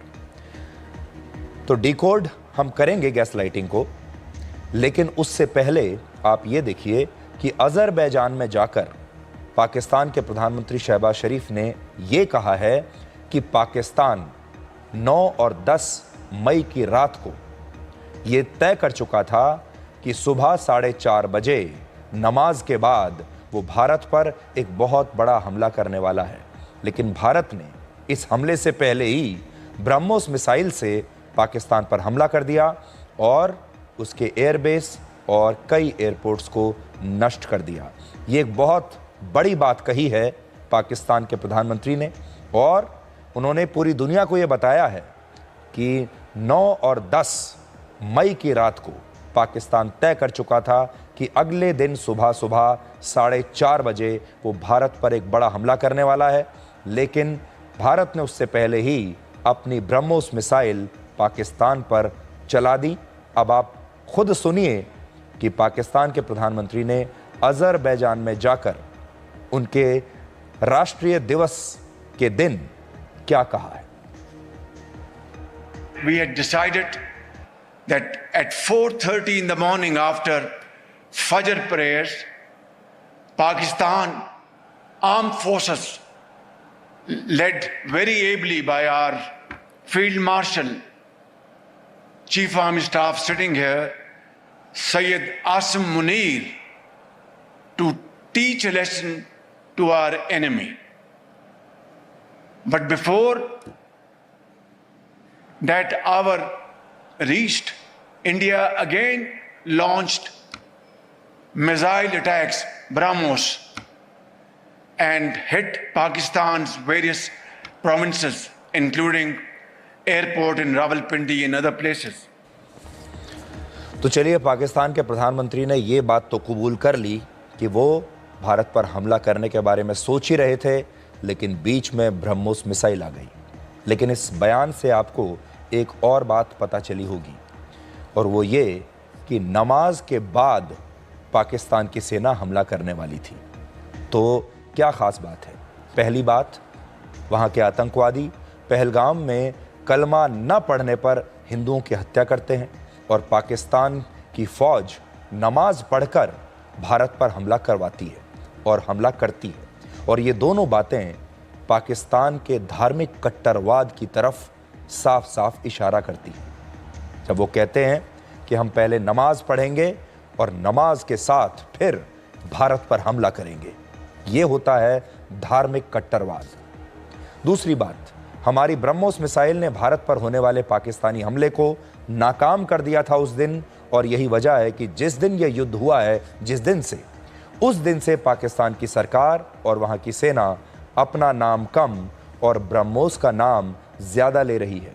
ब्रह्मोस भारत में रशिया के साथ मिलकर बनाई गई made in India supersonic cruise missile है, जिसमें ब्रह्म का मतलब है भारत की ब्रह्मपुत्र नदी और मोस का मतलब है रशिया की मॉस्कवा नदी, इसलिए इसको कहते हैं ब्रह्मोस। इसके अलावा सनातन धर्म में ब्रह्मा का अर्थ भगवान ब्रह्मा या ब्रह्मांड की सर्वोच्च शक्ति भी होता है, और इसी शक्ति ने पाकिस्तान को नमाज के बाद हमला करने से रोक दिया। अब आप ये देखिए कि पाकिस्तान कैसे पूरी दुनिया में गैस लाइटिंग कर रहा है। 28 मई 2025 को जब अज़रबैजान में नेशनल डे मनाया जा रहा था, इस मौके पर कई देशों के राष्ट्राध्यक्ष, मंत्री और प्रतिनिधि वहां पर मौजूद थे। तब पाकिस्तान के प्रधानमंत्री शहबाज शरीफ ने इस मंच का इस्तेमाल भारत के खिलाफ झूठ और दुष्प्रचार फैलाने के लिए किया। इस कार्यक्रम में प्रधानमंत्री शहबाज शरीफ ने सबसे बड़ा झूठ ये बोला कि भारत के हमले में आतंकवादी नहीं बल्कि पाकिस्तान के आम लोग मारे गए हैं। आज मैं अपने साथ एक तस्वीर लेकर आया हूं जो 8 मई 2025 की है और इस तस्वीर में आप पाकिस्तानी सेना के साथ एक बड़े आतंकवादी हाफिज अब्दुल रऊफ को देख पाएंगे जो एक घोषित अंतर्राष्ट्रीय आतंकवादी है। ये देखिए, ये वो तस्वीर है जो मैं अपने साथ आज लेकर आया हूं और यहाँ आप देख सकते हैं ये उसका वीडियो है। हाफिज अब्दुल रऊफ आपको यहाँ नज़र आ रहा है। ये एक मशहूर अंतर्राष्ट्रीय आतंकवादी है और पाकिस्तान ने भी इसे आतंकवादी घोषित किया हुआ है।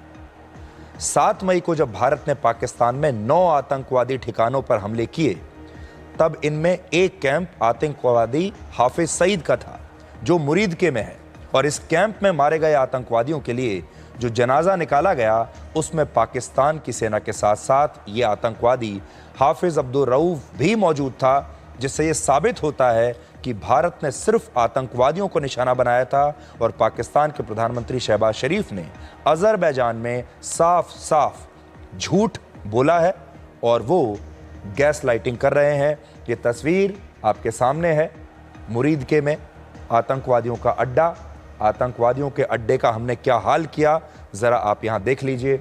लेकिन ये तस्वीर आप देखिए, इसका एक स्टिल मेरे हाथ में है जो मैं लेकर आया हूँ तस्वीर और ये उसका वीडियो है।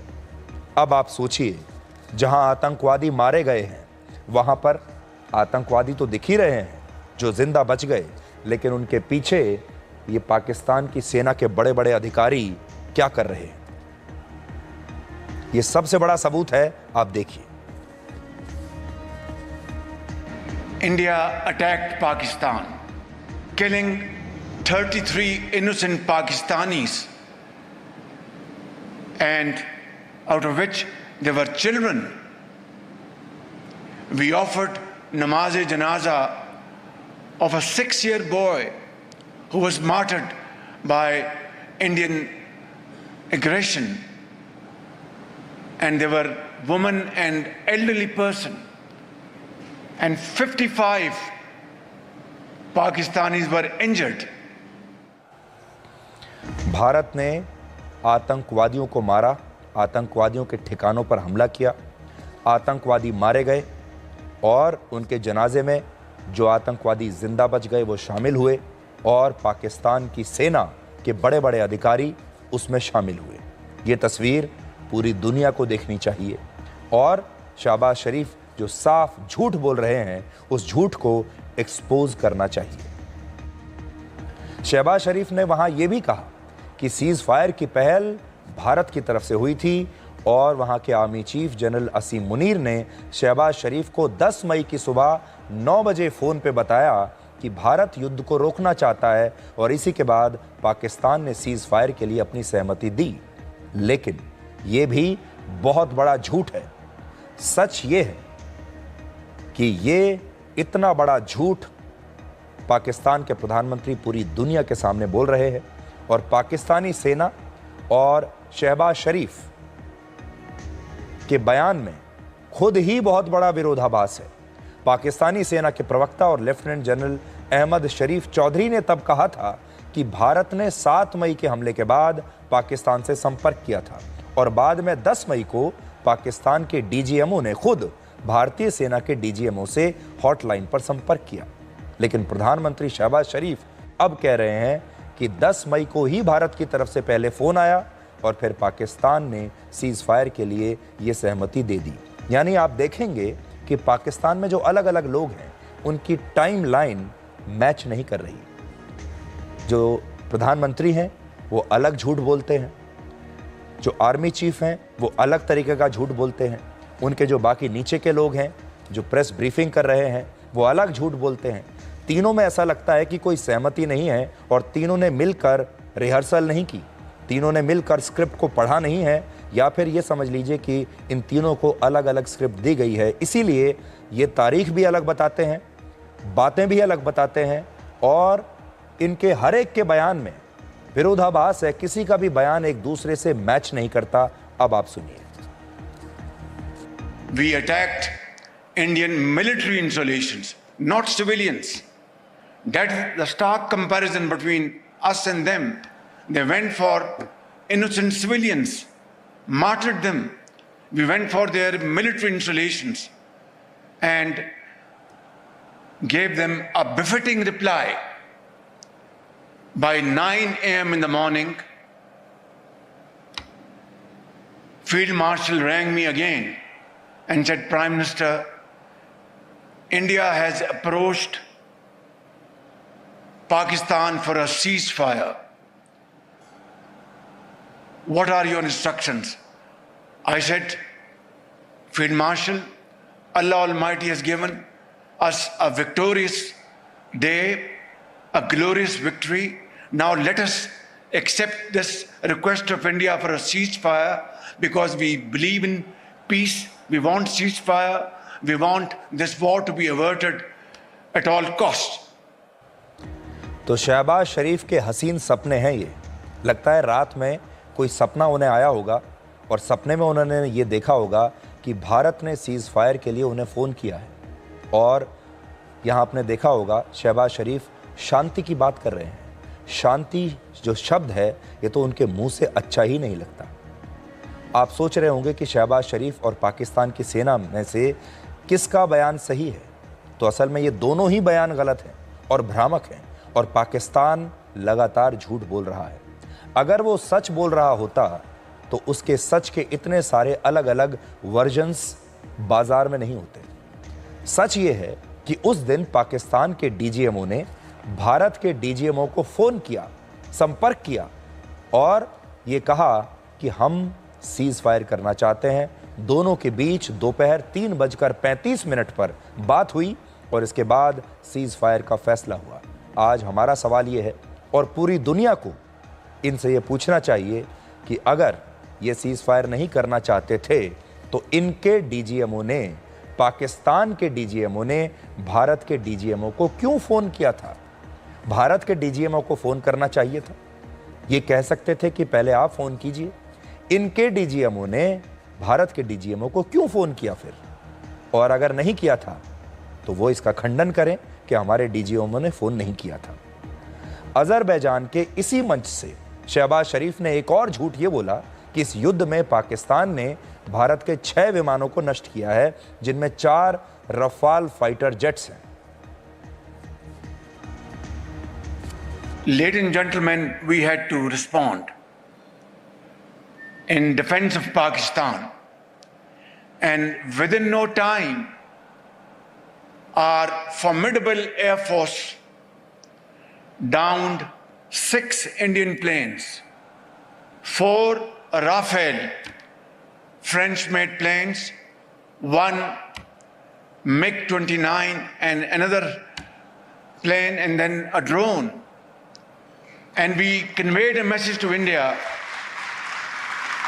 that Pakistan is a very peace-loving country, wants to promote peace and progress and prosperity in the region. But if come to the point of attacking Pakistan, then we will respond with fullest might. जब पीठ पीछे आपके दुश्मन मिलकर आपके खिलाफ षड्यंत्र रचते हैं तो क्या होता है, ये अभी आपने देखा और इसीलिए आज हम ये सारी बातें आपको दिखा रहे हैं। भारत की पीठ के पीछे जब दुश्मन देश एक साथ मिलते हैं, षड्यंत्र रचते हैं, एक साथ झूठ बोलते हैं तो कैसा होता है। जब शहबाज शरीफ ये कह रहे थे कि हमने भारत का इतना नुकसान कर दिया तो देखिए वहाँ बैठे लोग कैसे तालियां बजा रहे थे। शहबाज शरीफ और वहाँ के आर्मी चीफ ने लगता है रास्ते में ही स्क्रिप्ट बना ली थी और एक दूसरे को बता दिया था कि वहाँ क्या झूठ बोलना है। कहते हैं सच हमेशा एक रहता है लेकिन झूठ को बार बार अपना रंग रूप बदलना पड़ता है। इसके अलावा झूठ बोलने वाला व्यक्ति अपनी बातों में कभी स्थिर नहीं रहता, कभी कुछ कहता है कभी कुछ कहता है और उसे अपनी ही कही बातों को याद रखना मुश्किल हो जाता है और यही उसकी सबसे बड़ी कमजोरी बन जाती है। और ये बात शहबाज शरीफ और पाकिस्तान पर बिल्कुल फिट बैठती है। 7 मई को भारत के ऑपरेशन सिंदूर के बाद शहबाज शरीफ ने पाकिस्तान की नेशनल असेंबली में यानी वहां की संसद में कहा कि उनकी सेना ने 3 रफाल लड़ाकू विमानों को नष्ट किया। अब उन्होंने इस 3 की संख्या को 4 कर दिया है। अब कहते हैं कि 4 विमानों को उन्होंने मार गिराया है, 4 रफाल उन्होंने मार गिराए हैं। देखिए, हमारे उकाब, झपटे और आनन फानन 5 जहाज जिनमें 3 राफेल हैं उनको मार कराया और उनको ऊंधे मुंह वो कश्मीर पर जाकर गिरे, बठिंडा में जाके गिरे। Our formidable air force downed 6 Indian planes, 4 Rafale French-made planes, 1 MiG-29 and another plane and then a drone. 7 मई को कुछ और कहा, 28 मई को कुछ और कहा और अभी आप देखिएगा शायद 3-4 दिन के बाद कुछ और कहेंगे। शहबाज शरीफ की उम्र वैसे तो 73 वर्ष है और हम समझ सकते हैं कि इतनी उम्र में शायद उन्हें पुराने झूठ को याद करने में बड़ी मुश्किल हो रही है। कई लोगों की इस उम्र में याददाश्त कमज़ोर हो जाती है और इस वजह से शहबाज शरीफ से झूठ बोलने में शायद ये गलती हो गई होगी। हालांकि युद्ध के दौरान जब पाकिस्तान के रक्षा मंत्री ख्वाजा आसिफ से ब्रिटेन के एक टीवी चैनल पर भारत के रफाल लड़ाकू विमानों को नष्ट करने के सबूत मांगे गए थे, तब उन्होंने कहा था कि ये सारे सबूत तो सोशल मीडिया पर मौजूद हैं, जाइए सोशल मीडिया पर देख लीजिए। लेकिन क्या आपको पता है कि सोशल मीडिया पर उस समय कौन से सबूतों की वो बात कर रहे थे? सोशल मीडिया पर पाकिस्तान के पत्रकार, वहाँ के यूट्यूबर्स और नेता भारत में वर्ष 2021 में दुर्घटना का शिकार हुए एक मिग विमान की पुरानी तस्वीरें वायरल कर रहे थे जो 3 साल पुरानी थी। और शायद फील्ड मार्शल बनने के लिए इतने तत्पर जनरल असीम मुनीर ने ही ये फर्जी तस्वीरें शहबाज शरीफ को तब दिखा दी होंगी और अपना प्रमोशन करा लिया होगा।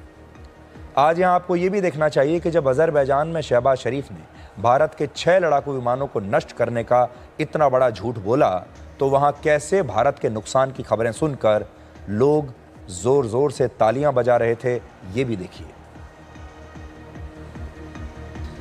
Our formidable air force downed 6 Indian planes, 4 Rafale French-made planes, 1 MiG-29 and another plane and then a drone.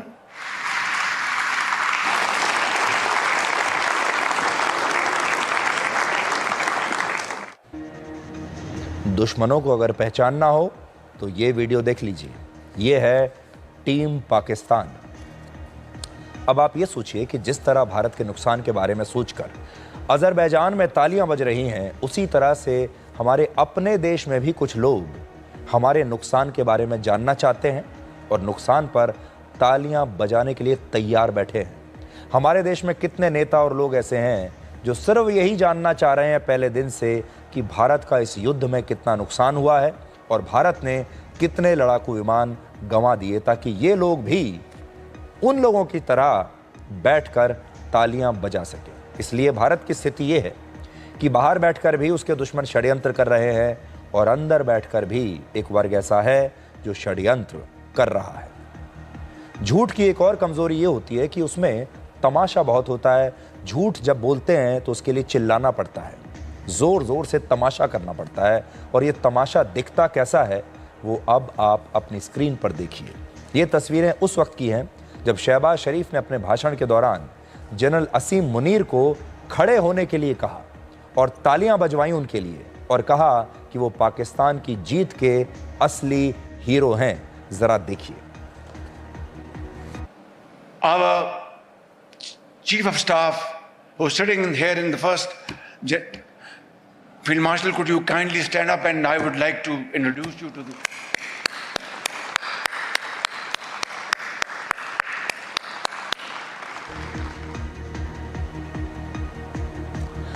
तो पाकिस्तान के प्रधानमंत्री ने जनरल असीम मुनीर को वहाँ खड़े होने के लिए कहा कि भाई पहचान तो लीजिए कि हमारा आर्मी चीफ कौन है, हमारे फील्ड मार्शल को ज़रा पहचानिए, यही हमारे असली हीरो हैं। और जब जनरल असीम मुनीर के लिए वहाँ तालियां बज रही थीं तब वो काफ़ी असहज दिख रहे थे, चेहरे पर कोई ख़ास कॉन्फिडेंस और मुस्कुराहट नहीं थी। और ऐसा मुख्य रूप से तब होता है जब आपको ऐसी उपलब्धि का श्रेय लेने के लिए कह दिया जाए जो असल में आपकी उपलब्धि है ही नहीं। चेहरा लटका हुआ है जनरल असीम मुनीर का, क्योंकि वो जानते हैं कि जिन उपलब्धियों के लिए तालियां बजाई जा रही हैं ये उपलब्धियां झूठी हैं, ये काल्पनिक हैं, झूठ के अलावा इसमें कुछ नहीं है। क्योंकि उनकी अंदर की जो अंतरात्मा है वो तो जानती है कि सारी दुनिया झूठ बोल रही है। और जनरल मुनीर के साथ भी ऐसा ही हुआ होगा जब उन्हें खुद अपने आप से ये सवाल वो पूछ रहे होंगे कि इस झूठी वाहवाही का आखिर क्या फ़ायदा है। क्योंकि अगर वो वाकई में युद्ध जीते होते तो इन तालियों और तारीफ़ के लिए वो असहज ना होते और ना ही इन तालियों और तारीफ़ से इतने खुश होते, बल्कि वो अपनी खुशी उस समय दिखाते। उनका चेहरा कुछ अलग ही होता, उस समय चेहरे का जो नूर है वो अलग होता अगर वो जीते होते तो।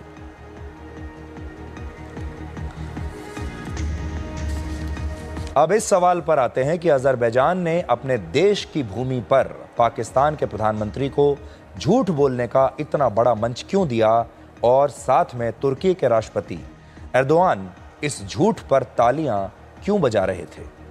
इस गठबंधन को समझने के लिए आपको तुर्की के राष्ट्रपति एर्दोआन का ये पोस्ट देखना चाहिए जिसमें उन्होंने अपने साथ पाकिस्तान के प्रधानमंत्री शहबाज शरीफ और अज़रबैजान के राष्ट्रपति इल्हाम एलियेव के एक वीडियो पर यह लिखा है कि ये तीनों देश भाई भाई हैं और ये तीनों देश एक ही सभ्यता से आते हैं और इनके आदर्श भी एक ही हैं। अपने भाषण में राष्ट्रपति एर्दोआन ने यह भी कहा कि तुर्की, पाकिस्तान और अज़रबैजान के 35 करोड़ लोगों के संबंध मजबूत हो रहे हैं और ये तीनों देश अपने संबंधों को रणनीतिक साझेदारी में बदलेंगे। तो असल में जब आप इनको देखेंगे तो ये है टीम पाकिस्तान। आपने देखा होगा जब भारत और पाकिस्तान का युद्ध हुआ था तब तुर्की ने अपने हथियार पाकिस्तान को दिए थे और अज़रबैजान ने भी कहा था कि इस युद्ध में वो पाकिस्तान के साथ खड़ा है। राष्ट्रपति एर्दोआन जिस सभ्यता के नाम पर तुर्की और पाकिस्तान और अज़रबैजान को एक बता रहे हैं, भाई भाई बता रहे हैं, असल में उसमें ज़्यादा सच्चाई नहीं है। आज पाकिस्तान में सबसे ज़्यादा जो भाषाएं बोली जाती हैं उनमें पंजाबी और सिंधी भाषा प्रमुख है और इनका तुर्की की भाषा और संस्कृति से कोई लेना देना नहीं। हकीकत यह है कि इन तीनों देशों को इनका धर्म आपस में जोड़ता है और वो है इस्लाम धर्म। पाकिस्तान में 96.5% मुसलमान रहते हैं, तुर्की में 95% मुसलमान रहते हैं और अज़रबैजान में 96% मुसलमान रहते हैं। और यही धर्म इन देशों को भारत के खिलाफ एक इस्लामिक टीम बनाने में मदद करता है। एक गुट की तरह ये एक साथ हैं और इसीलिए हम बार बार कह रहे हैं कि ये है टीम पाकिस्तान। हालांकि यहाँ ये देश इस बात को भूल जाते हैं कि भारत में भी उतने ही मुसलमान रहते हैं जितने पाकिस्तान में रहते हैं और तुर्की और अज़रबैजान में जितने मुसलमान हैं वो भारत की मुस्लिम आबादी के आधे से भी कम है। ये देश इस्लाम के ठेकेदार बनते हैं, कहते हैं कि हम मुस्लिम देश हैं, हमारे यहाँ मुसलमान रहते हैं, लेकिन भूल जाते हैं कि इनसे ज़्यादा मुसलमान भारत में रहते हैं। अगर ये देश धर्म के नाम पर पाकिस्तान का साथ दे रहे हैं तो क्या इन्हें भारत में इसी इस्लाम धर्म के 22 करोड़ से ज़्यादा मुसलमान नज़र नहीं आते? क्या ये हमारे देश के जो 22 करोड़ मुसलमान हैं क्या ये इनके भाई नहीं हैं? और इन्हें ये नहीं सोचना चाहिए कि भारत के खिलाफ ऐसा धार्मिक गठजोड़ बनाना क्या दर्शाता है। असल में राष्ट्रपति एर्दोआन अपने आप को दुनिया भर के मुसलमानों के नेता के रूप में स्थापित करना चाहते हैं, सबसे बड़े ठेकेदार बनना चाहते हैं उनके। इसलिए वो मुस्लिम देशों को तुर्की की सभ्यता का हिस्सा बताते हैं और वो अपने आप को उसी उस्मानिया सल्तनत के नए सुल्तान के रूप में देखना चाहते हैं जिसने 15वीं शताब्दी से पहले विश्व युद्ध तक दुनिया के मुसलमानों का नेतृत्व किया था। यहाँ पर राष्ट्रपति एर्दोआन की रणनीति समझ में आती है कि वो अपने देश को मुस्लिम देशों के अभिभावक के रूप में स्थापित करना चाहते हैं। लेकिन इसी तरह अज़रबैजान की भी रणनीति आपको समझ में आएगी कि वो एक छोटा सा देश है जो सोवियत संघ के अलग होकर अस्तित्व में आया था। पहले ये सोवियत संघ का हिस्सा था और वहां सिर्फ 1 करोड़ लोग रहते हैं जो तुर्की का समर्थन हासिल करना चाहते हैं। लेकिन आप पाकिस्तान के बारे में ज़रा सोचिए, जिसकी आबादी तुर्की से लगभग 3 गुना है, जो तुर्की से भी हज़ारों साल पुरानी भारतीय सभ्यता का हिस्सा है और जहां हड़प्पा, मोहनजोदाड़ो और तक्षशिला जैसे प्राचीन शहर हैं, वो पाकिस्तान अपने आप को बेशर्मी से और सिर्फ भारत का विरोध करने के चक्कर में तुर्की सभ्यता का हिस्सा मान रहा है।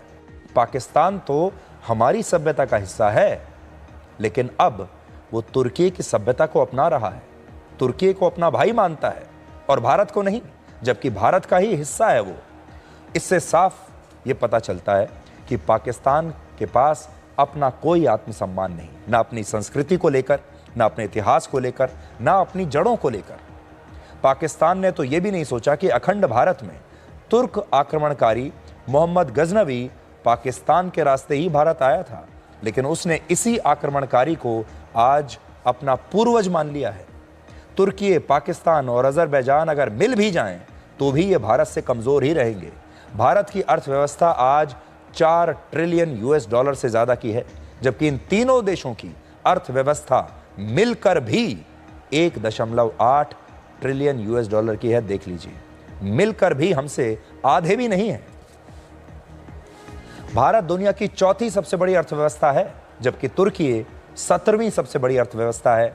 पाकिस्तान का नंबर तो 42वें नंबर पर है और अजरबैजान दुनिया की 82वें नंबर की अर्थव्यवस्था है। देख लीजिए, भारत से लड़ने चले हैं।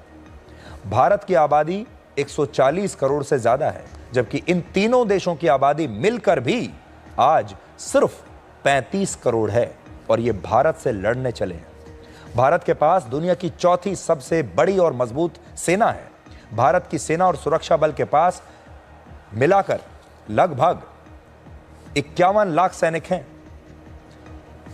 जबकि इन तीनों देशों के पास मिलकर भी 30 लाख सैनिक हैं। भारत के पास 2 एयरक्राफ्ट कैरियर्स हैं, लेकिन इन देशों के पास एक भी एयरक्राफ्ट कैरियर नहीं है।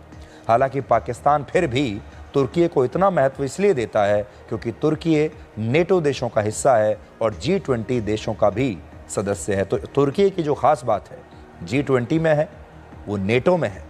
नेटो संगठन में कुल 32 देश हैं जो मानते हैं कि इनमें से किसी भी देश पर अगर हमला हुआ तो इन सारे 32 देशों पर हमला माना जाएगा, जिनमें अमेरिका भी है। हालांकि मौजूदा समय में तुर्की नेटो में अलग थलग पड़ा हुआ है, लेकिन फिर भी राष्ट्रपति एर्दोआन ये कहते हैं कि तुर्की हर हालत में पाकिस्तान का साथ देगा और आज उन्होंने पाकिस्तान के समर्थन में एक वीडियो भी जारी किया है।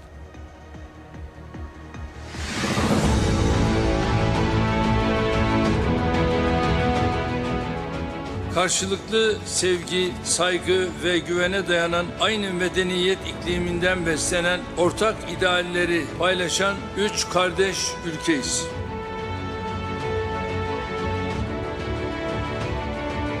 Bölgemizde yaşanan gelişmeler, ülkelerimiz arasındaki dayanışmanın nedenli önemli olduğunu her geçen gün ortaya koyuyor. Coğrafyamızda ve ötesinde güvenlik tehditlerinden ekonomik darboğaza, enerji ve gıda krizlerine pek çok sınamayı aynı anda yaşıyoruz. Bu zorluklar karşısında dayanışma ve ortak hareket kabiliyetimizin geliştirilmesini bir seçim değil, zaruret olarak görüyoruz. İnşallah üçlü işbirliğimizi çok daha ileri noktalara taşıyacak, halklarımıza yeni eserler kazandıracağız. Pakistan आज जो कुछ भी कर रहा है वो gas lighting आज से 449 वर्ष पहले भी हो चुकी है। इसलिए हम बार बार आपको कह रहे हैं कि इस गैस लाइटिंग का सबसे बड़ा शिकार भारत है।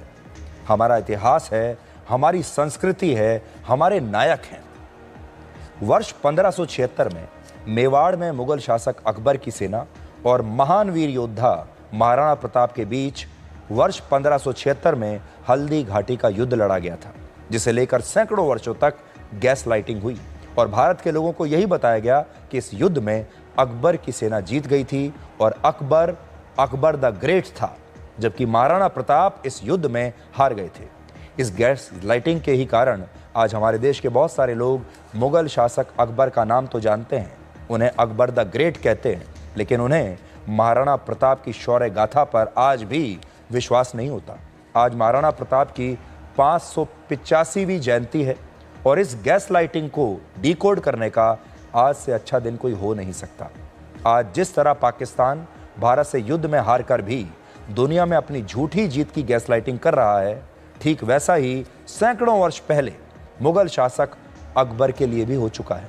महाराणा प्रताप 32 वर्ष की उम्र में मेवाड़ रियासत के राजा बने थे, जो आज के राजस्थान के दक्षिण पूर्वी छोर पर स्थित थी और इसका विस्तार मध्य प्रदेश और गुजरात के कई इलाकों तक था। ये वो दौर था जब भारत में मुगल भी अपने साम्राज्य को फैलाना चाहते थे और उनकी नज़र मेवाड़ पर गड़ी हुई थी। मुगल शासक अकबर ने मेवाड़ के राजा महाराणा प्रताप को यह प्रस्ताव दिया कि वो मुगलों की गुलामी को स्वीकार कर लें और मुगल साम्राज्य का हिस्सा बन जाएं। लेकिन महाराणा प्रताप ने इस समझौते को स्वीकार नहीं किया। वो कहते थे कि ये मिट्टी ही उनका सब कुछ है और इसकी आन बान शान के लिए वो कभी भी किसी के सामने ना तो झुकेंगे और ना ही उससे संधि करेंगे।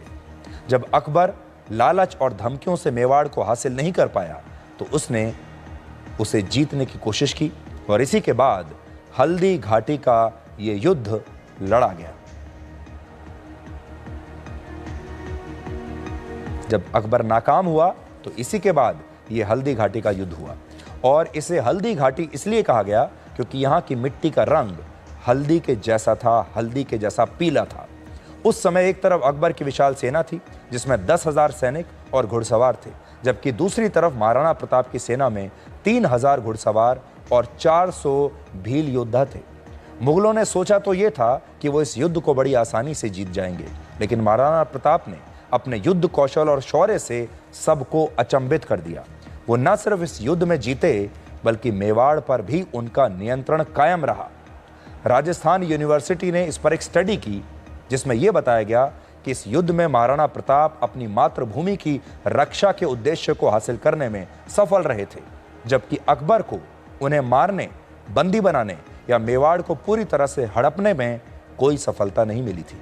इसके अलावा युद्ध क्षेत्र में जिस स्थान पर महाराणा प्रताप का चेतक घोड़ा उनकी रक्षा करते हुए शहीद हुआ, उस स्थान पर चेतक की समाधि के लिए महाराणा प्रताप ने खुद जमीन दी थी, जिससे साबित होता है कि युद्ध के बाद भी मेवाड़ पर उन्हीं का नियंत्रण था, मेवाड़ की जमीन उन्हीं के पास थी।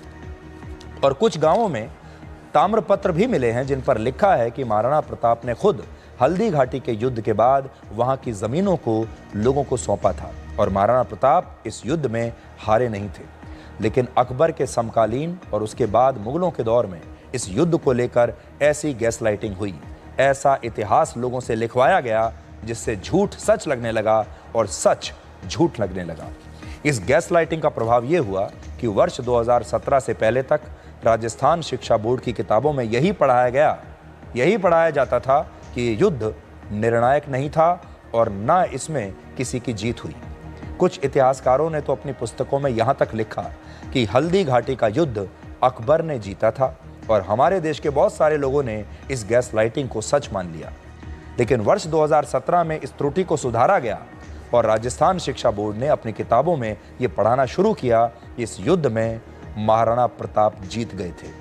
सोचिए, महाराणा प्रताप की विजय गाथा को स्वीकार करने में इस देश को आज़ादी के बाद न जाने कितने दशक लग गए और यही होती है गैस लाइटिंग की ताकत, जब इतिहास को बदल दिया जाता है। 100 साल, 200 साल या 500 साल या उससे भी ज़्यादा वर्षों के बाद इतिहास जब पढ़ा जाता है तो वो तथ्यों पर नहीं, उस समय के बयानों पर आधारित होता है और हम बयानों से ही इतिहास की वास्तविकता को समझने की कोशिश करते हैं। और अकबर के समय में भी यही गैस लाइटिंग हुई और पाकिस्तान भी आज यही चालाकी दिखाकर भविष्य के इतिहास को बदलना चाहता है। आज से 20 साल बाद, 50 साल बाद जब इस युद्ध के बारे में उस समय के लोग पढ़ेंगे, उस समय के युवा और छात्र पढ़ेंगे, तो उस इतिहास में जो कुछ शहबाज शरीफ आज कह रहे हैं ये भी दर्ज होगा, क्योंकि आज तो डिजिटल युग है। जब आप इंटरनेट पर सर्च करने के लिए जाएंगे तो शहबाज शरीफ का ये बयान भी आपको देखने को मिलेगा। पाकिस्तान के field army chief Asim Munir का बयान भी आपको देखने को मिलेगा, जिसमें वो झूठे दावे कर रहे हैं कि हम जीत गए थे। और उस समय जो युवा इस इतिहास को पढ़ेंगे आज से 50 साल बाद, उनके मन में एक शंका जरूर आएगी और वो शायद ये सोचने लगेंगे कि कहीं पाकिस्तान जीता तो नहीं था। अकबर को अकबर द ग्रेट बनाने में एक बड़ी भूमिका हमारे अपने देश के सरकारों की रही है।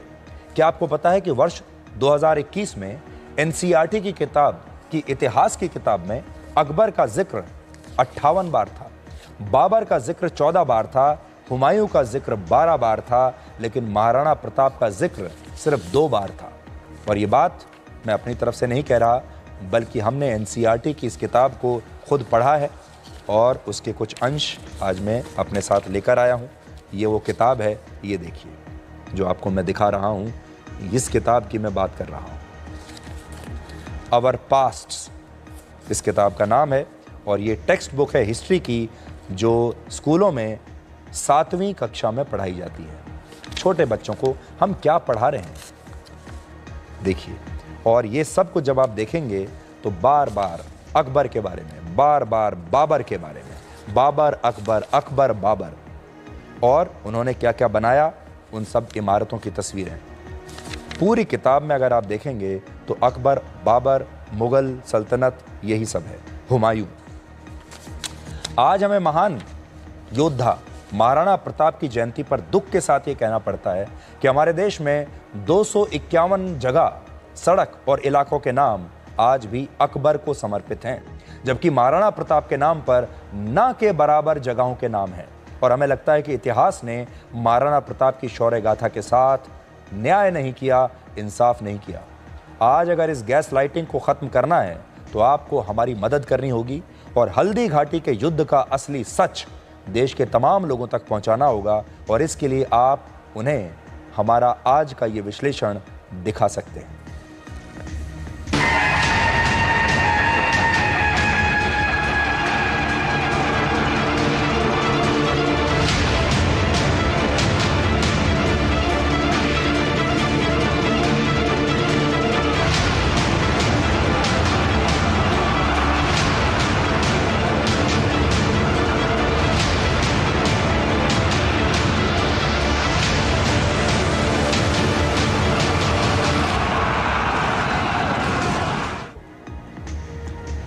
अब हम आपको ये बताएंगे कि दुनिया के सबसे शक्तिशाली नेता और सबसे शक्तिशाली उद्योगपति की दोस्ती कैसे टूटी। आपने देखा होगा राजा और रंग की दोस्ती एक ज़माने में हुआ करती थी। किससे आपने सुने होंगे, राजा और रंग की दोस्ती। 2 राजाओं की दोस्ती भी हुआ करती थी, 2 आम लोगों की दोस्ती भी हुआ करती थी। लेकिन एक शक्तिशाली नेता और एक शक्तिशाली उद्योगपति की जो दोस्ती है वो कितनी मुश्किल है, आज हम इस दोस्ती को आपके लिए डिकोड करेंगे। आज के ज़माने में 2 बड़े लोगों के बीच दोस्ती बड़ी मुश्किल से होती है और ये 2 शक्तिशाली दोस्त हैं।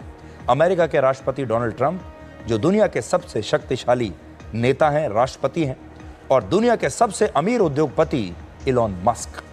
सिर्फ 3 से 4 महीने पहले जब डोनाल्ड ट्रंप दूसरी बार अमेरिका के राष्ट्रपति बने, तब उन्होंने इलॉन मस्क को अपना सबसे खास दोस्त बताया था। लेकिन अब 4 महीने में ही इस दोस्ती में दरार आ गई है। इलॉन मस्क ने ट्रंप प्रशासन के डोज विभाग से इस्तीफा दे दिया है।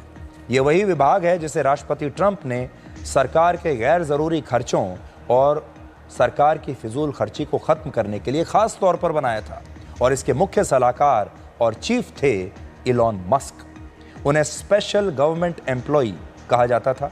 लेकिन अब इलॉन मस्क ने अपनी सरकारी नौकरी से इस्तीफा दे दिया है और कहा है कि उनका काम समाप्त हो चुका है और अब वो अपने बिजनेस पर ध्यान देना चाहते हैं। हालांकि इस इस्तीफे के पीछे कई थ्योरीज चल रही हैं, जिनमें एक ये भी है कि इलॉन मस्क अपना काम ठीक से नहीं कर पाए और राष्ट्रपति ट्रंप से उन्हें ज़्यादा छूट नहीं मिल रही थी, काम करने की आज़ादी नहीं मिल रही थी।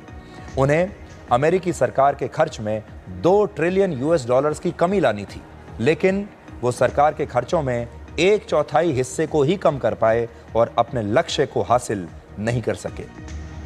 जब इलॉन मस्क राष्ट्रपति ट्रंप के प्रशासन का हिस्सा बने, तब कहा गया कि वो ट्रंप की ही तरह उद्योगपति से एक बड़े नेता बनना चाहते हैं। जिस तरह राष्ट्रपति ट्रंप 45,900 करोड़ रुपए की नेटवर्थ के साथ दुनिया के 700वें नंबर के सबसे अमीर उद्योगपति होते हुए राष्ट्रपति बने, ठीक उसी तरह से इलॉन मस्क भी 32,81,000 करोड़ की नेटवर्थ के साथ एक बड़ा नेता बनने का सपना देख रहे थे। तो ये जो मैं आपको दिखा रहा हूं, वापस इस ग्राफिक पर आपको मैं ले जाना चाहता हूं। देखिए, बड़ी बात यह है, जब आप इसमें देखेंगे, डोनाल्ड ट्रंप एक नेता भी हैं और डोनाल्ड ट्रंप एक उद्योगपति भी हैं। इस बात को आप समझिए। डोनाल्ड ट्रंप पहले उद्योगपति थे, फिर राष्ट्रपति बन गए, और इलॉन मस्क दुनिया के सबसे बड़े उद्योगपति हैं, लेकिन अब वो नेता बनने का सपना भी देख रहे थे। तो दोनों में जो फर्क है वो ये है, डोनाल्ड ट्रंप उस चीज को अचीव कर चुके हैं, पा चुके हैं, पहले उद्योगपति फिर राष्ट्रपति। इलॉन मस्क राष्ट्रपति तो शायद ना बन पाए, लेकिन उन्होंने ये जरूर सपना देखना शुरू कर दिया था कि वो उद्योगपति तो बन गए इतने बड़े, लेकिन अब वो बड़े नेता भी बनना चाहेंगे। और डोनाल्ड ट्रंप की और इलॉन मस्क की खास बात यह है कि ये दोनों ही उद्योगपति हैं। डोनाल्ड ट्रंप नेता तो हैं ही, साथ ही उद्योगपति भी हैं। दोनों की नेटवर्थ मैं आपको फिर से दिखाता हूं। आप देखिए, 45,900 करोड़ की नेटवर्थ है डोनाल्ड ट्रंप की, छोटे मोटे उद्योगपति नहीं है। और इलॉन मस्क 32 लाख करोड़ रुपए की नेटवर्थ है आज इलॉन मस्क की। इलॉन मस्क ने कहा है कि वो अब सिर्फ और सिर्फ अपने बिजनेस पर ध्यान देंगे और ट्रंप प्रशासन में अपनी कोई भूमिका नहीं निभाएंगे। हालांकि मस्क के इस इस्तीफे के पीछे एक और वजह बताई जा रही है। हाल ही में राष्ट्रपति ट्रंप ने बजट बिल पेश किया था और इसे वन बिग ब्यूटीफुल बिल बताया था, लेकिन मस्क ने इस बिल का खुलकर विरोध किया था और उनका मानना है कि इससे सरकारी खर्चों में कटौती नहीं होगी, बल्कि घाटा और ज्यादा बढ़ जाएगा। यानी बजट को लेकर दोनों के बीच मतभेद थे और इस बिल के तहत लोगों को इनकम टैक्स में छूट भी मिलेगी, कंपनियों का टैक्स कम होगा, ओवर टाइम के लिए जो इनकम मिलती है उस पर भी टैक्स नहीं देना होगा और सरकार भविष्य में और ज्यादा कर्ज ले पाएगी। और यही कारण है कि इलॉन मस्क कह रहे हैं कि ये बिल ब्यूटीफुल कहीं से नहीं है। और उनका ये भी कहना है कि जब राष्ट्रपति ट्रंप अपने प्रशासन का खर्चा बढ़ाना चाहते हैं तो वो उनसे फिर खर्चों में कटौती करने के लिए क्यों कह रहे हैं।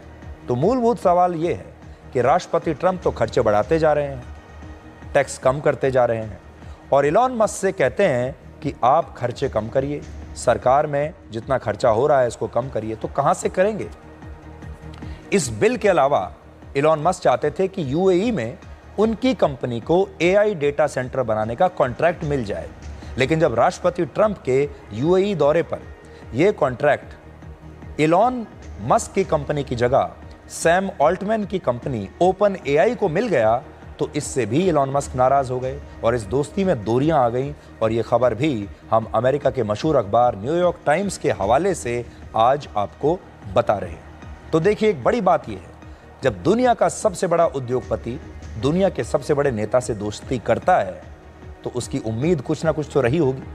वो कुछ ना कुछ तो बदले में जरूर चाहते होंगे कि इस दोस्ती से इलॉन मस्क को कुछ फायदा होगा, लेकिन दोस्ती से फायदा हो नहीं रहा तो फिर ये दोस्ती किस काम की? क्योंकि कलयुग की दोस्ती तो ऐसी ही होती है, एक हाथ लो एक हाथ दो। राष्ट्रपति ट्रंप के कुछ फैसलों पर इलॉन मस्क अपना विरोध पहले भी जता चुके हैं और ट्रंप के टैरिफ को लेकर भी इलॉन मस्क खुश नहीं थे और उन्होंने अमेरिका और यूरोप के बीच जीरो टैरिफ पर एक प्रस्ताव दिया था, लेकिन ट्रंप ने इस प्रस्ताव को माना नहीं, खारिज कर दिया। इसके अलावा अमेरिकी राष्ट्रपति डोनाल्ड ट्रंप के सामने इलॉन मस्क और उनके विदेश मंत्री मार्क रूबियो के बीच 6 मार्च को कैबिनेट मीटिंग में एक बहस हो गई थी और मस्क ने मार्को रूबियो पर आरोप लगाया था कि वो अपने डिपार्टमेंट में स्टाफ की कटौती नहीं कर पाए हैं। वैसे तो मस्क अब डोज को छोड़ चुके हैं और व्हाइट हाउस ने भी इसकी पुष्टि कर दी है।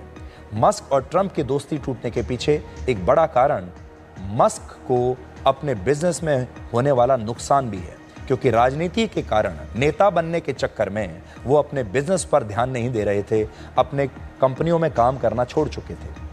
टेस्ला के शेयर होल्डर्स ने इलॉन मस्क को एक चिट्ठी लिखी है जिसमें उन्होंने इलॉन मस्क से हफ्ते में 40 घंटे टेस्ला के लिए काम करने की गारंटी मांगी है। तो सोचिए, उनके शेयर होल्डर्स कह रहे हैं कि भाई हफ्ते में कम से कम 40 घंटे आप टेस्ला कंपनी में काम कीजिए। ये वो शेयर होल्डर्स हैं जो टेस्ला के 79 लाख शेयर्स होल्ड करते हैं। टेस्ला का प्रॉफिट वर्ष 2024 के मुकाबले 2025 में 71% कम हो चुका है और उनकी इलेक्ट्रिक गाड़ियों की बिक्री 13% कम हो गई है। चाहे अमेरिका हो चाहे यूरोप हो, जो टेस्ला कारों की बिक्री है वो लगातार कम हो रही है। यूरोप में तो चाइना की BYD कंपनी ने टेस्ला को बीट कर दिया है। इसके अलावा इलॉन मस्क के स्पेस एक्स का भी एक बड़ा मिशन फेल हो गया है जब स्टारशिप मेगा रॉकेट की टेस्ट फ्लाइट फेल हो गई और इससे भी इलॉन मस्क को काफ़ी नुकसान हुआ। ये वो उनका स्पेस मिशन है जो फेल हो गया, ये रॉकेट नष्ट हो गया और इसकी वजह से भी इलॉन मस्क को काफ़ी बड़ा झटका लगा है। ये 28 मई की तस्वीरें आपको दिखा रहे हैं जब उनका ये स्पेस मिशन नाकामयाब हुआ। His goal of developing a reusable launch system that can take humans to the moon. He's unlikely to be daunted by the late. Its last 2 launches ended in huge explosions, scattering debris across the Caribbean. On Tuesday, SpaceX's giant Starship at least did. अगर आप मुझसे पूछेंगे तो इस rocket की तरह Elon Musk का business भी लगातार क्रैश हो रहा है, नीचे आ रहा है, जिसे देखते हुए उन्होंने सरकारी नौकरी छोड़ दी, ट्रंप का साथ छोड़ दिया और अब उन्हें यह समझ में आ गया कि उन्हें अपने काम पर ही ध्यान देना चाहिए, दूसरे काम पर नहीं। तो कलयुग की जो दोस्ती होती हैं वो ऐसी ही होती हैं। 2 शक्तिशाली दोस्त जब मिलते हैं, 2 शक्तिशाली लोग जब एक दूसरे से दोस्ती करते हैं, जब उन्हें एक दूसरे से काम होता है तो यही होता है। डोनाल्ड ट्रंप को चुनाव प्रचार के लिए इलॉन मस्क की ज़रूरत थी, तब इलॉन मस्क उनके साथ थे, लेकिन इलॉन मस्क बाद में सरकार बनने के बाद उसकी कीमत चाहते थे और वो कीमत जब नहीं मिली तो ये दोस्ती टूट गई। तो ये दोस्ती पर भी एक छोटा सा लाइफ लेसन आपके लिए हो सकता है। अब एक छोटा सा ब्रेक ले लेते हैं और ये कुछ सेकंड का ब्रेक है और फिर जल्दी से आपके पास वापस लौटते हैं।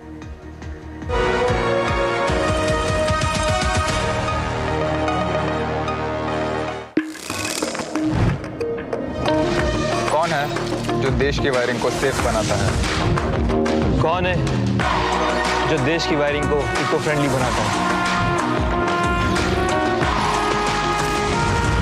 कौन है जो जोड़े देश को?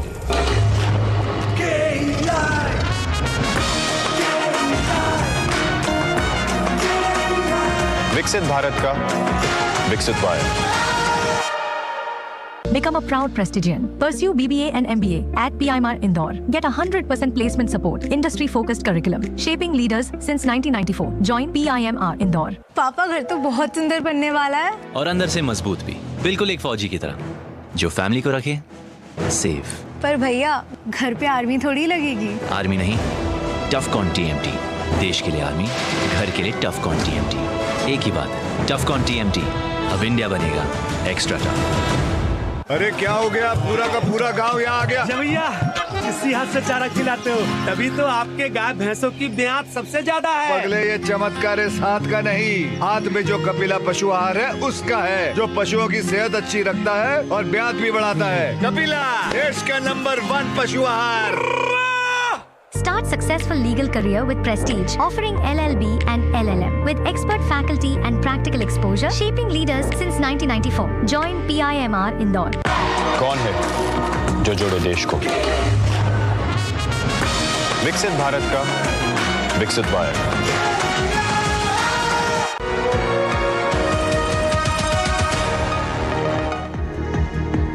तो आपके लिए भी एक छोटा सा ब्रेक हो गया और अब दोबारा से खबरों को डीकोड करने का सिलसिला शुरू करते हैं। अब हमारा अगला विश्लेषण हमारे देश के माता पिता और उनके बच्चों के लिए है, क्योंकि अब स्कूलों में पढ़ाए जाने वाले NCERT का सिलेबस बदलने वाला है।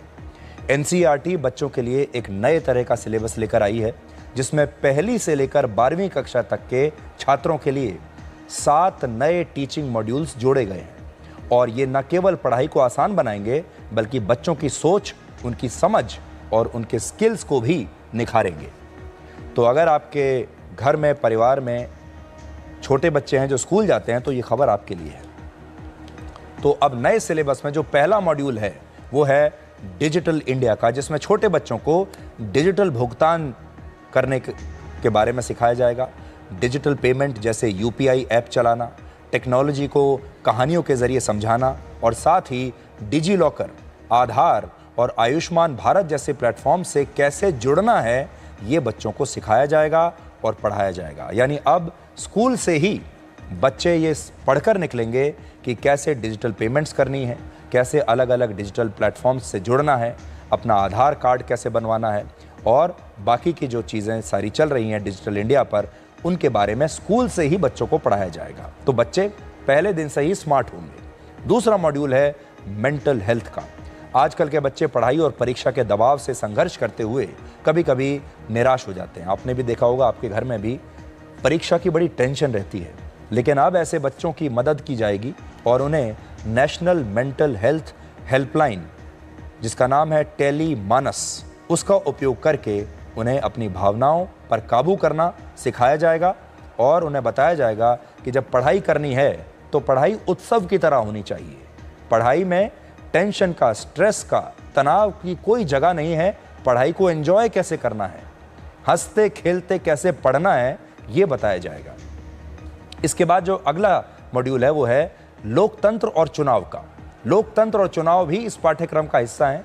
भारत दुनिया का सबसे बड़ा लोकतंत्र कैसे बना, लोकतंत्र क्या होता है, चुनावों को कैसे इतने बड़े लोकतंत्र में सफलतापूर्वक करवाया जाता है, ये सब बच्चों को सिखाया जाएगा, ताकि आगे से जब हमारे देश के लोकतंत्र पर कोई सवाल उठाए तो इन बच्चों को पहले से पता होगा कि उसका जवाब क्या है। इस नए सिलेबस में कोविड के बारे में भी पढ़ाया जाएगा, जिसमें कोविड जैसे आपातकालीन हालात से निपटने के उपाय और सावधानियां सिखाई जाएंगी कि आगे भविष्य में अगर कोविड जैसी स्थिति इस देश में पैदा हो जाए, जो कि बिल्कुल असामान्य स्थिति है, तो ऐसे में क्या करना है, ये बच्चों को स्कूल से ही बताया जाएगा। स्वच्छ भारत के सिलेबस में स्वच्छता जादूगर नाम का एक कार्टून कैरेक्टर पेश किया गया है, जो डस्टबिन्स के रंग और उनके उपयोग को बड़े मज़ेदार ढंग से बच्चों को समझाएगा और उन्हें स्वच्छ भारत के लिए प्रेरित करेगा। उन्हें बताएगा कि कैसे अपने आसपास के पूरे माहौल को, अपने घर को, अपने मोहल्ले को, अपने शहर को, अपने देश को साफ रखना है। और इसी तरह खेल के टीचिंग मॉड्यूल में बच्चों को नीरज चोपड़ा जैसे खिलाड़ी, मनु भाकर जैसे खिलाड़ियों के बारे में पढ़ाया जाएगा, उनकी कहानियां बताई जाएंगी और खेलो इंडिया कार्यक्रम से भी उन्हें जोड़ा जाएगा। और अंत में इस देश की विरासत और विकास, बच्चों को काशी विश्वनाथ कॉरिडोर या कोणार्क मंदिर जैसे स्थलों के बारे में बताया जाएगा। उनका महत्व बताकर भारत की इतनी पुरानी समृद्ध संस्कृति और धरोहर पर कैसे गर्व करना चाहिए, ये सिखाया जाएगा।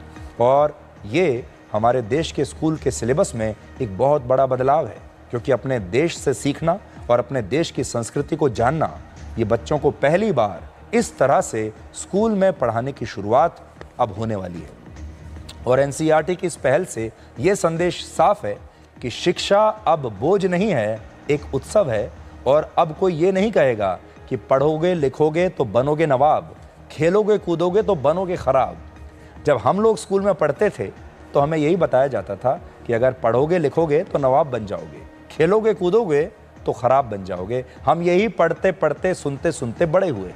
लेकिन अब की जो पीढ़ी है उससे ये कहा जाएगा कि पढ़ोगे लिखोगे तो बनोगे नवाब और खेलोगे कूदोगे तो भी बनोगे नवाब।